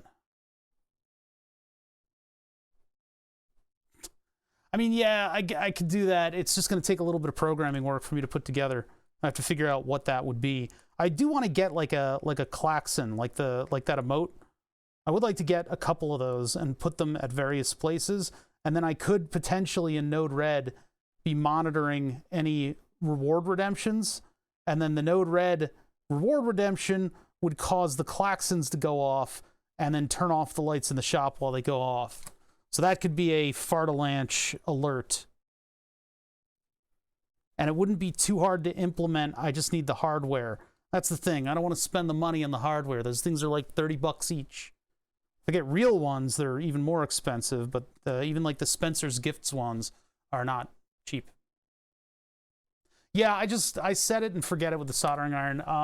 I'm set to 650 Fahrenheit, and that's where I leave it. Oh yeah, you'd have to make it special, of course.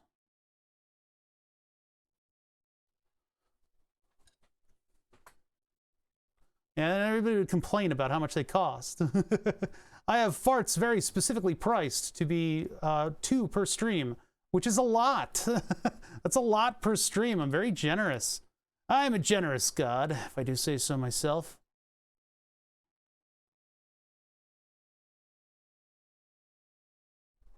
I very carefully chose the number, too. But then betting came along, and now all bets are off. Oh, no, wait, all bets are on. But it gets weird out there. Some people have a lot of fart points saved up. But I need to make another incentive. I need to make a different incentive for using channel points, you know? Just farts. I don't know. It's getting a little done. Maybe not for you guys. You guys enjoy doing that. That's fine. But I need something else you guys can do.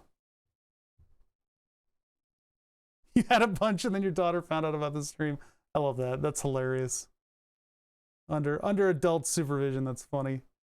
Hopefully she doesn't learn any spicy internet language from me.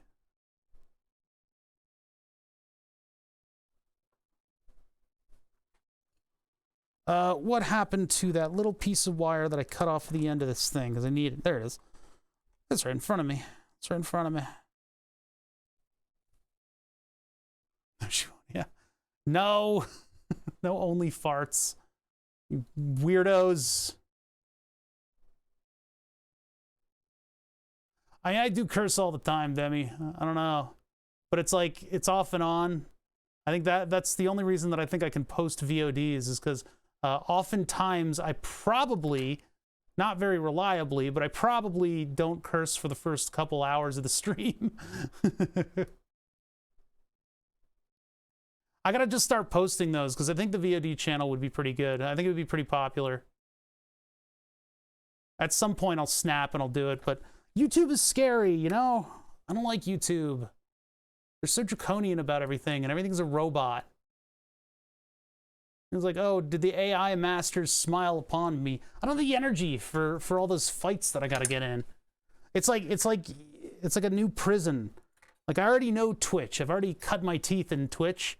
And I kind of like, I know the yard. I know who's looking out. I know who to watch for, which guards to watch for, which ones I can take out, which ones I can bribe.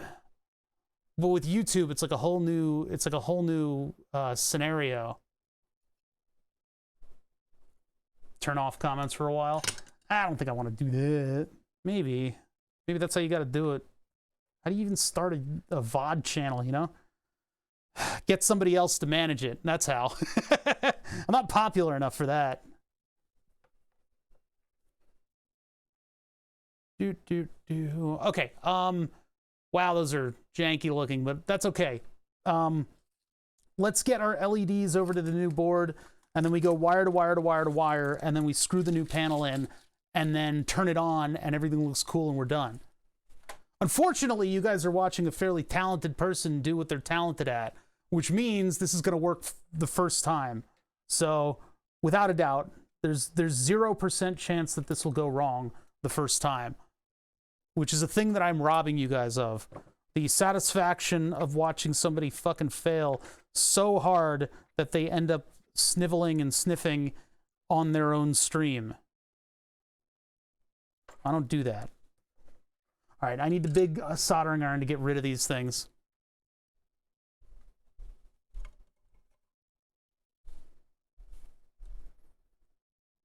Could be a classroom as assignments. What? Make them post my VODs? Scrub the music. Get it in the editing software. Put it up on YouTube. Set up the tags properly so that you get flagged immediately. And then unset the tag. I don't know what the procedure is anymore. You know, I've been watching some Adam Plays editing, and the stuff he's got to go through in order to post a video. Now, you know, his videos are review videos, so there's a certain amount of content in it, a large amount of content in it, that gets immediately flagged for, you know, trying to steal a movie, even though he's very much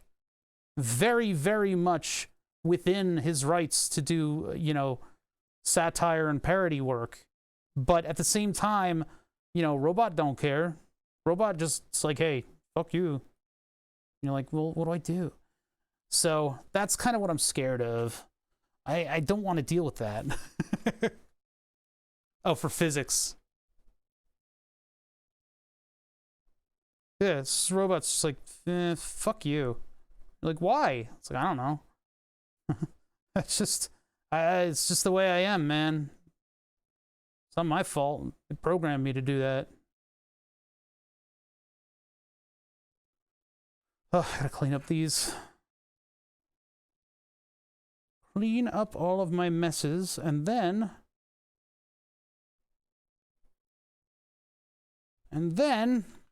be able to start working with this thing again, as if it were new.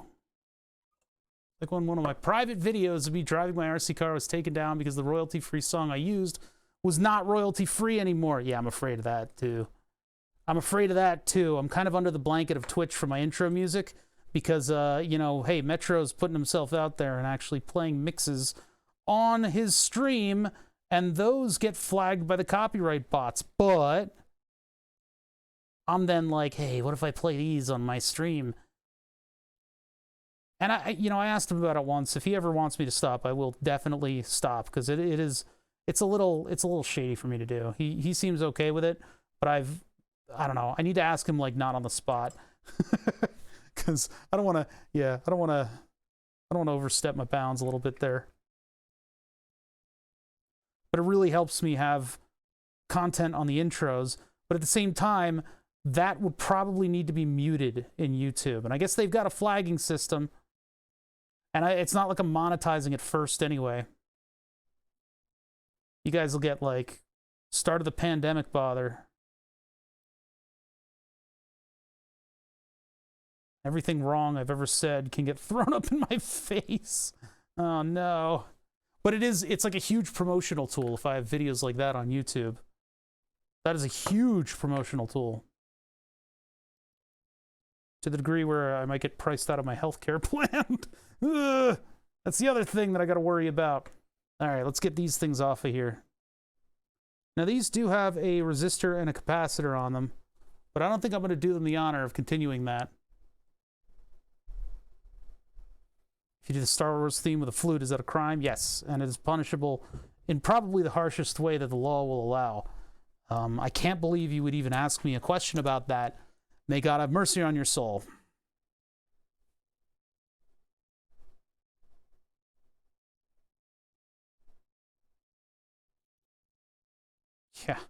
Yeah. It's like that wonderful little valley that I have to cross between making a reasonable amount of money, or rather making a poverty wage, and making a poverty wage that can also afford diabetic supplies, including and not limited to, I'm not just talking about insulin here, I'm talking about, like, the pump supplies that are not cheap, and the constant glucose monitoring supplies that are also not cheap. Those are tough. Those are expensive. Which one was the one that just fell? Maybe the 4-pin one, right? These are both 6 pins. Oh boy. Where did the 4-pin one go? Well, we'll have to look for the one that has the big chip on it, unless it's still in this somewhere. I have a chip at large. It just flopped out and it's gone. What the hell? Okay, there it is. It's all the way over here. It's all the way over here. It had legs. My dad has type 1 and it's insane. It's unsustainable. They want diabetics dead. That's all I can think. How do they do it? It's indentured servitude. I gotta find a job that has enough health insurance, and then I'm stuck at the job. I don't have any mobility. So I ended up paying for Cobra back when it was not quite, it was still completely unreasonable, but it wasn't insane. I paid for Cobra for a while, and then because I didn't have any wages and I actually couldn't find a job. I was looking for a job. Because of that, I'm on the Philly public health care plan. And so streaming is something that I do. And I am trying to build up this show, but I'm afraid of doing stuff like YouTube, not only because YouTube sucks and is scary, and I hope one day that somebody on a VOD channel will hear me say this, which means that I've uploaded videos. But it's also like if I get myself out there more, I'm susceptible to that wonderful little difference between actual income and the amount of income it takes to survive. Good times, good talk, everybody. All right, so back to this. NeoPixel pinout.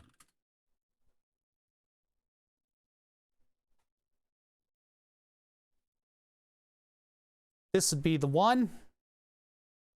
Well, it's WS2811, so I'm wondering if the W812s and the 11s are compatible. Because the chip is the 2811. Is the 12 the one that has the LEDs built in? I don't know. We're going to go with this pinout, though.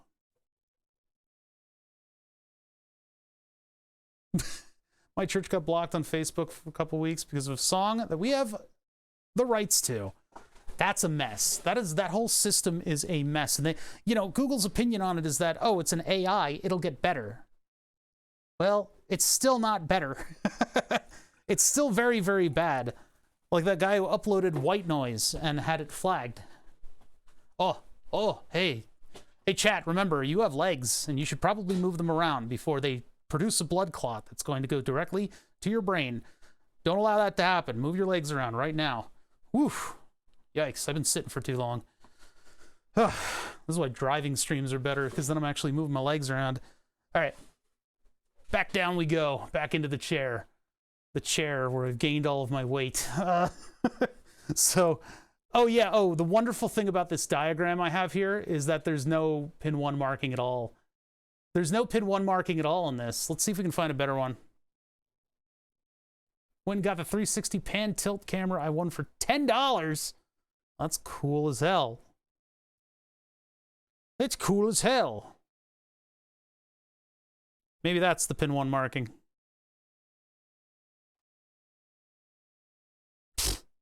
I don't know.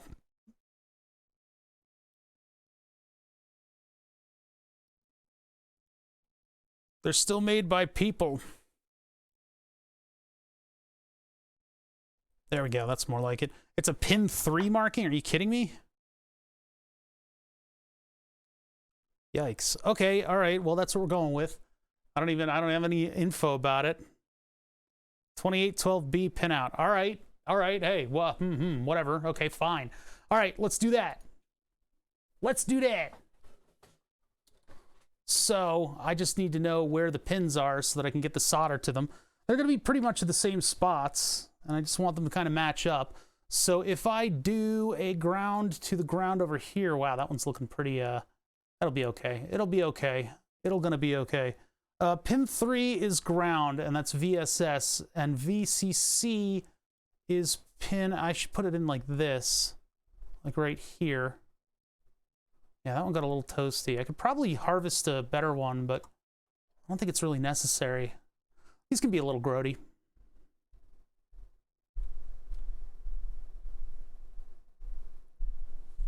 Oh wait, do I have the right? I have absolutely the wrong iron tip on here.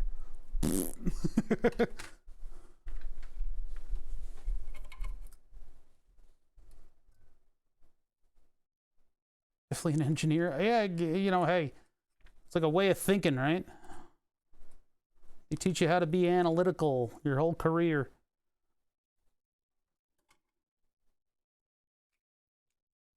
All right. Get some solder up on this thing. At least now the pins are much further apart.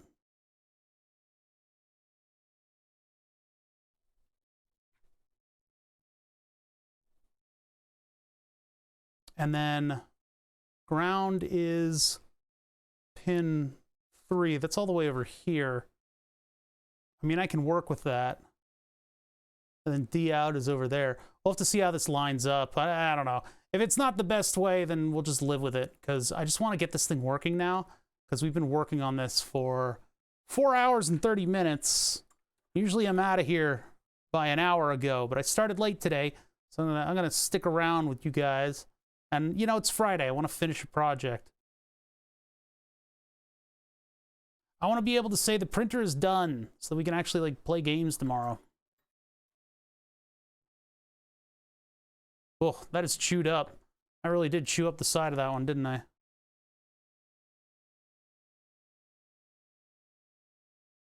Yeah, it's true. Can't ever turn off the analytical side of the brain. You can sometimes. You can try hard, but you're right. Yeah, Friday. We're not taking something apart, so I'm not as, like, brain free as I normally am. Oh, yeah. I want to play Long Drive tomorrow. We haven't come back to Long Drive. Everybody was playing Long Drive this week because they were desperate for Elden Ring. I was like, I don't know. I want to play this game again. The problem, like, you know, I don't have the capacity to jump on brand new games that everybody is interested in watching, which is not a bad thing, to be honest. It just means that, like, I don't know. I feel like it's kind of lame that everybody's playing Long Drive and then I play Long Drive, even though we are getting back to it.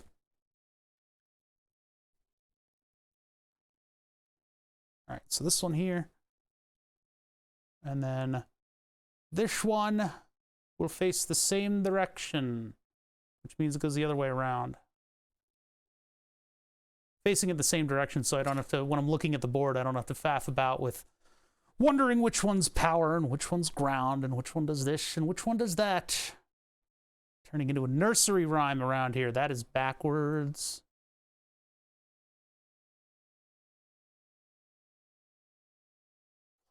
Halo. No, I haven't heard great things about the new Halo. I've heard overall that it's fun, which is good, but I'm a big Halo fan. We played a little bit of the anniversary stuff. That was a long time ago.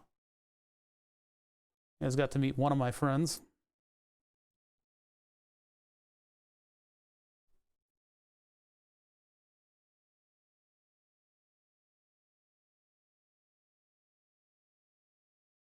Wait, why isn't that bridging the... Should be all the way over there. What is going on? Hold on. I gotta look at the side of this thing in a second. Yeah, come on.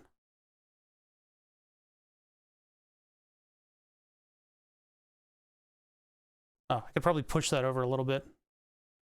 You haven't seen any gameplay? Oh, you want to get the new Xbox, too. Yeah, I mean, I've seen a little bit of the gameplay. It looks fun. Multiplayer and stuff like that, right? Like, I don't think... Are they still working on single player? I don't know anything about that right now. I don't know any AAA game. You know, demo week or month or whatever has a bunch of games showing up on the feeds that I monitor, and there are some good things out there that I think would end up to be very good games. And I thought one of them, I was like, man, I just got to wait for this one to come out, and then it'll be super popular. Rabaz then like immediately plays it on demo week, and I'm like, oh. Oh, it's kind of limited. Hello? Heat? Hello? Heat? Damn it.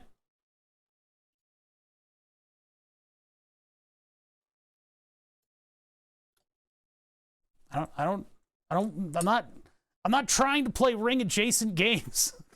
That's not what I meant. That's not what I was saying. That's not the meaning of what I said.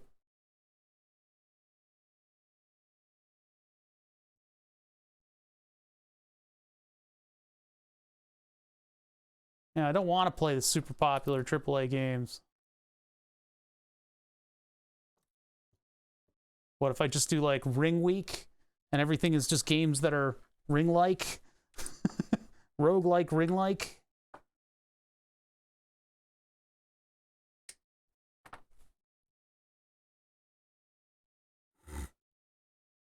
I could do,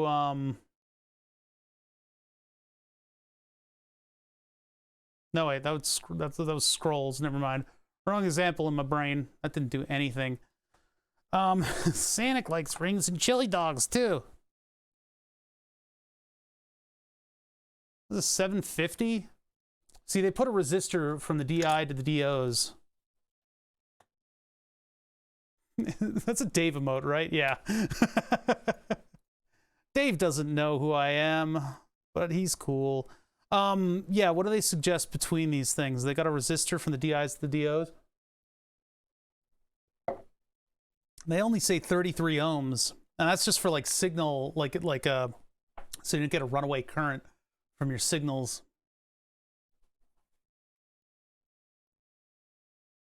That's multiple things.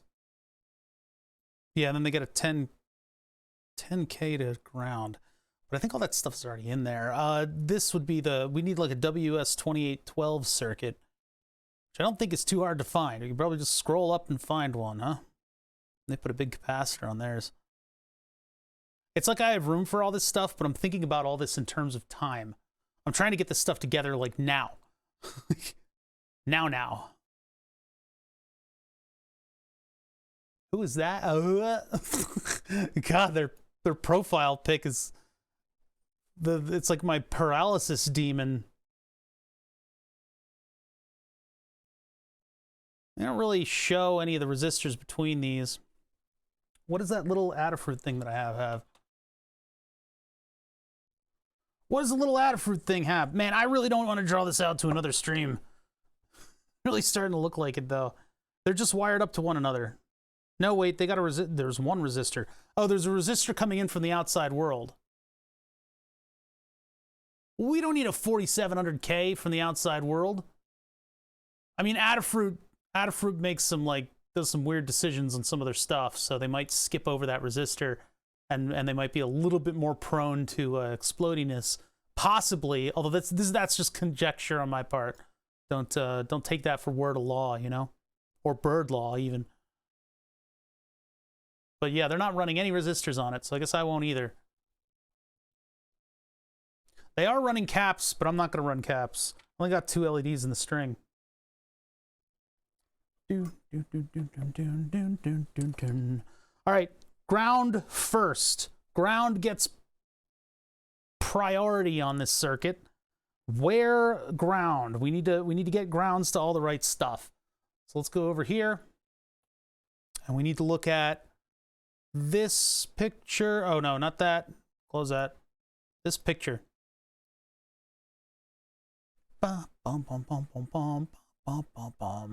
Okay, so if I flip this over, the middle pin and the upper right are connected to one another.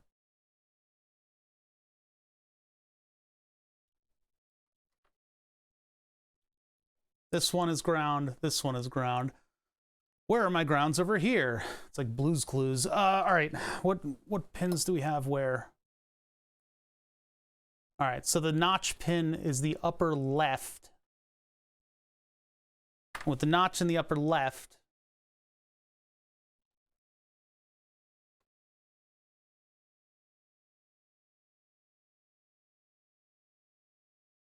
oh, notch pin is the ground. Okay, so I have to take it from the furthest point. All right, I can work with that. So we go up, over, down to here, and then we juke around to the center pin there, and the notch pin is here. So this one can come in from there. Okay, cool. We got our ground path, folks. We can keep working.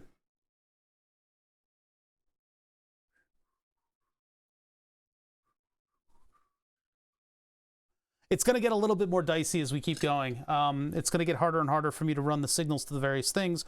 Luckily, most of the stuff just hits one point. Ground and power are the ones that really need to go from multiple points to multiple points. And the only multiple PowerPoints are from one of these to the other. That's why I do them first. I do them first, so you don't have to. No, wait, straight out from there? Well, but that blocks both sides of this, so I guess I'm going to go up and over. Thank you for the follows, everybody. Appreciate it. I do. I really do appreciate it. I don't mean that to be flippant. I really hope they flipped the signals the correct way in their diagram. Because otherwise it's going to be SOL.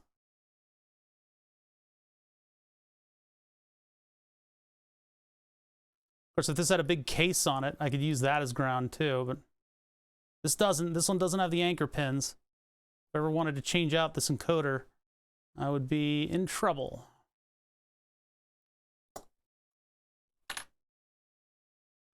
So this technique is not mine. This comes from probably somebody working at the FBI. Although it's probably some old man soldering technique. But I learned it pretty quickly at one of my old jobs. And basically it's just using wire wrap wire as if it were a trace. And soldering it down to the perforated board. That one I just did is a little sloppy, but usually I'm a little cleaner than that. That stuff is pretty small. I mean, if you guys don't know electronics, it might shock you to think each one of these little spacings is 0.1 of an inch, as if the Americans who invented electronics back when Abraham Lincoln rode a bear. No, what happened was the standards came up when metric wasn't really around this country, and so the idea of having a measurement system that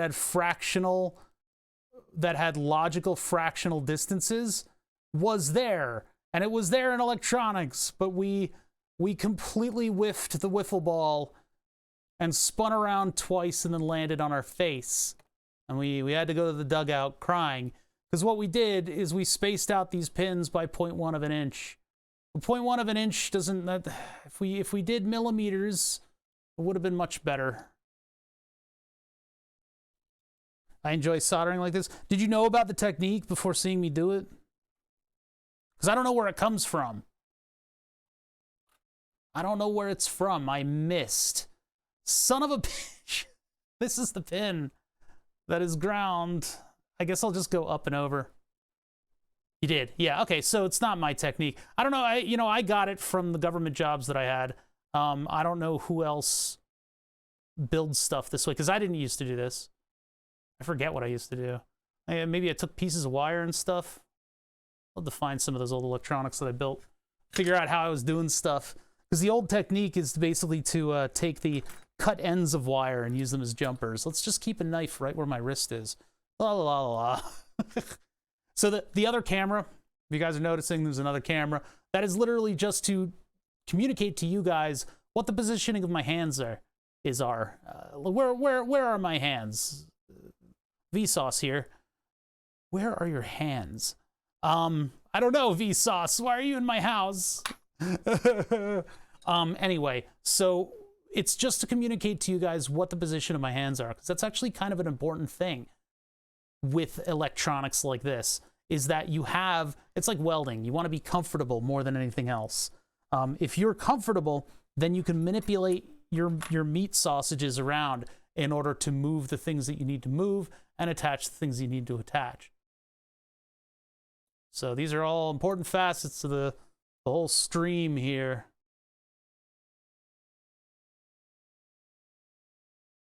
One of the things that you'll do when you first use magnification, and if you use a screen magnification like this, is you'll start searching around for where your tools are, because I'm holding the soldering iron and I'm not seeing it on the viewfinder. And by the way, when I'm using this stuff, I'm using this monitor that's right to your left. I'm using that monitor and I'm looking at the same view you are. So my back is straight. I'm not hunched over like a shrimp. And then I'm able to view up close like this. But the problem is there's a discombobulation. And the reason that I got a webcam to do this is so that there was no delay. I move my hand and my hand moves on the screen. That's very important to me. Webcams can be very quick. USB, crappy USB webcams can have delay. And even the smallest delay would cause me, and again, I'm getting back on my little tangential circle here. I'm coming back into the station. When I search for the tool in the viewfinder, I'm doing this. I'm moving it like this. But I don't know where it is.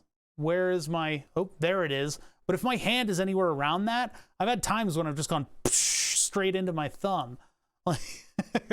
So what I'm doing is, you know, with that low delay webcam, I'm able to kind of like figure out some objects that are in my view and move the tools around in order to get them into the view.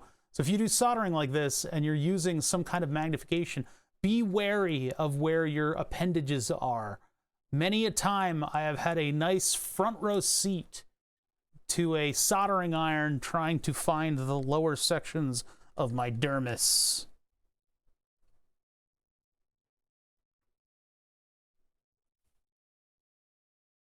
Yeah, it's a visual servo sweep. Oh, are we going to work on this tomorrow? Is that what's going to happen? No, I think we're close enough. I should be able to get this functioning in just a minute. We'll just be going a little bit over time.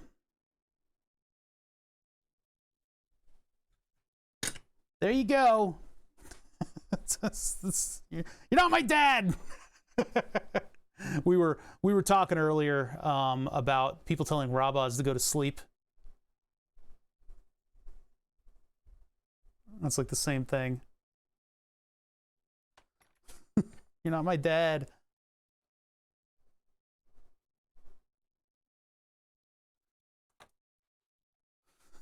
Stop telling me to go to sleep. I'm even sleepy. I'm a little bit sleepy now. All right, that one is all kinds of messed up, but I'll fix it. I'll fix it. I'll just do one of these where I press it up against this thing.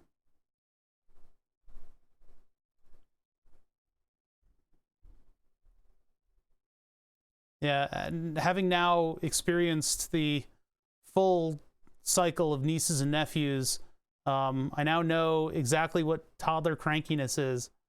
There's just a point in time when everything becomes hyper crazy, followed by a complete breakdown, and then bedtime.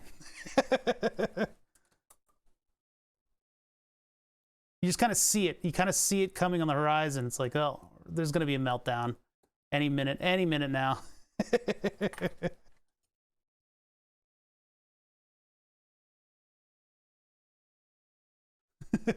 You ever seen a grown adult have toddler crankiness? I'm an American, and I have been an American for at least the past 4 years. 4 to 6. So yes. Yes, I have. Yes, I have.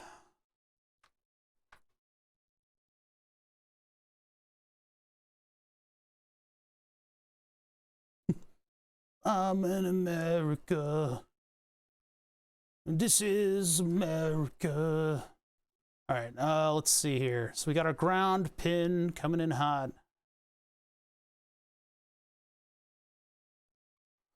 All right, so let's get power all bussed up. Let's bussy this power. Sussy bussy power in electrical.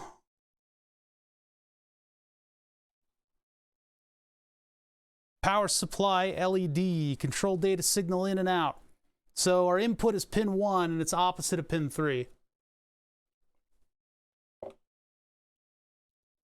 that'd be this guy all the way over here, this guy all the way over here. I'm gonna go directly over because we're gonna have wires coming in like somewhere in the interim.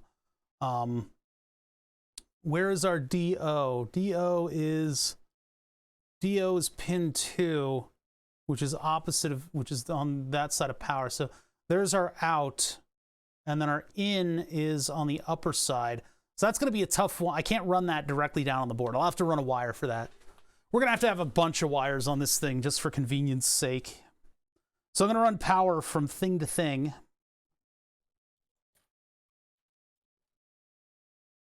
Which is up here. I mean, I could go down, around, and then up, and then that frees this area up, and then this area could be where all the wires come from. I think that's what I'm going to do. You don't need a bigger printer. You want a bigger printer. You've got to start differentiating between the two.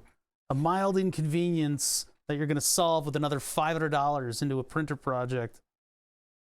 You know I'm right.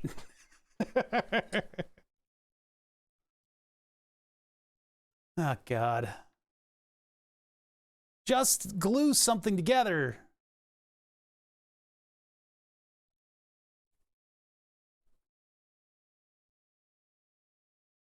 Make do without. You can do it. Oh, no, not you two. You guys are doomed. Are your printers particularly small at the moment? Or can you upgrade the one you have to be bigger? Or can you just be bigger men? This printer is beneath me.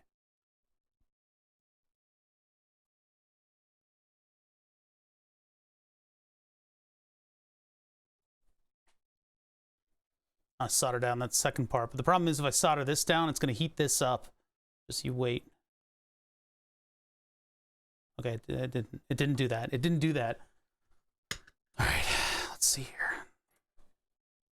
So that's our power. That's going all the way down here. All the way over here. Yeah, Demi, I think you do some cool stuff with a 3D printer. I don't know. It might stifle you creatively. You won't be able to use clay anymore. You'll forget how to use your hands. You guys don't know Demethil. He does a lot of cool stuff. I think he's on Instagram. He like refuses to link to promote himself here, but he does a lot of really good sculpting work. He's very, very talented. Very, very talented. He's also active on my Discord. Is he?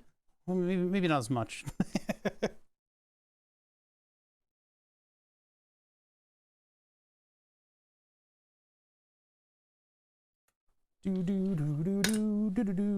Okay, so let's get that wire situated. This is kind of a long, convoluted run, isn't it? But it does have to go to both extremes of the board. I could have mitigated some of this by twisting the component around, but I didn't want to confuse myself. I'm easily startled.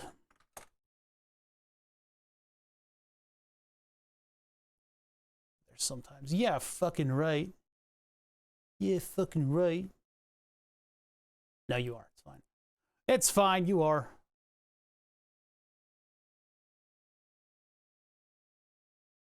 Oh, there you go. MJ Dark Creations on Instagram. Not afraid of promoting people. Oh, I still haven't watched the Distant Cacophony stream. I don't know if they've streamed it all lately. I want to see what that person's up to. No problem, man.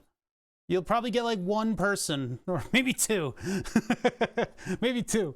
I was like, man, I was so hyped up when Red Letter Media, the Jack and Rich stream, like mentioned that I was streaming. I was like, I'm gonna get all these followers, and there's like 2 people.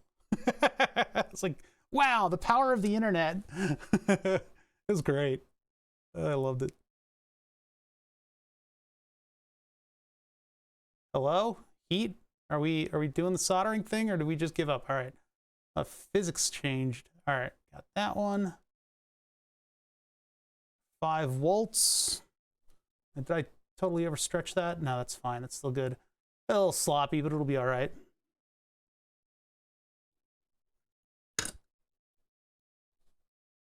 Look, man, when the solution is start another 3D printer project, I think you need to get a little resourceful. Yeah, like split stuff, break it apart, do whatever you got to do. And from 100 followers on Insta, almost 400 a day because my girlfriend promoted me on Facebook. Oh, it's cool. Didn't you buy an ad for me at some point? And it was like, I don't know, I didn't get any followers from it. I would love to know who saw like "Oh Bother" on their Facebook feed. Like, what?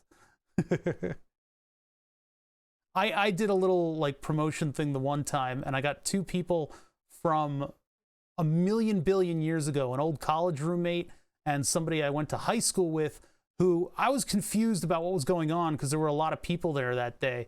And so it was just all over the place, man. it was all over the place, and so I didn't communicate with them properly. But now I know exactly who they were. It's pretty cool hearing from those two again. Not like they were associated with each other. They were just the only people that saw that, who still bothered to even like follow my dead Facebook. Oh yeah, was that promotion that Dewey got with the cheapo 3D printer? $100 Creality. God, that would be... Because yeah, the Creality, all that's left of my Creality is the parts. And then you can get 2020 rail, so you can expand like the distance of the axes and stuff. It's still happening? I see, the thing is, there's so little left. I mean, $100 is... I don't know if that's quite worth all the kinematics.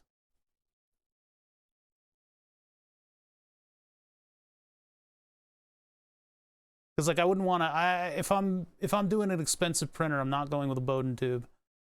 No sir. No thank you. Burger. Oh, is that a Demethyl burger that you're commenting on? There's a lot of cooking. All right. So power's in, ground's in. Pool's closed. Let's see. What else do I need to do here? I need to do... I don't think I need a resistor between DI and DO, but I do need to decide. I stumble over my words if I talk too quickly. I need to decide which one is DI and which one is DO. It doesn't really matter which one's which. Did I get those connected properly? Pin 1 and pin 4, control data signal input. I think I messed up. Hold on a minute. Let me get my bearings. Yeah, I messed up. It's this pin is the one that's supposed to go out to here. Because it's that one. No. Wait, it would have been this pin and, oh, this pin. Oh, so I got to go down the middle. I went the wrong way on that. Hold on a minute. Upper right, lower left. Yeah, okay, this is the one that's wrong. Printed adult size skull. One of my old college roommates had an actual skull. I'm like, whose is that? They probably need it. Like, why do you have that?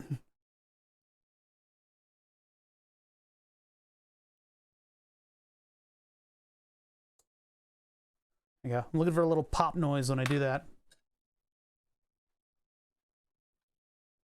It was like gray too. It was like really kind of a creepy thing to have, to be honest. Thanks for the follow. I have molds of real skulls. That's fine. I'm talking about some guy's skull. Why do you have that? You got it at like a garage sale or something.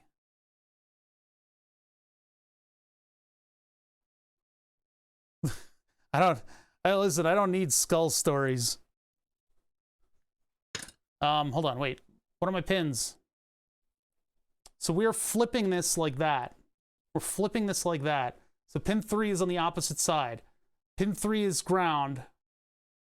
Pin 1, upper right. Hold on a sec.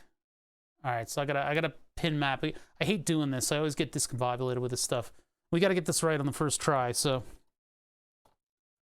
ground is the one with the notch in it. That's this one here. Balls. I connected that to the power. Does that mean that this one is... No, those are the same orientation, right? So this one is ground, and this one is ground. Ground. And then this one is... Yeah. Okay, so those can't cross. And then ground is pin 3, power supply is pin 1, and it's on the opposite end. So if ground is here, power is here. How would I do this? Thinking. Well, if I flip them, if I turn this one so that ground is connected to ground, that would mean that power is up in this corner. Then what's that pin? So it'd be ground, power, pin. Hold on, I'm looking at the diagram right now. Ground, power, and so is it pin 2 or pin 4 that I've locked away? 1 sec. This is all spatial stuff. I feel like you should need to do some paperwork when buying or selling a skull, right? Yeah, you know, there should probably, somebody should know. Somebody should probably be made aware. In one of my old jobs, they were talking constantly about getting cadavers. Because apparently that's a thing you can do, is just like a business. Yeah, I got like a medical business or something. I'm gonna need a cadaver, like, arm. It's like, what? You can just do that? I think there's probably a little bit of paperwork that you gotta sign for that, but still. Ugh. All right, anyway. Hold on. Still working. So, if I rotate this so that pin... Why is this like the hardest puzzle that I've ever done in my entire life? So this is the pin that I'm locking away right here. And so I would be rotating it so that ground is over here, power is over here. Ground is here. Like this. Ground, power, and it would be pin 2, which is the signal out. So signal in for this one, and then this one will need signal out for this one, signal in for this one. I think that works. Oh yeah, I remember reading something about that. Like, what the hell was Ben Franklin doing with all his skeletons? What's going on? Fucking, man, the country was weird when it was being founded. So I want to move this to there. Actually, oh, I'm going the opposite direction. Go the opposite direction, that means that the in is blocked and the out isn't, and I can't do that. Man, neopixels are tough. This is the encoder knob section of my 3D printer. And so we're trying to get the LEDs behind the knob so that I can hook them up to the controller and have them look pretty. I'm going to leave this the way it is, because that way I can at least work with the pin out. Actually, no, I'm not. I'm not. Wait a minute. That pin right there. Yeah, I got to rotate it. I'm going to rotate it clockwise just so that our grounds meet up. I got to live with some of the choices that I'm making, though.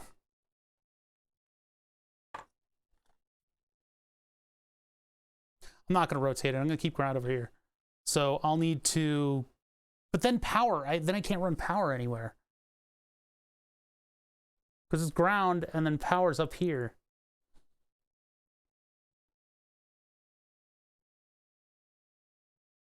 So if I... Ground is away. So ground is all the way out there. I guess I could move this over one and come down to there. That doesn't work. I'd have to come around and over. And then, okay, that's what I'll do. That's what I'll do. That is what I'll do. It's a big puzzle. It's just like a game puzzle, only it means that I've messed up, so I have to do a ton of work to undo it. That's how these work. That's how this stuff works. Get the end of that, I can work down the line. No, it's like a hacking puzzle. They often do puzzles like this with like wiring and blocks that are just like hacking puzzles. Like, connect the wire to the endpoint, and then you've hacked something. I don't know. Congrats. The thing is, I think I can reverse the button pins too. I don't know if there's any utility in doing that. That's a little section of wire that I put in there. Design before soldering, that's too planned. Too planned out. I mean, you could do that, and then you're just kind of like brainlessly building. Yeah, you just build a bird's nest, and if you really mess it up, then you can start over. Every time I've gone to like CAD to try to like design something before I actually solder it down, I end up just making a circuit board because they're so cheap now. There's no point, right? It's just like as soon as you put the schematic onto... What am I... Oh, it's this pin. Oh, I'm like hitting a magical object that I didn't see, but it's that pin right there.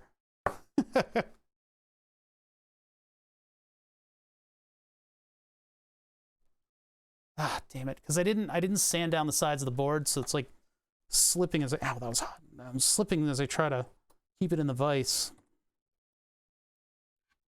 I should probably machine some flats on this, because then I could actually press down on this without unseating it. You can see there that it's hinging on this.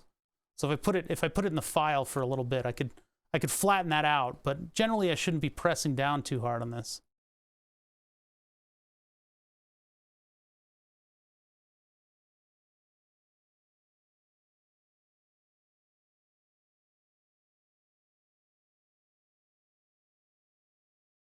Okay.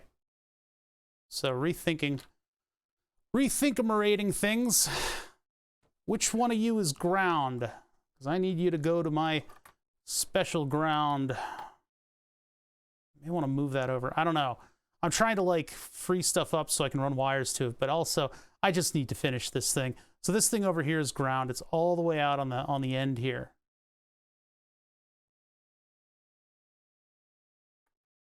Ground is all the way out on the end. That pin, I could tape that one off, but boop, boop. So if I go out and around, then I can get over to this, but then I'm blocking power, ground, power. That's dumb. I gotta flip this, but that's gonna cause weird issues with the signal pins. If I flip it, I can just put that thing back and run power down and over. I have to. I have to flip it. I'm sorry, chat. I'm so sorry. I'm so sorry. Forgive me. Yeah, it's surface mount. Probably have to get the big iron involved in this because I don't think I can heat all these fast enough. All right, big iron tip. You guys are watching live, decision fatigue set in.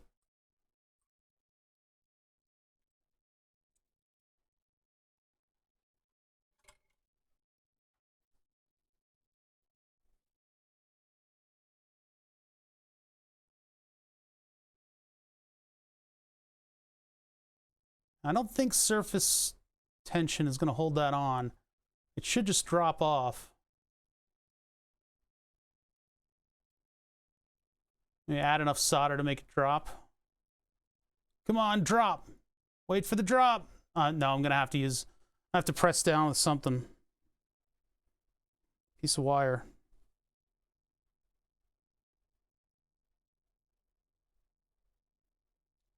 There it goes. Dropped like a rock. I could probably use this to... I could use air to clean it up and save myself some desolder braid. These should clean up pretty neatly with enough heat.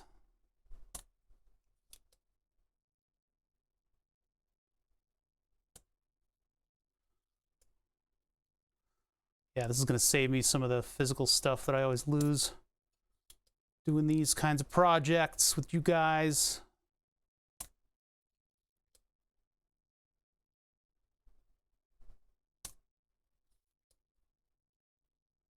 God, using surface mount stuff and then having to flip over to the other side of the board is really annoying because it was pretty discombobulating at first. Yeah, coming up with the best setup is tough. Yeah, so this is a WS2812B LED, so it has a digital in and a digital out, and it does a little whisper down the lane kind of thing. And so what that does is that allows us to have way less pins running from part to part. I'll switch back to a sensibly sized soldering iron instead of the giant tip. But they're both hot, so I gotta be careful in swapping them out. All right, now gather the LED off of the floor. Boop. Just get a piece of braid on that, and that'll get rid of that excess. Although, actually, the excess on one corner is good. So the way we had it before, I gotta flip this. the way we had it before was so that ground was facing the far corner. Now I'm going to do ground facing the near corner. Now, do I want to 180 this whole thing? Because if it's ground, then power's all the way out here, and then our signals are there. Yeah, I think I want that. I think that's what I want. I think maybe you don't even know what I want. I think I can handle it. Okay, so if... Ah! Everything exploded. Now I don't know what to do.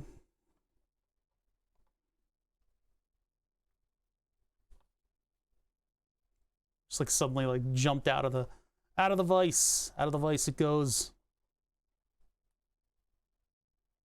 This is pissing me off that it doesn't, I can't get, I need to file down the board more, and I already promised that I wouldn't be filing more around here. This is supposed to be just like a little crappy board that just gets the job done, but it's kind of ballooned a little bit. But yeah, if ground is here and power's all the way out here, then I've got these two inboard. It's a little close over here, but I think I'll be able to, like, I can sneak wire in through some odd places if I need to. So yeah. I think that's good. I think we'll be able to work with this. We just got to make sure our DOs and our DIs are all straight. Otherwise, we'll be in a world of hurt. He's in the hurt dimension. Why don't you solder? Huh. I just need to get it placed properly. I think maybe the tweezers were holding it too far up.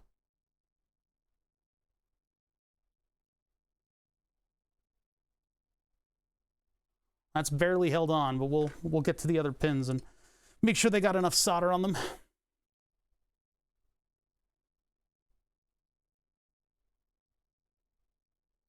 Yep. Man, there's barely enough room on this board, huh? So that's good.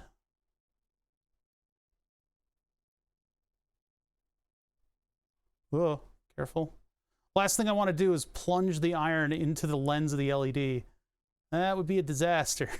I mean, it would ruin the LED and I could just go grab another one out of the bin, but... Oh, look at that. That doesn't even... Yeah, so it's too far up in one direction, but I can fix that just as long as it doesn't short to that right there. Yeah, there it is. I think that was it. No, they're still separate. I need to scooch it over a little bit, and that's going to be tough to do. All right, here we go. Barely any pressure. Just don't even look at it funny.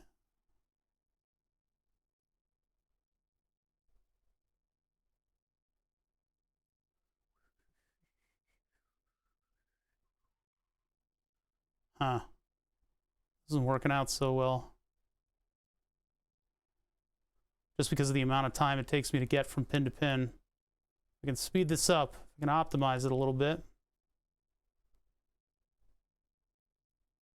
think there's just so much solder on some of these that they're not really cooperating. What can I do to fix that? Actually, that's looking a little closer. Maybe it'll just work out. No, not at all. I can put a piece of wire there, but I'm not gonna mess with that. If I take the big iron and I just come down from space and I hit it with the big iron, I can scooch it around. So that's what I'll do. I'll do that. I'm just gonna keep moving back and forth with this. Things will start to go quickly in a minute here once I start figuring out, you know, where all the wires are supposed to go and stuff like that. This is like the last bit of arranging that I need to do in order to make this work. And I'm sure there are 1,000 better ways to do this, but this is how I decided to do it. So here we are. I see the advantage of this is that I can skip from side to side and get all the pins heated at once. Hopefully not chuck it away. Oh, never mind. The only way was to chuck it away. It was the only option that I had.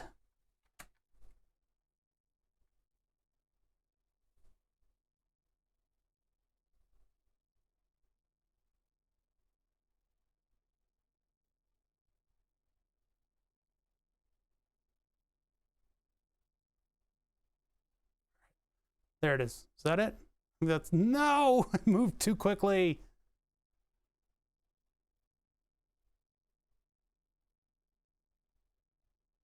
I put so much heat into it, and then I moved away before it.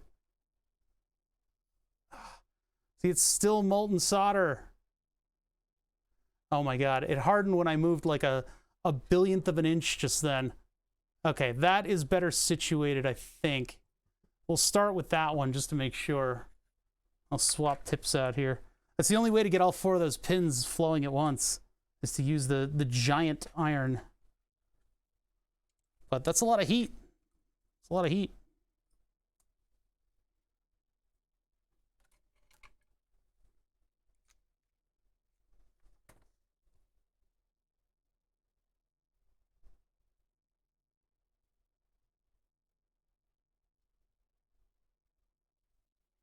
Right. Did that solder? Yes. Okay, good. I can work with the others, although that's pushed over a little far on this side, but I can live with it. And another way to do this would be I could have designed a like a 3D print shell to go over top. That would have put it right in the right spot, although soldering anything near anything 3D printed is cursed as hell.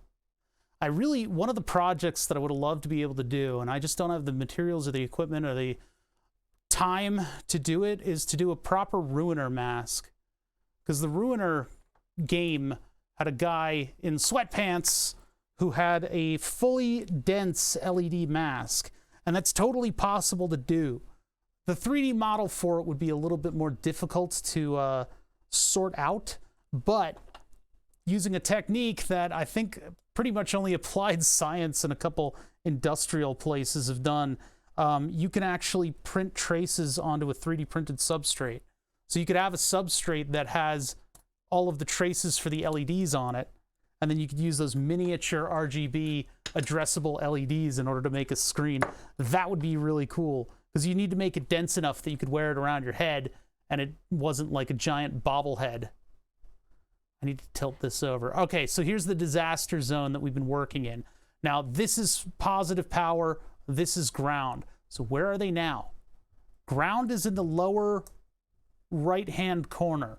Ground is now here. So we can run that either over like that, or we can turn this into ground and run those all together. And power is the upper left. So that's easy enough. So all we need to do, get a little piece of wire here. I'm just picking up scraps off of the bench, so I don't have as many long wire ends sticking around. That's just jacket. There's no wire in there. I try to use up all the wire that I take off of the reel. It's tough. It's tough to do sometimes.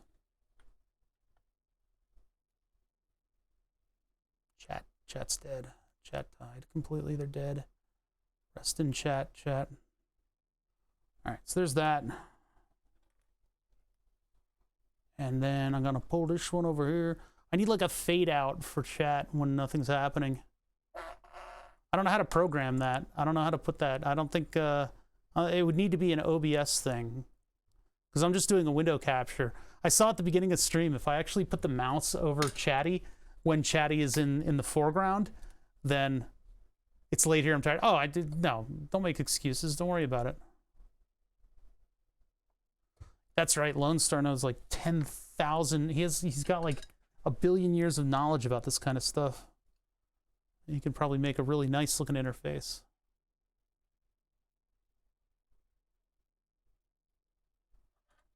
I don't know. I like what I have. It's just when it doesn't move, I don't necessarily want it to be stuck on screen.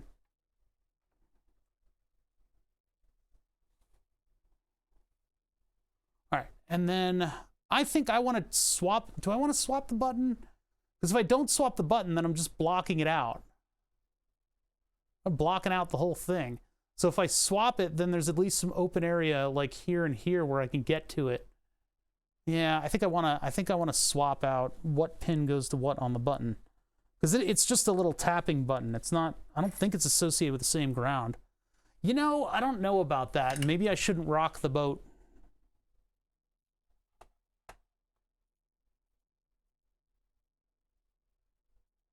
RCBot, Node-RED, talks over ABS WebSocket when a chat comes in. Yeah, I think the way to do it is just to have an auto scene And I've already got auto scene stuff plugged in to this, so I could just turn on and off that overlay, because I could probably program that like right now. This is the same thing that does this light. I'll think about it when I have the brain space.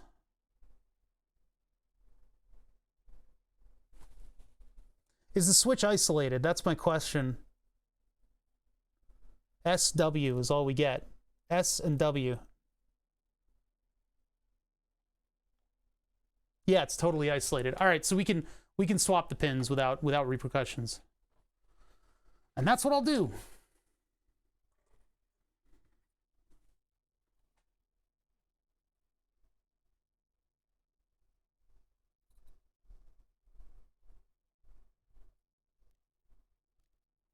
Thank you for the follow.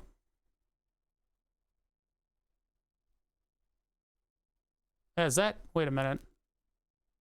I do that all in one? Yeah, I did. All right, well, I'll just chop it right there. You have to do like forensics on this.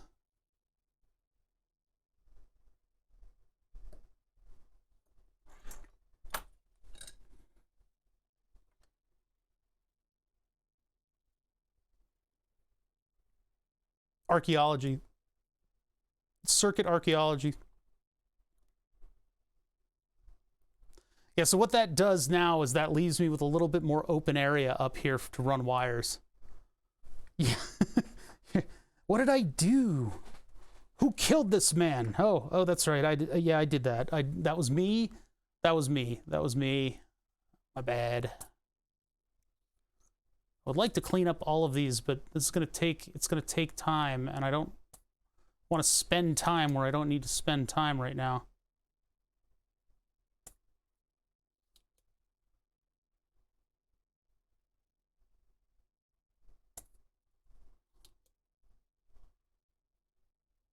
But I do want these to be open, because then it signals to me that I'm able to run a wire through there.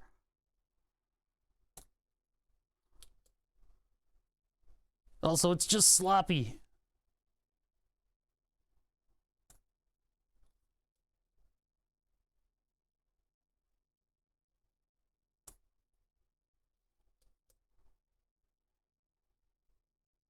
Oh, there we are. I'm starting to get a little tired here. Okay, so. See, the thing is, I'm streaming this late because otherwise I would just be doing this anyway. I would just be doing this anyway because I enjoy doing this and I need to have it done. So.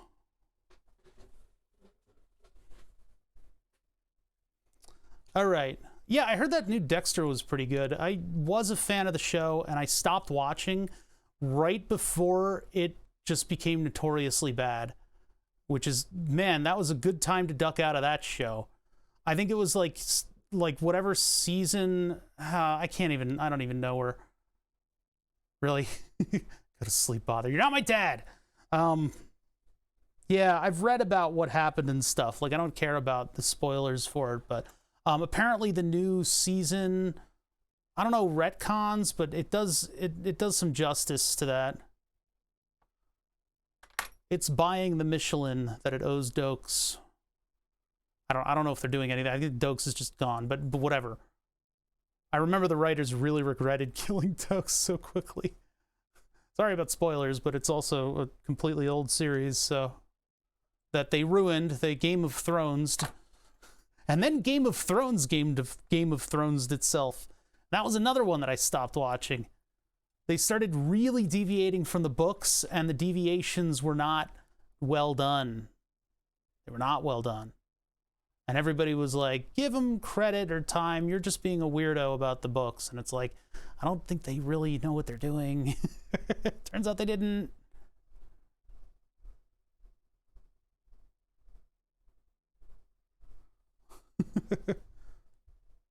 Books didn't exist and still don't. I know, but the parts where they were deviating weren't up to par with the standards of television.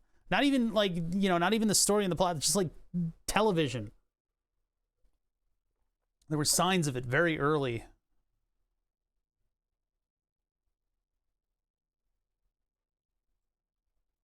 Yeah, that's right. GRM is helping with the lore of Elden Ring. I'm I wonder what that's like, because he's thorough. He's very thorough, and honestly, like, he needed something else to work on.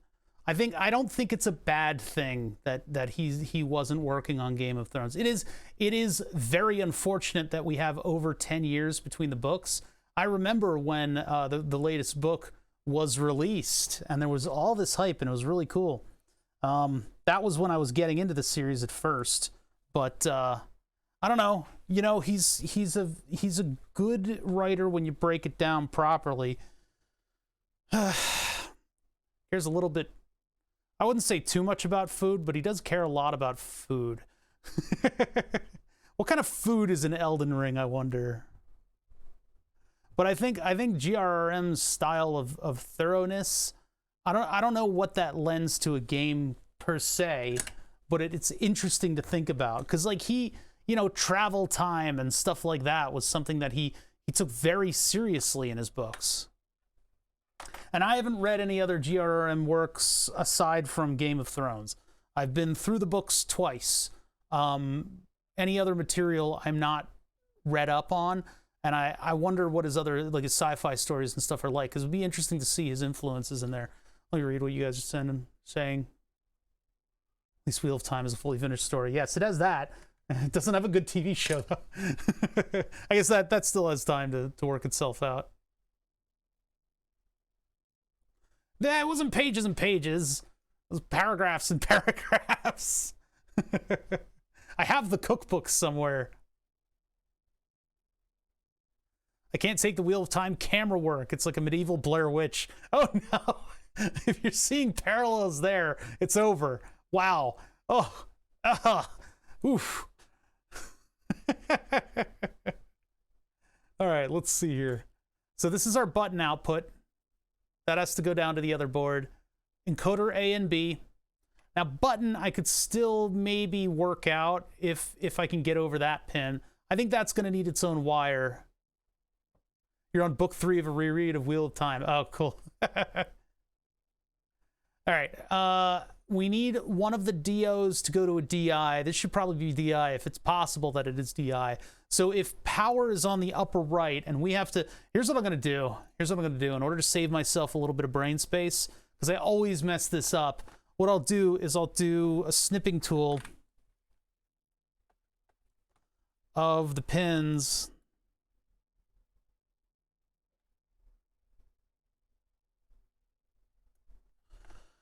And then, can I do a transform on this?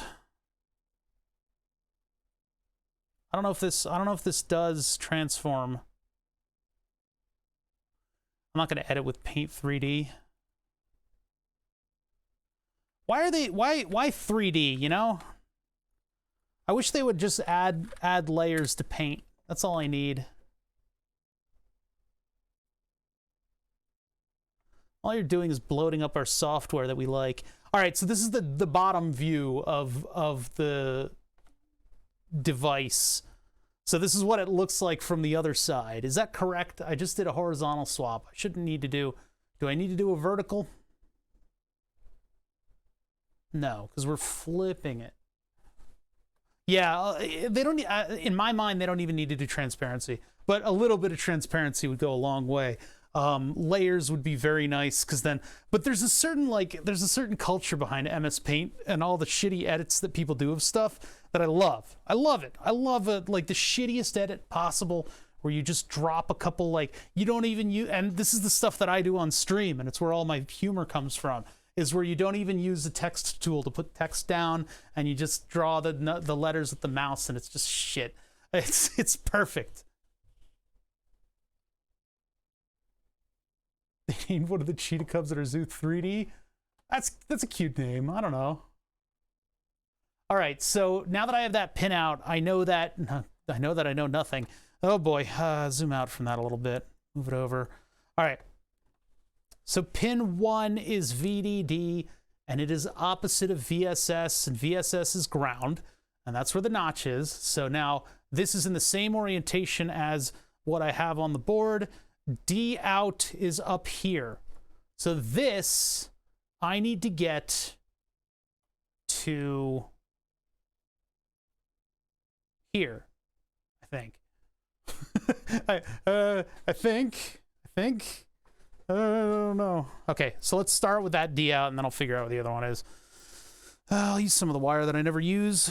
Try to go even on all this wire here. I'm using the white wire again, but this time it'll actually keep its jacket on because I'm gonna take this pin.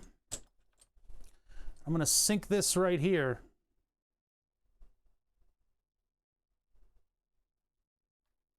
And then just bend it over just a little bit like that.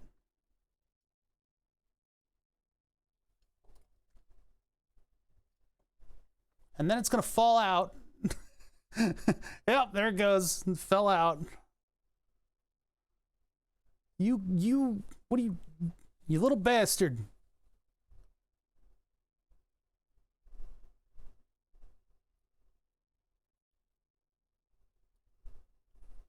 So this is the one internal connection that I have to do on this board. And then we do wires to the other board.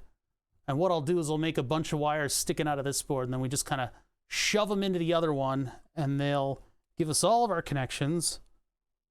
And then we can put this thing together and see what it looks like. That's what I'm really excited about.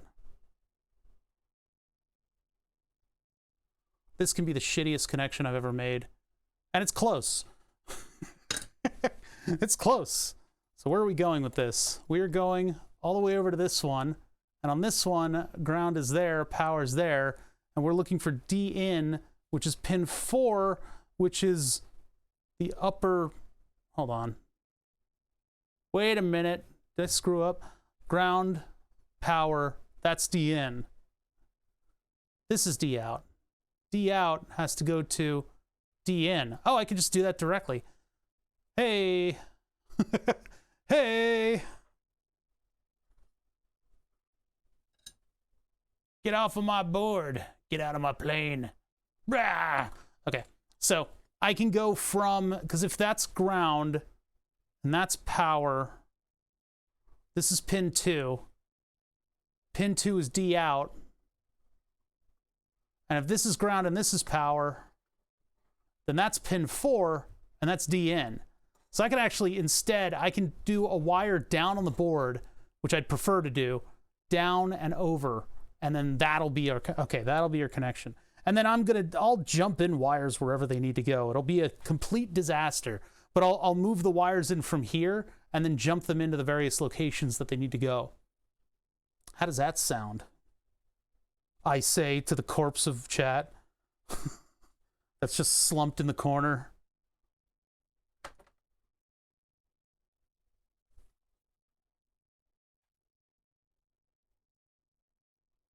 Then when I plug it in, theoretically, there shouldn't be any smoke. Ah! Dead chat talked. Oh my god. I think I'm hitting the vise and it's not heating it up. Yeah. If I hit the vise acts as a giant heat sink. I've had it happen before. Hey, yeah, go to sleep, Demi. Go to sleep, chat member. See, it works both directions.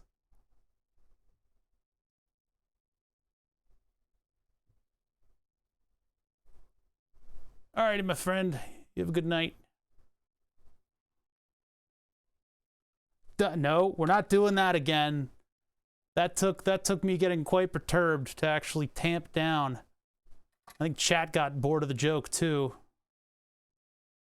I regret that I typed that. Yeah, well, let's not do that again. I don't like that.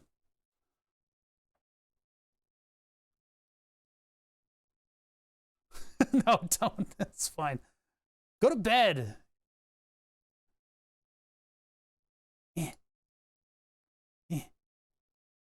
I'm desperately trying to get this to... There we go. I bumped it and it went all crazy.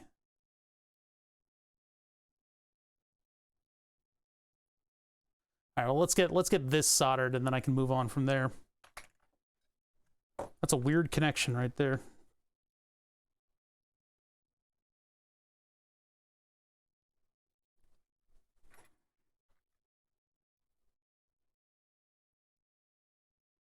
Come on. Come on back. There it is. Put that back into place over there. Stretch it a little bit taut. No, now it's going to be all bent weird. Damn you. I can't get this one correct. I think it's partially because I'm trying to move quickly. I'm trying to move too quick, and it always bites you in the butt.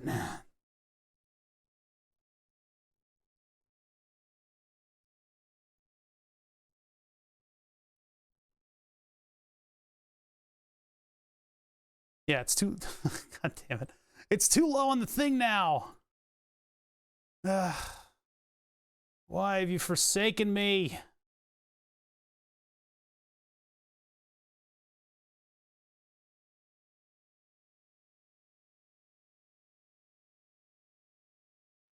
Oh, I'm starting to get... My patience is running thin. Why is this not working out properly? There. It's whenever I solder to this side, it's a little lower than the vise. So I end up hitting the vise, and then it sucks all the heat out of the iron. And yes, it does happen that quickly.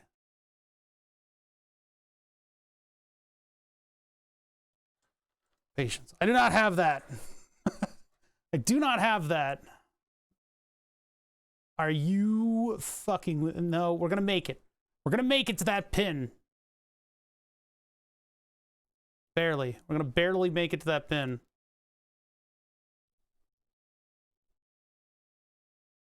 Problem is, once I lift off of this, it's gonna spring back up, so I need to get the tweezers on the back end to hold it down. Carefully. Okay. All right. There's our DI to DO, the internal connection. So our DI is gonna have to start all the way over here. But yeah, we'll make that work in just a minute. Oh, If I block that row, I guess all the wires can go down and out through this. Yeah, okay. Yeah, all the wires will poke in through there and then go to where they need to go. But yeah, this digital line blocks everything. It blocks it all. Everything is blocked.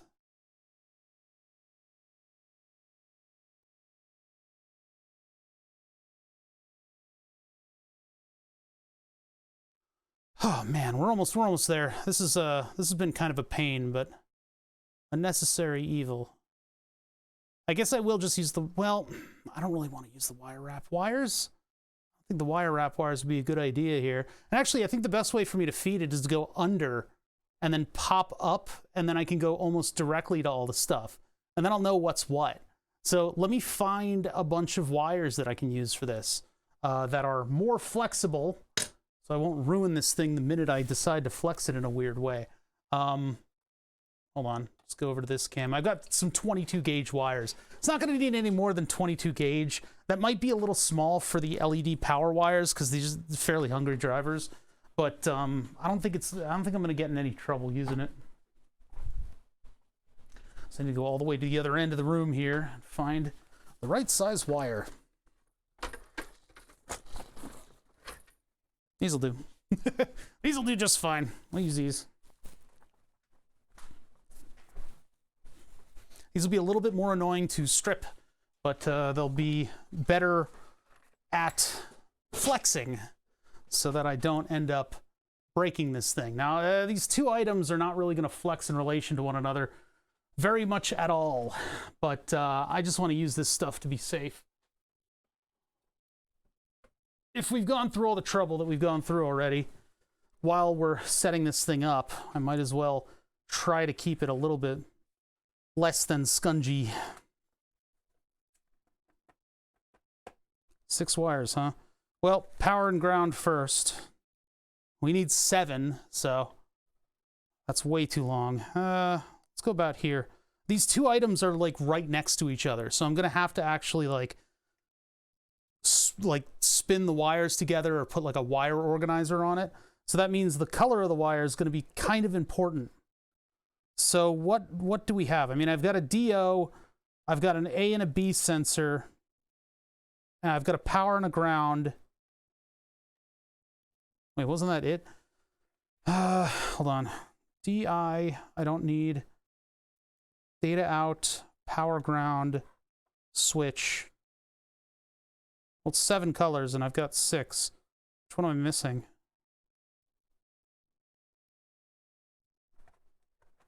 That one got kind of stuck on the spool. I'll figure it out in a second. I could always draw a line down one if I really wanted to do the full color code thing. But for now, We'll just have them hanging out. So 5-volt ground, encoder A, 5-volt ground, encoder A, encoder B,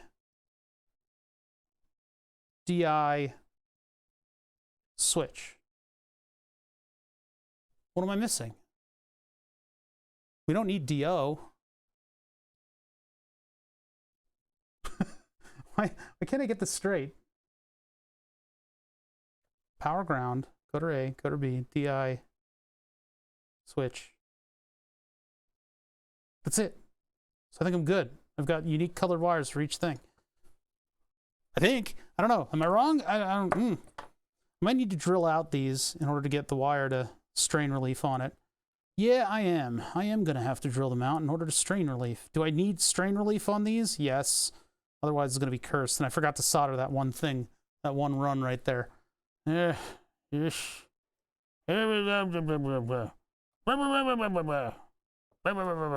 Okay, let me solder this thing, and then I'll get the drill out, and I can finish this board. Of course, the other board's not going to be able to have strain relief as a result. Maybe I need to use wire wrap wire. Yeah. All right. I can't use the flexible stuff because it won't go through that hole, and it won't give me that little strain relief to the jacket. And I don't want to drill 12 holes right now. So we're just going to use the other stuff, and I'll just put this aside in case I need it. Damn it. The things that I go through for you, chat. You know, you don't even appreciate it. I was like budgeting time. I'm like, man, if we have enough time, we could do all this other cool stuff. You're right. You're right. Okay, so longer versions of these. This stuff, I mean, you know, I'm never going to run out of this wire, so I do kind of waste it.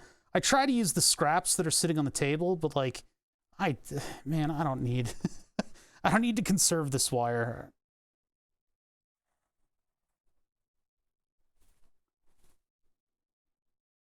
Although this is kind of it's kind of an ambitious amount that I'm taking out of this. It's a little ambitious. Stuff is pretty good. I mean, it flexes all right. The only wire that I've really had break with flexure is the, what do you call it? Is the stuff on the 3D printer for the bed. Where's the end of this wire? I got these, like, 2 loops over this, and I don't know where they are. This is so cool. Oh, hey, thanks, man. Appreciate that. Say thanks, my friend. And the only one that I've really had break is on the 3D printer where it's constantly being flexed. But this is solid core wire, so it is subject to breakage if it overflexes, especially if I don't do strain relief on the jacket. But because it's wire wrap wire, it's super thin, and I'll be able to use the perforated board holes as strain relief. Power, ground, encoder, button, digital out. It is 6. Why did I get 7? My brain doesn't work. I don't know what the 7th would be. Yeah. It's not like it's buzzer. All right, so yeah, let's get these routed to where they need to go. I guess I'll just start with, let's go to this. Move some stuff around. So what I need to do is go in here first, and then I need to go wherever that signal is, pop out, and then solder to it. Now, power is going to be an easy one. And if it's only going to be 6 pins, I guess I can like move them around back and forth. This is not used in any of them. Oh, man. Okay, all right. So I guess I'm going to pop in and then pop out just right here for the first one.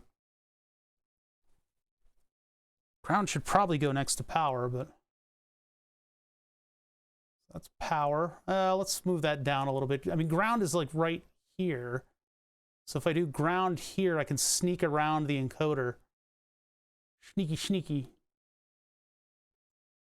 This is going to get progressively macier. It's gonna get progressively messier as I keep moving.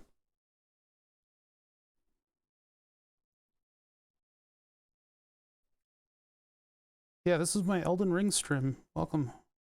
Welcome to Elden Ring. Isn't it cool? Only I could get that sword or something. Alright, so there's that one. That one's strain relieved. You can already see that the jacket is showing signs of being a little bit strained. But, I mean, once I get this thing in this, you know, it working with everything else, I shouldn't need to move it. The reason we're doing what we're doing, if you don't know, we are taking the encoder and the LEDs off of a mini 12.8 something or other board for a 3D printer. We're moving all the stuff over so that I can use a big knob and I can make it look the way that I want to. This is the yak shaving that we do around here. Yeah, the yak is actually the mini boss. Actually, the yak is the end game boss, let's be honest. Let's be honest. That yak is the last step. Power. Power will be... Oh, no, we already did power. Ground. Ground the black wire. Let's get that. Let's move that over here. I'll just expose a little bit of the end. Boop. Just like that. And then go in next to my power wire. And that can pop out. I probably should have come in from the other side. Whatever. Whatever, shut up. Don't judge me. I hate you. I could probably jump in. Not there. Where else do I have ground? Over here. I'll just go over there. Kind of hard for me to see where I'm popping in and out. Was that? Okay, that's like over here. I didn't bring a map. I don't know where I am. Oh, that's good. That's convenient. All right.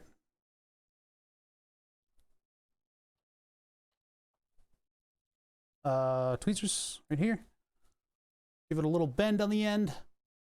It is nice when you can actually have like a little run of the wire on the board, but this'll do. This'll do. It'll be fine. It'll be fine, chat. Everything will be fine. All right, grab that. Tighten it a little bit more, maybe. I can just push it down. Yeah, there we go. Let's hold that still. Turn the iron back on because it turned itself off. Normally we have thermal cameras running, but my camera died. So I had to spend a shitload of money to buy another one. And tonight I get to look up how to spool up a new ZFS drive into my server that's hard to work on. Because my freaking hard drive died in December and I wasn't aware of it until last night. Last night I was like, what is the worst thing that could happen right now? And I was like, oh, what's my server status? And the server status is like, shit's fucked. I'm like, oh no. Oh no. It's easy. I'll look up a video. There's good, FreeNAS does some really good videos on how to do all that stuff. Yeah, but do I have to format the drive at all, or does it just format it for me? It probably does everything, right? And also, I need to identify the old drive. I need to write down the serial number. You don't need to format it. Okay. It'll just see it in the volumes, and I can tell it to, hey, do the thing on this. See, I'd rather have a video. I'll look one up. All right, so that's that one. Our DI needs to be, which one was our input? I think this one's our input. We'll probably do that here, and then we can sneak it up and around. We'll make that the white wire.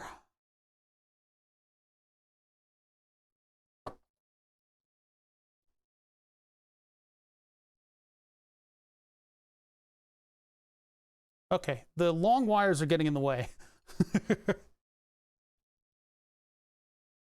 So, where was that again? Right there. Right there. Right there. Come on.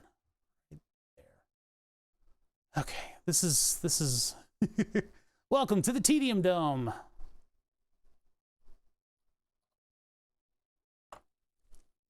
getting through it, though. We're getting through it. Actually putting the screws in the thing is when I'm going to finally reach nirvana with this project. And then in the next couple weeks, we'll start to work on the angled front panel for this, because I think the angled front panel is a little bit more natural to use. Although, to use the printer currently, if I do things like an on-the-fly change, or I try to, do the Z micro steppy stuff, or I try to check the status, I'm like squatting in order to get my ass in front of it. So in order to preserve my ass, because I like it, I probably want to tilt everything up a little bit. It would be nice if I could mount like a little control box at head level, but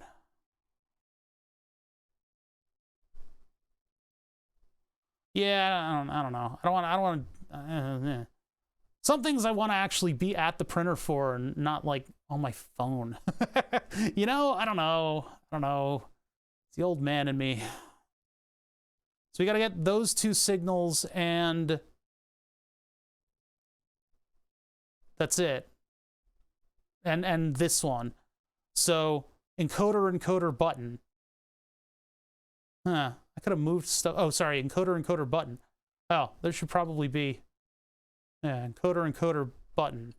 Button can go out and around. Mount the phone to the printer. Yeah, I feel like people throw out suggestions like that. Just like anything, go. Random bullshit, let's go.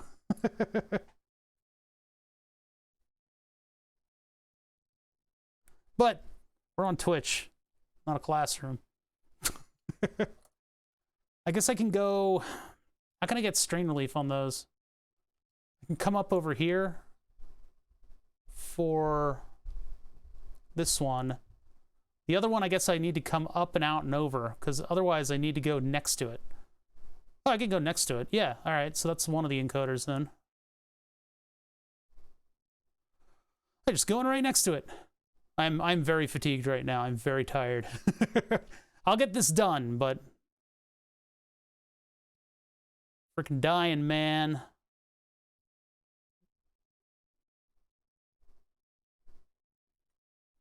I don't know if I'm gonna get alcohol tonight. I think I'm gonna stay sober tonight. I don't know, we'll see. No promises, chat.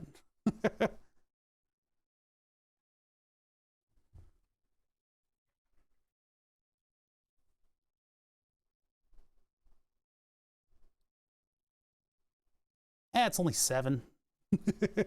I can still do wiring at night. 3 explosions later.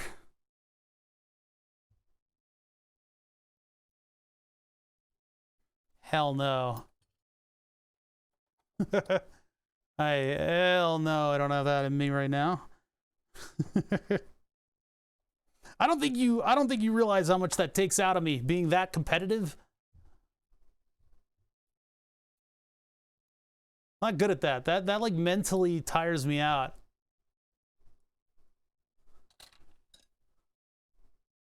Groovy's out there with his mind a complete blank, taking on a decisive first place lead.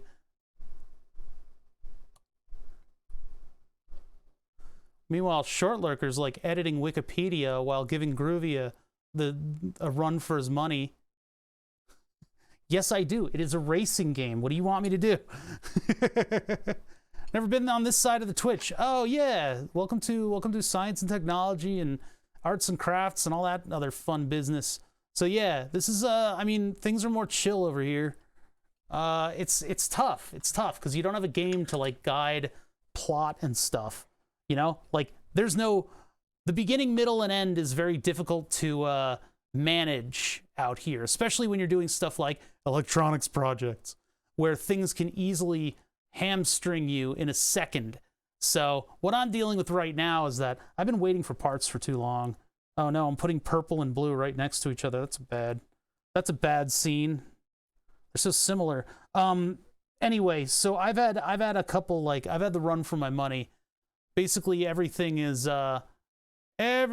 just been exploding in the shop lately.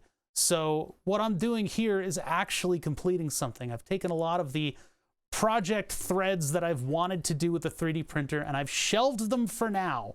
So I'm going to come back to the accelerometer and all that other Clipper stuff that sort of sets it apart from the other 3D printer softwares. That makes Clipper really interesting and cool.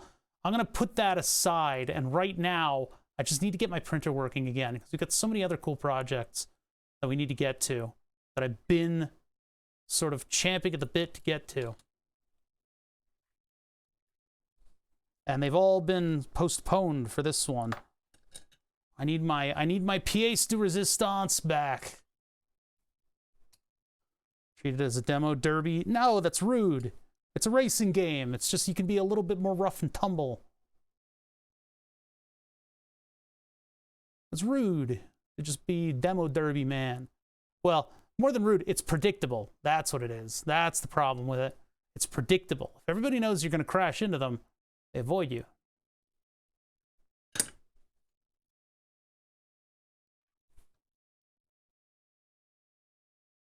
All right. And then finally, the button. The button. The button. Which is the last wire, which is purple. All right, the button. That one's going to that pin all the way over there. Because it's coming in all the way over here. I'm just going to loop it around.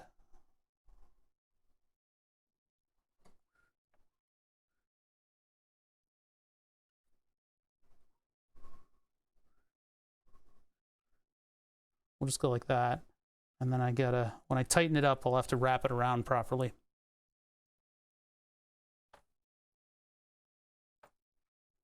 So grab this. Give it a little wang jangle. Push that thing all the way down. Get the iron ready.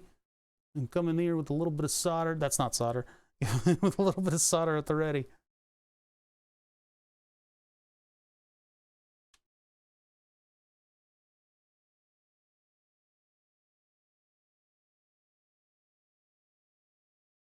Yeah, this is my Twitch promotional wire. They sent this to me for being a partner. Yeah, perfect for button pushing, yeah.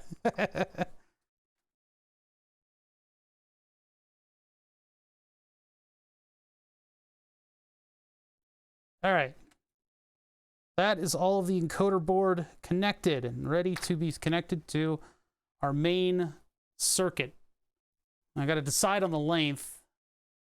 I'll probably want enough room that if I want to work on stuff, I'll have it. But I don't want it to be too annoying. So let's go with like that long. That's too long, but I think that's fine. I think that'll give us a little leeway when we get to the other board. Moment of truth. If I cut it too short, I can't go back. Oh my God. There's more wire left in the scraps than in the... whatever.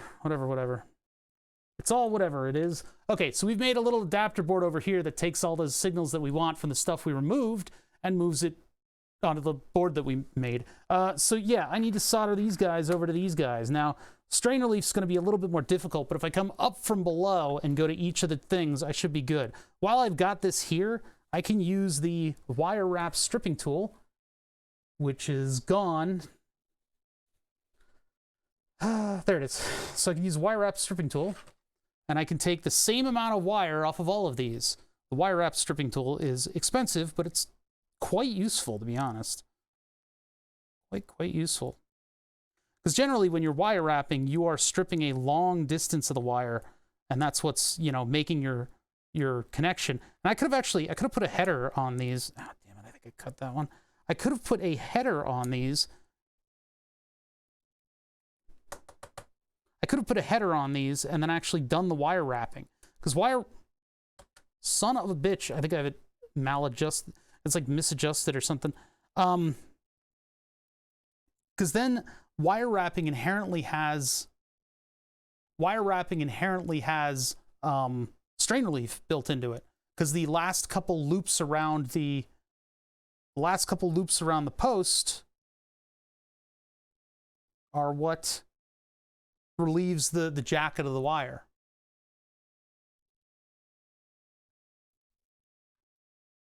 Okay, so first connection is the encoder. Which one is it? its encoder, that would be the yellow wire on the left side encoder. Yes, okay. Probably need this attached to the desk, but looks worse than peeling glass fiber, yeah. The components are moving off of the board for the sole reason that I wanted to use a larger knob, a different knob that didn't quite fit. They had to go. Actually, I can unplug this and get a little bit of movement out of it, so I'll do that. That'll make it a little easier on me. I don't know if I'll use the microscope for this. I think I need to just lean down and just get this done. So just give me a minute to work on some stuff, guys. Here, you guys can get kind of close. I don't know if my hands will block what you can see at this height.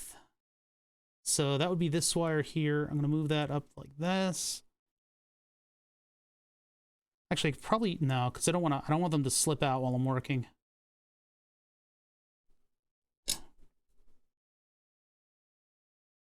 I'm doing a bit crappier of a job of this part just because I want to get it done.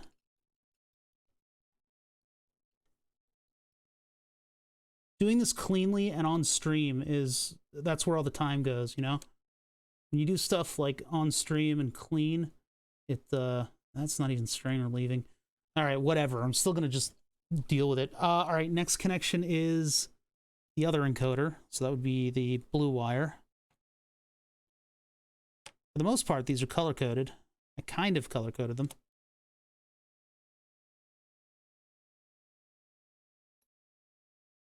So, now I could always drop a little bit of hot glue on these if I wanted to really, like, give them full strain relief. But these aren't really going to be subject to strain. You know, these are kind of just sit here. So I don't really need to go too ham with the strain relief. What just happened there? There it is. Had my phone muted. I'm sure there's all kinds of calls for my Monday appointment.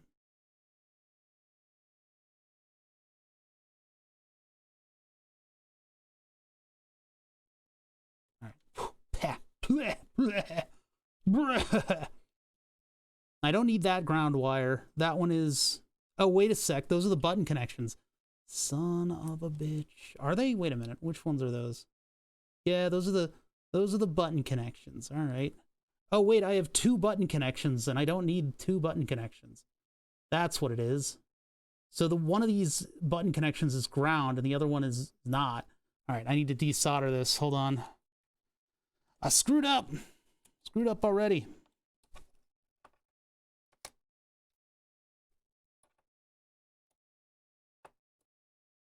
That's what it was.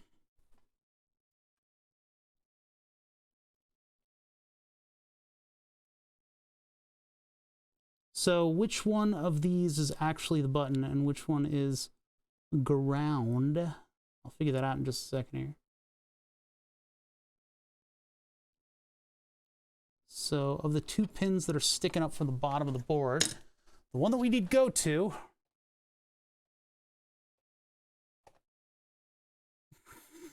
it would be flux. Flux is the flavor. Ugh. Encoder button is the one on the left, so there's going to be a little gap. Going to be a little gap. Yeah, you guys need this view to see. I really hope nobody out there has tried to vape flux. I really hope, just for like the sake of humanity, I really, really hope that nobody has tried to vape flux. Because there are better ways to die. I think vaping flux is just not... That really just should not be a thing. Does silver let off a gas when it gets heated like that? I don't really know. Not an expert in inhaling things. I'm barely an expert in breathing.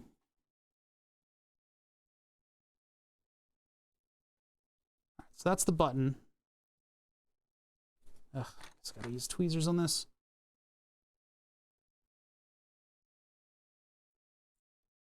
That's the button.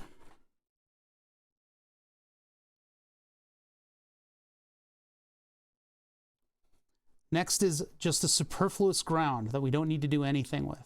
So I'm going to leave that one alone. Then this one is the blue wire, which is our DO.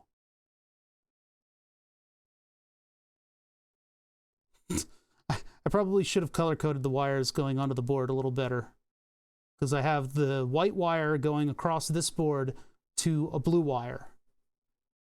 Oh well. There's that. That's DO. The next one is VCC. It's this one here.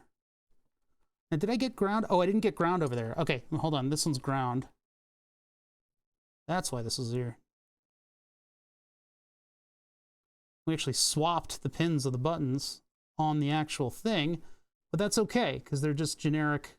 It's just like a singular connection. So as long as one's ground and the one that's supposed to be signal over here is signal, all should be good. Okay.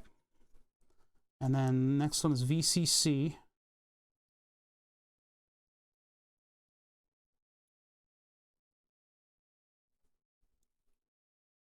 There's not enough solder there. Hold on. Get a little bit more so I get a nice weight. That's not, that ain't VCC. I got the wrong one. There you go. Like that. Add a little bit of solder. Give us kind of a chance. There we go. And then, all right, which encoder to which? So this goes like this, and blue goes to the bottom one. So yellow, blue.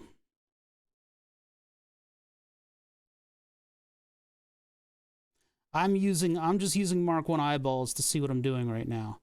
So this is just normal me soldering something as like a repair job.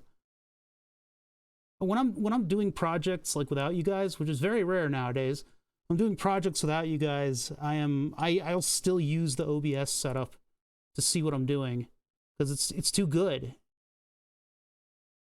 It's too good. It's way less strain on my body than what I'm doing right now, which is crouching down and using my hands to do all this. Well, I still use my hands, but you know, crouching down and arching my back and doing all that stuff. Way less strain. Strain bad. Strain bad for body. All right. So if chat has been any indication up until now, there should be like no chats here. Yeah, what's breathing? All right. So those are all the connections made. Now we just need to assemble this thing. Let us do this. I'm excited about this. I'm excited for the fire that we're about to cause. What are you doing?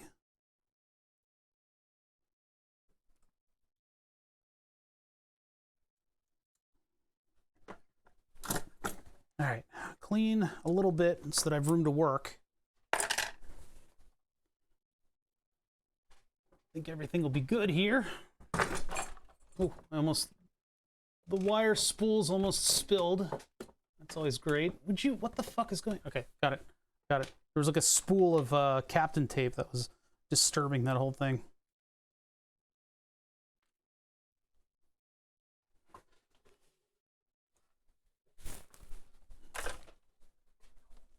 There's a component in the alloy of silver in regular solder, but then the food safe silver solder does take additional heat. Yeah.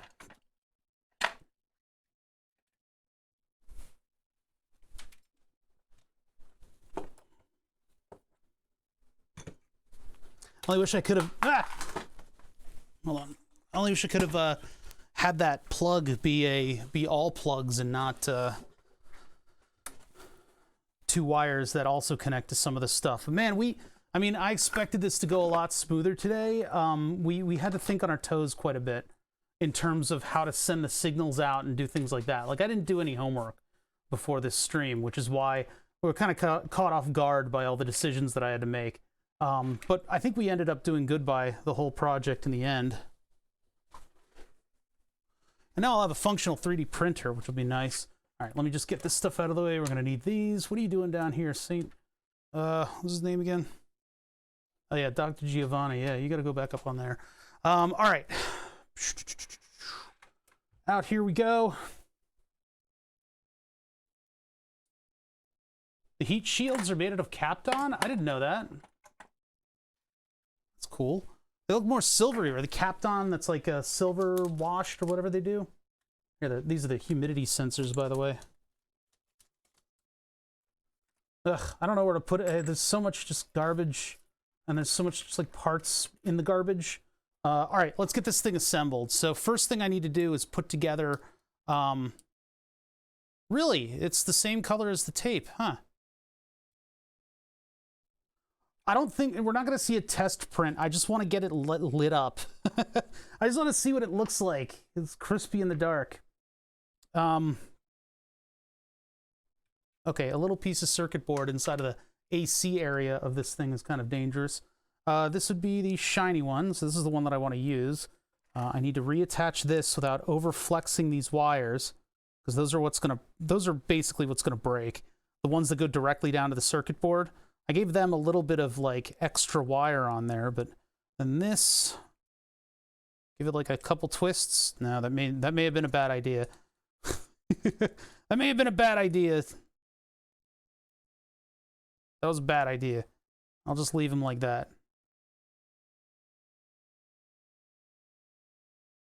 It's basically going to have to curl in on itself. Curl in NESCAR on itself.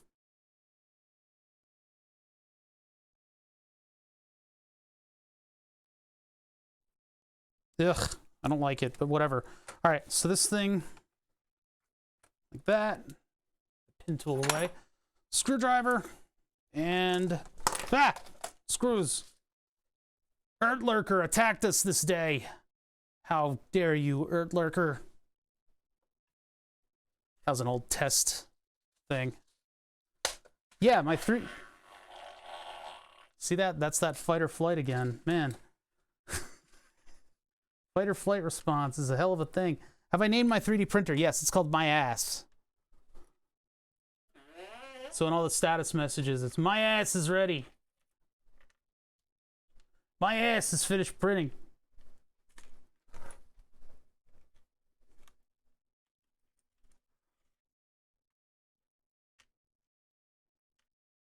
There are a lot of screws that hold in this thing, huh?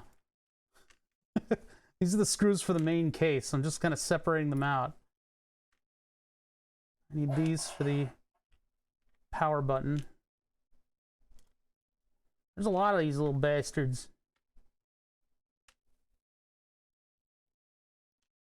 Yeah, I got a bunch of people coming back. Is Rabaz passed out yet at his computer? Or is he fighting a boss that everybody's getting sick of watching?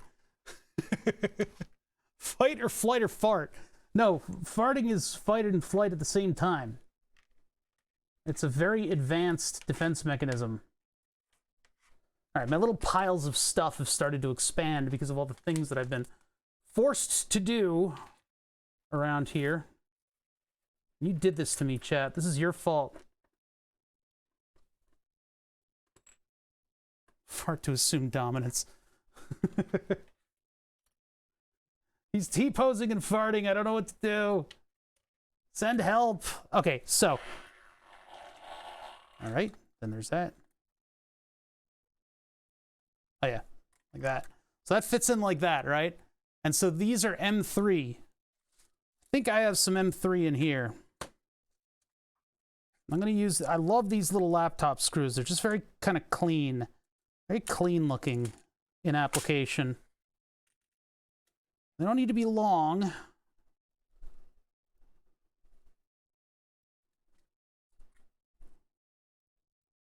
Yeah, they need to be the larger versions. I mean, you need to get the other kit in order to find M3s. Lord. Okay, let me see if let's see what I can find.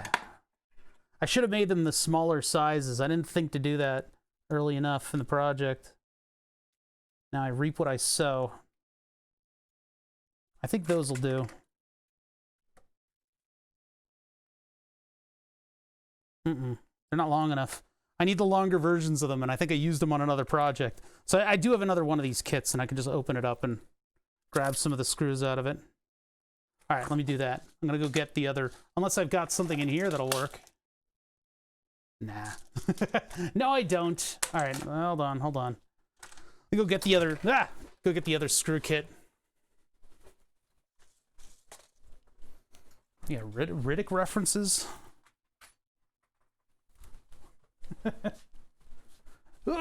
Okay, I made it.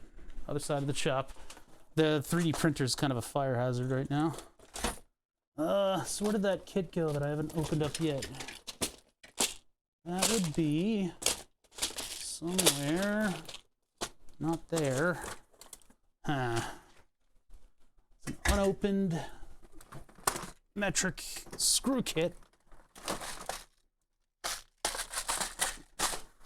Sorry, you guys can't see what I'm doing, but I'm leafing through a bunch of different bins that have stuff stacked on it to try to find a bin full of screws.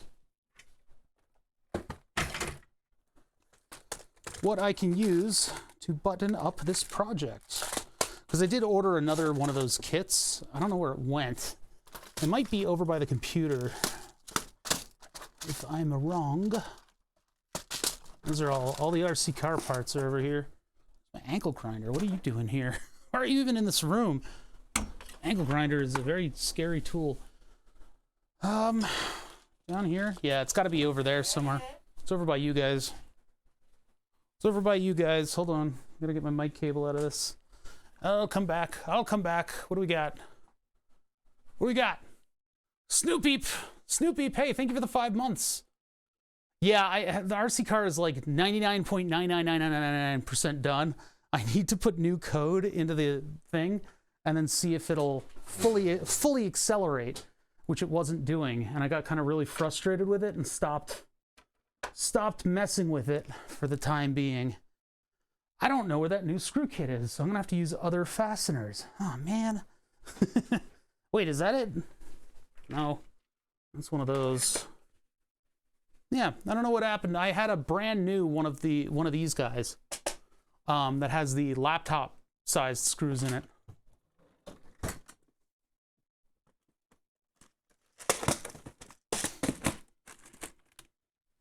I don't think it's in here. Hold on, I'm looking in the surface mount bits area. Let's see if it's down here. I would like to use the proper screws because they're going to live with the project. No, none of these are it. I've got to organize this bin. This drawer is not in great shape. Wait. Found it. Got him.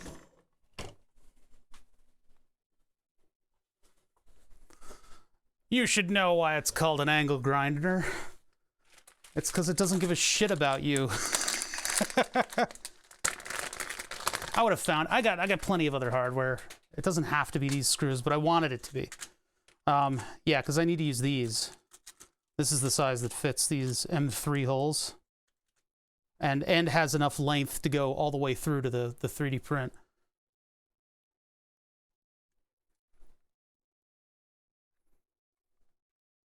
Yep. Hello? Maybe these are too big. Wait a minute. No, this should be the right size. Try one down here. It's like way too strong of a connection for the, Yeah, there it goes. It just took a second to bite in. I really don't need 4 of these. I think I can get away with 2 of them. They seem to be pretty intense.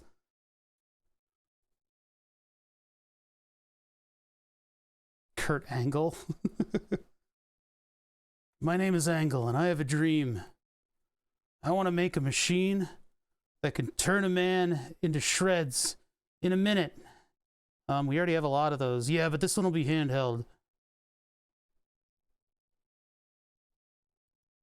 It'll be the loudest tool ever created. A scourge on mankind. Jesus, why are these... Okay, these holes are fighting me. Maybe I do need one size. No, one size down is too small. I'm not gonna reprint this.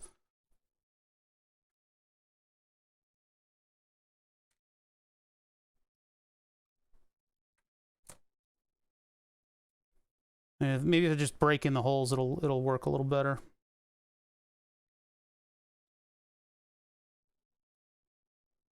Yeah, it's just a slight alignment issue. If you go too far with these, they'll poke through the front, though. I gotta be careful about that.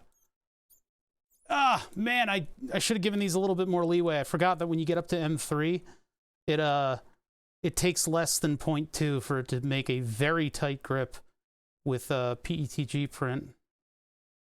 If this was any other plastic, these posts would rip off. Any other plastic, and if I didn't dial in the temperature like perfectly, this would have exploded. But it'll hold the screen on. Like if I decide to like do a pop shove it and like fucking throw my shoulder into the screen of the printer, it'll hold up. If I crash a Mercedes into the front of this thing, it'll hold up.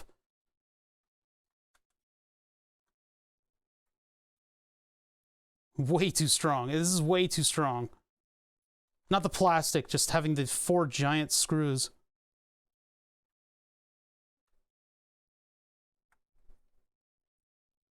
There we go. The trick is not to tighten them all the way and to break in the holes.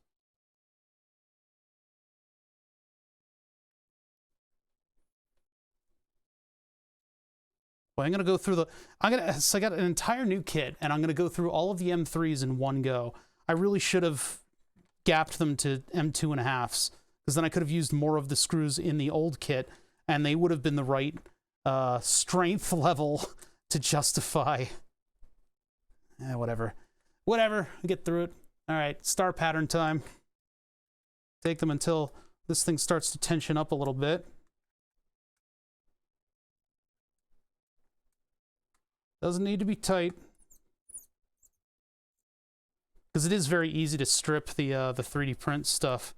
Oh yeah, looking good. All right, so yeah, let me get the knob on here so it's not waving around. So the knob is a couple pieces. It starts with a knob. There's an adapter ring, and then I got the back plate, and then the circuit board, and then all that stuff. So with that being said, I should probably maybe lock it down first, so I'm not you know, flipping it around and stuff. I guess I could go like that, and then I'll just pack the extra wire in there.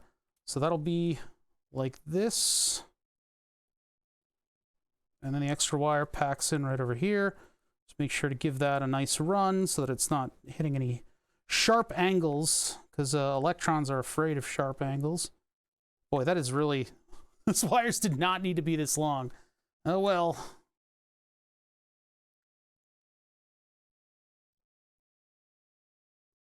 So, another 4 of these things, huh? I don't have any longer ones, so I'd have to go to hex bolts if I wanted to get any longer. I don't know if these will stick through far enough. Let's find out. I do have M3 hex bolts, so... How far out does that go? Oh yeah, it gets a couple threads through, so that should be okay. Yeah, that's actually perfect. That's actually perfect. You guys didn't see any of that. Ah, damn it. Move you guys over here. I ended up working closer to my ass than I thought. But yeah, that actually goes through perfect. So the outer holes are 3 point... They might just be... No, I think they're 3.2, and the inner ones are 2.8. And so that allows the screw to slide through completely, and then the 2.8 is 0.2 under the M3, and that gives me enough grip on a machine screw to allow it to tighten, which is pretty nice, if you ask me. I've only got a couple threads going into that, but I can actually really tighten these screws and get a good interface there going. And that'll provide enough mechanical stability into the plastic that I can actually use the button on this thing without collapsing it or accidentally pushing it into the printer and blowing something up. That's a nice... Oh yeah, I haven't done the bolt yet. That's a nice push to it.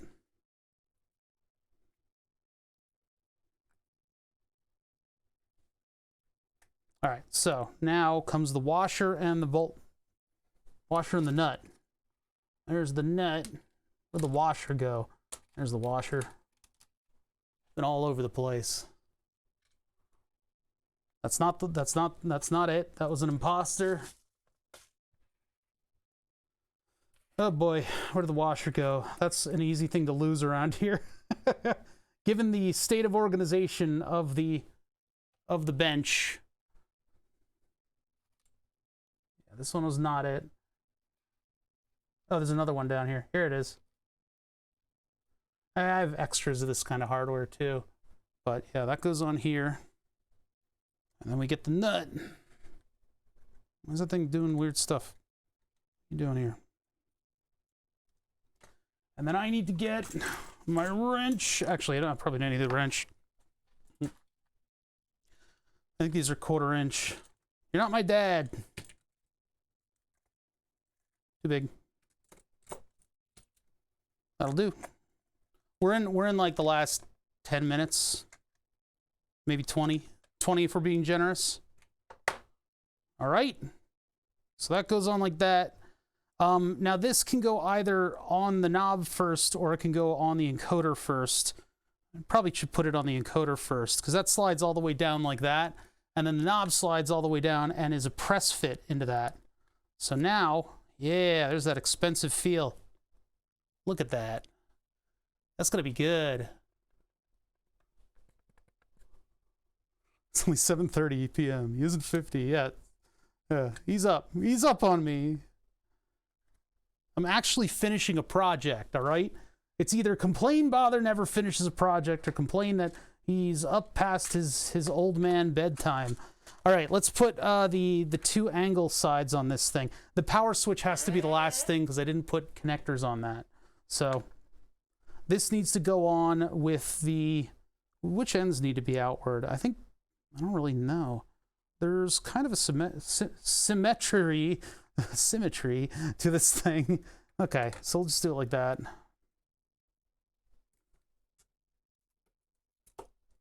Been up since 5 p.m. yesterday. I don't understand how people function without sleep. I'm bad at not... Like, if I don't sleep, everything is... Oh, that was a perfect screw fit. I'll tell you guys, having the screw fit on a plastic print dialed in is something else. That is something else. Being able to just like, all right, I'll put a screw in this, and then you just do it, and it just works. Oh, it's a beautiful thing. It's a beautiful thing. I don't know if these need to be reversed or not. There's 2 sides to these. One is a little closer, and the other's a little further. So, how do you guys do that? I don't understand. I do not understand. Yeah, it really messes with my, like, everything. Everything is just different when I don't sleep. Oh, that one's stripped. That one looks naturally stripped. That's okay, though. All right. Man, I love it when a plan comes together. Firing through this thing. Let's do a test fit. That might be a little far away. Yeah, we need to flip them around. Insomnia helps. Quote, helps, unquote. Yeah. Yeah, I don't... Look, man, the grind isn't a contest, right? You guys got to take care of yourselves. I always hated that mentality. Wait a minute. Do I need to... I turned that 180 degrees and it still looks like it's the same distance. I should have it on the closer side. Maybe that one was on the closer side. Hold on. Like that. And then this one in here. If I overdo it on these screw holes, it's gonna have... There's gonna be repercussions. It's not because I was working, it's because I'm a degenerate. You should watch ADHD Gen. He streams wood burning. He's an actual pyrography stream, whereas we just use the title because it's funny. Shroomf that thing around. Schloomfy the shroomfy. And get this thing into there.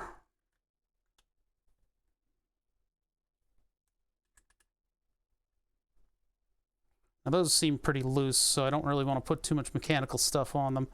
But that's that. Next would be the power button. This one's a little bit more difficult. I need to put like a big connector on this because I didn't do that, and makes things a little bit harder to work with.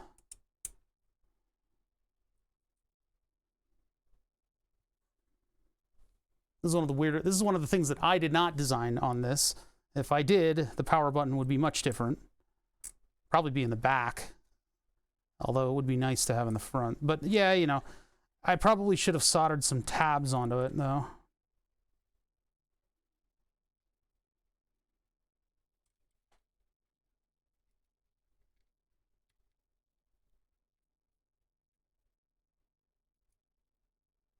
Damn it, that slipped. God, having a screw with a spacer on it and then having to like float that over to the right spot is cursed. I need to break in the screw holes first. I need to give them threads that I can find. Otherwise, it's a little too clunky of an operation. Yeah, this is the portion of the stream where the streamer gets quiet because they're trying to like complete something. I know that. I know that feels where they're all boisterous at the very beginning and like talking about everything and then all these cool ideas, and then by the end of the long stream they're like quiet and just like I need to do this. Let's get this done. Let's get this done. Get this thing done, and then I put this there, and you're like, man, this guy should not be streaming this late. He's making all these noises. They're creeping me out. Where'd the button go for the end of this thing? There it is.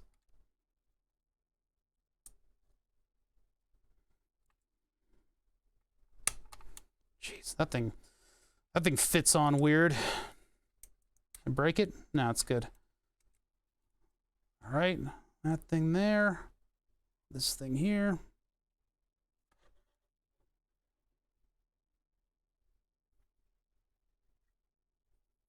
I gotta like rotate it into place. All right, there's that. I guess I can either use tweezers or just my thingies to try to put this thing in there. That's me right now. I'm just waiting for my brain to catch up. Yeah.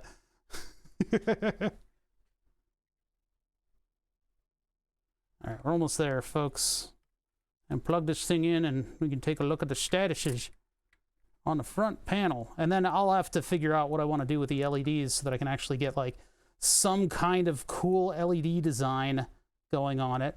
I may add more LEDs to it as well. Like for instance, this button right here, I could put an LED behind it to indicate power status. Although I could also just put a couple wires over to the 24 volt supply, which is right there. All right, this is not lining up and that's causing problems. There it is. Nope, that's not it. Where is the screw hole? Go to your home. The problem with plastic screw holes is that you can really chew up the entrance to the screw hole, and then you're in trouble because all bets are off. Oh boy, that's going to be trouble. Well, I got just the right thing for this. Enter my co-star and darling of the show, the repair ream.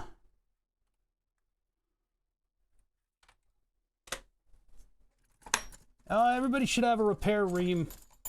It's a very useful tool.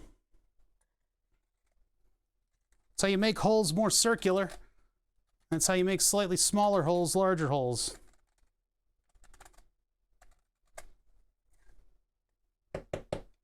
Nice big old tapered ream. I've probably overdone it because plastic is very soft, but that should now function properly. I'm gonna do a little bit of action on the outside there to try to give it a bit of a taper. I didn't want to have to do that, but we're on the spot right now, so.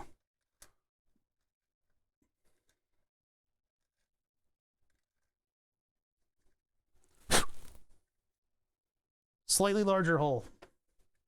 Obviously, it's something that I need to correct in the CAD, but I'll leave it like it is for now. Clipper's good enough that all the layers are located on top of one another pretty accurately. I definitely need to put a button on this power switch, though, or sorry, a connector on this power switch, though, because getting it in and out of the front panel like this is torture. This is not a good scene.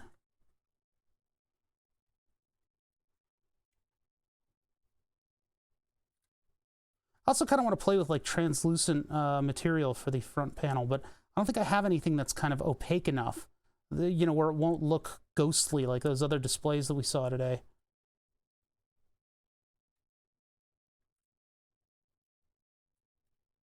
Oh my God, I just this is why this needs to not be done with the wires pulling on it.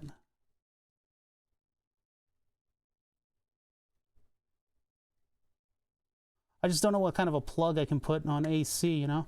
There's the one.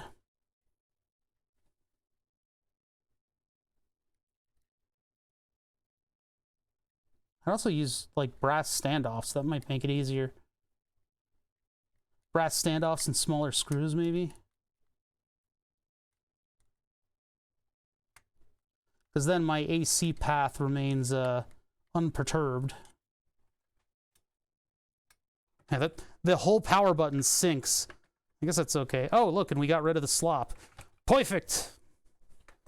All right, I'm going to get all the other screws in here, and we can see this thing function. I'm confident that it'll work. I'm moderately confident that it'll work.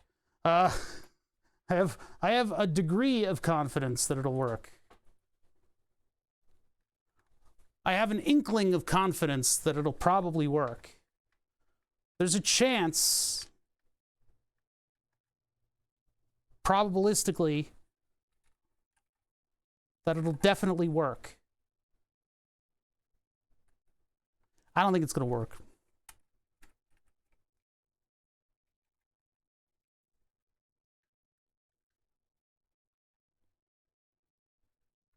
No way in hell. Try to keep these like from blocking anything that creates heat. Oh yeah, look at all that RF noise that's going to come from that. It's all right. All right. I was looking smart. This is looking smart. Just wish I had time to make the angled front so we could actually see it. But I'll drop the top on it. We'll see what it looks like. I won't do the top screws, but I will drop the top in. Because these kind of collapsed on themselves, and I'm afraid if I put the two screws in there, it'll pop off part of the print. It might. It's liable to. Although, you know, the strength of PETG being what it is, maybe I'll get away with it. And then I'll button this thing up in the background when you guys aren't looking, so I can get it right. Ow. Because I like almost scratched the annotation then. Oh, jeez, I'm going to cross-thread that if I'm not careful. Rapunzel, Rapunzel, let down your threads. There you go. Okay, so the top. It's over here. If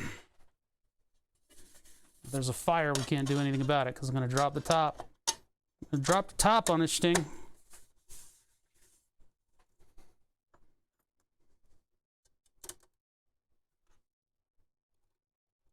I'll just do 3 of the 6 screws here.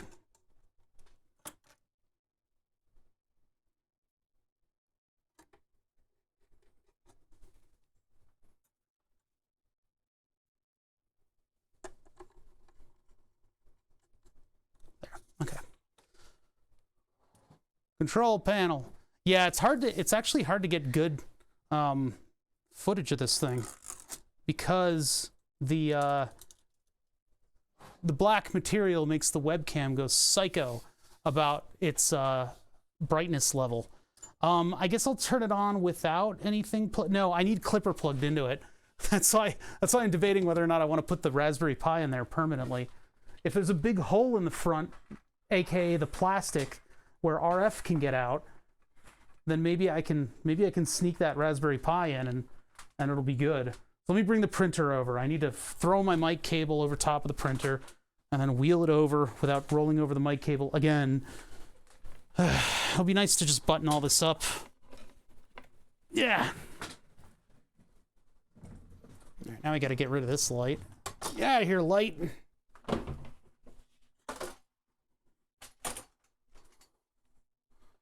Bring you guys up and over.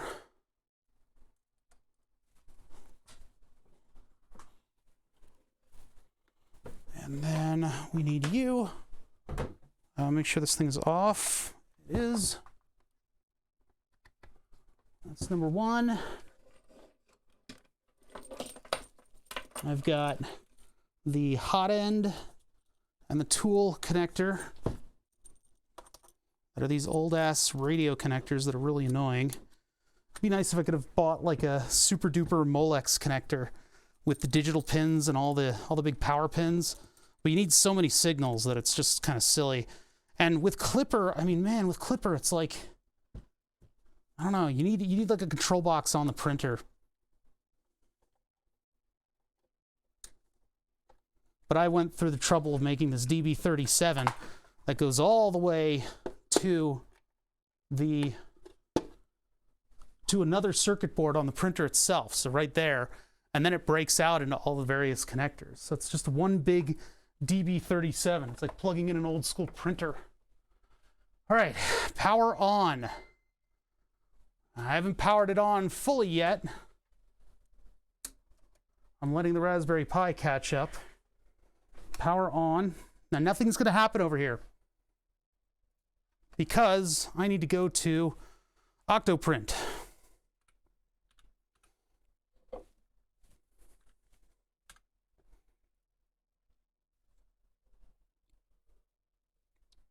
I'll probably need to log in too.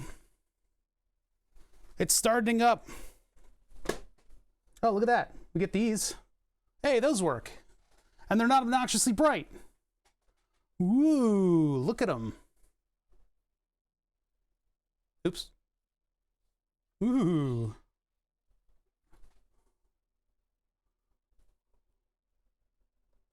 Hold on. Yeah, it's all washed out because of the brightness of the thing. All right, so I need to go, and this is the part that was like the challenge part. I do wish I could swap these around, but anyway, let's go to Clipper, connect, and then I'll need to reboot the firmware. It's always unable to get the file list. I think that's a permissions thing that I didn't set up. Restart the firmware.